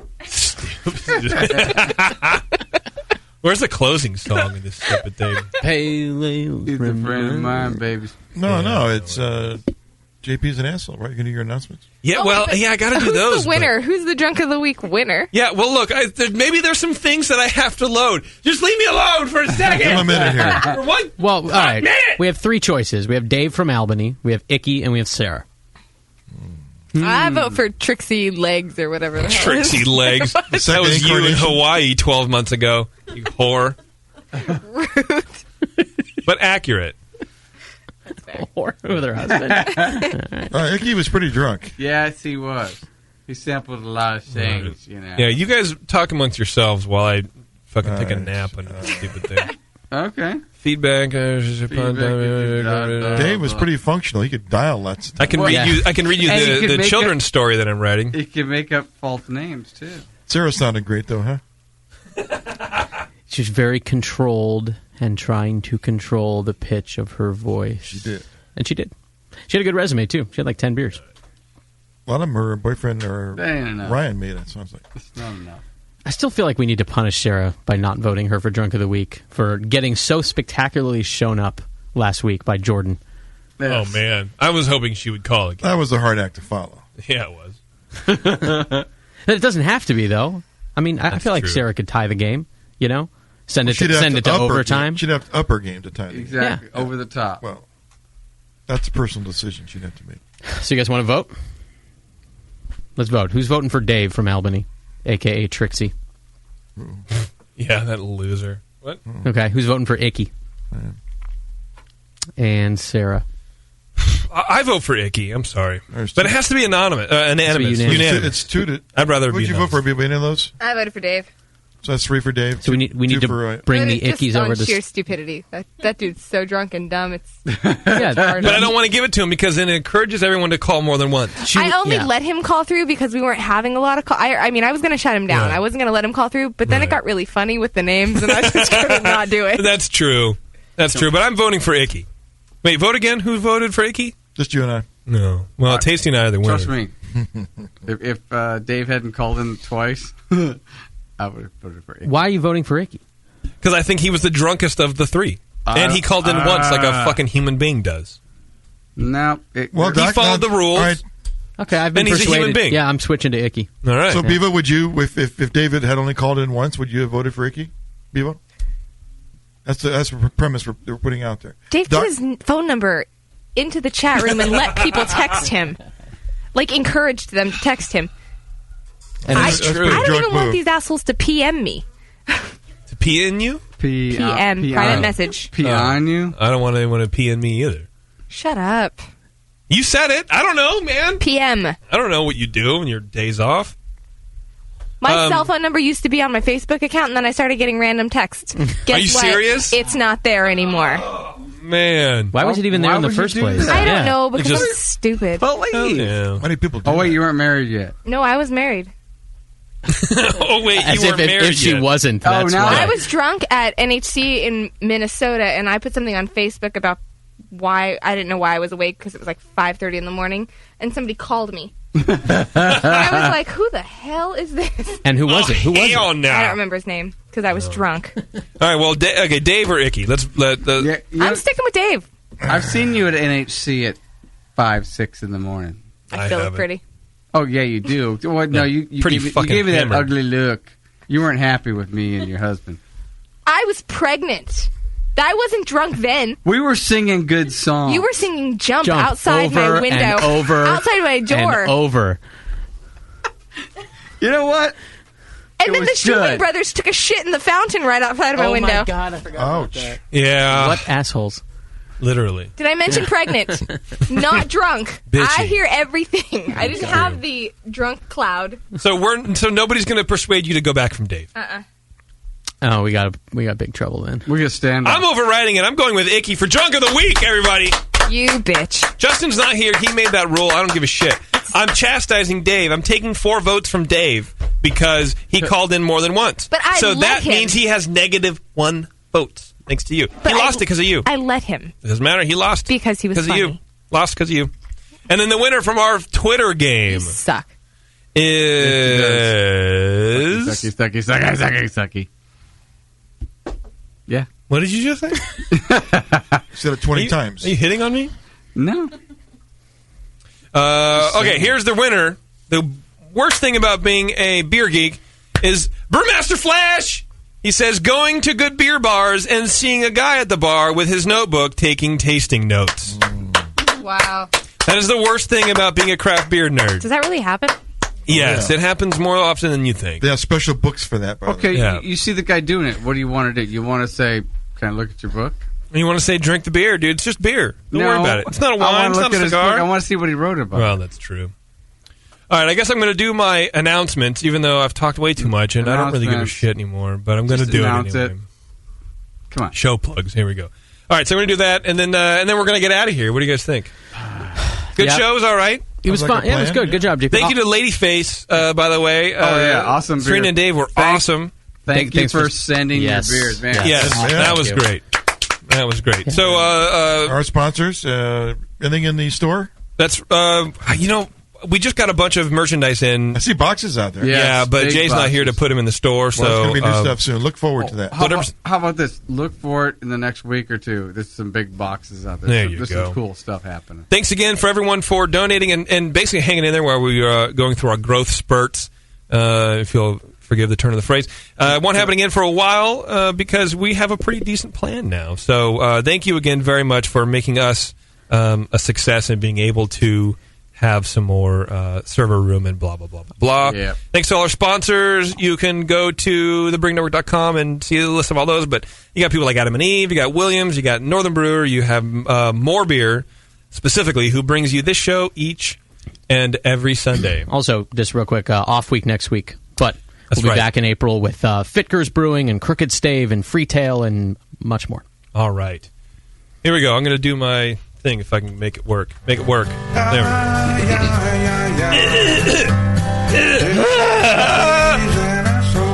The new season, where the fuck is this volume? Jesus, I'm a mess. New season of Justin's show, Carpool Showdown, is underway. Watch it on Coffee TV 20 if you live in the San Francisco Bay Area, or if you live in hell, otherwise known as anywhere else. Go to online at coffeetv20.com. Follow me, JP, on Twitter at Major Jip with 2 P's if you like trivial complaints. And be sure to read my shitty blog at moderndaymerrick.blogspot.com. Moscow has some paintings for sale and is now joined in the 2012s. He is on Twitter at Moscow Paints. Go to Moscow Paints and, check that shit out and stuff. For some good beer and insight and info, follow Nate at Nathan Homebrew and Nicole at beer_muse. And be sure to find the Brewing Network on Facebook and Twitter. Good night, everybody. Justin's of Moscow and winning the race. JP the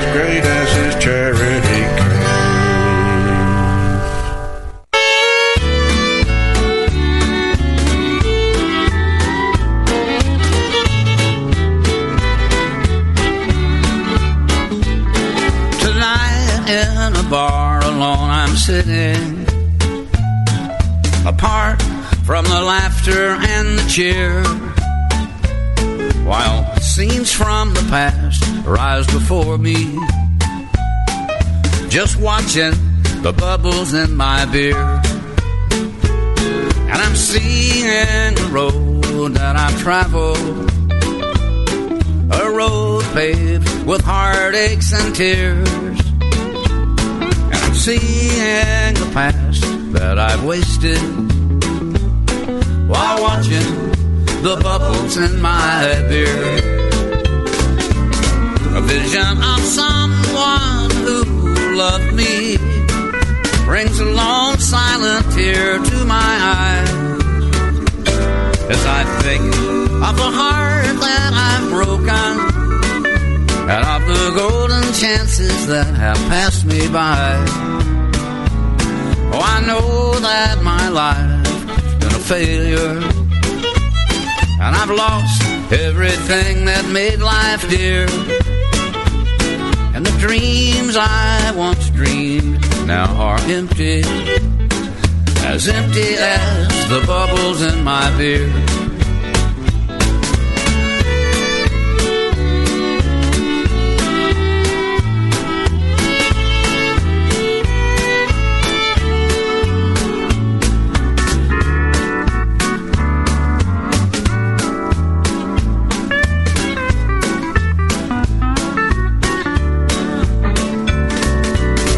Vision of someone who loved me brings a long silent tear to my eye. And as I think of the heart that I've broken and of the golden chances that have passed me by, oh, I know that my life's been a failure. I've lost everything that made life dear. The dreams I once dreamed now are empty as the bubbles in my beer.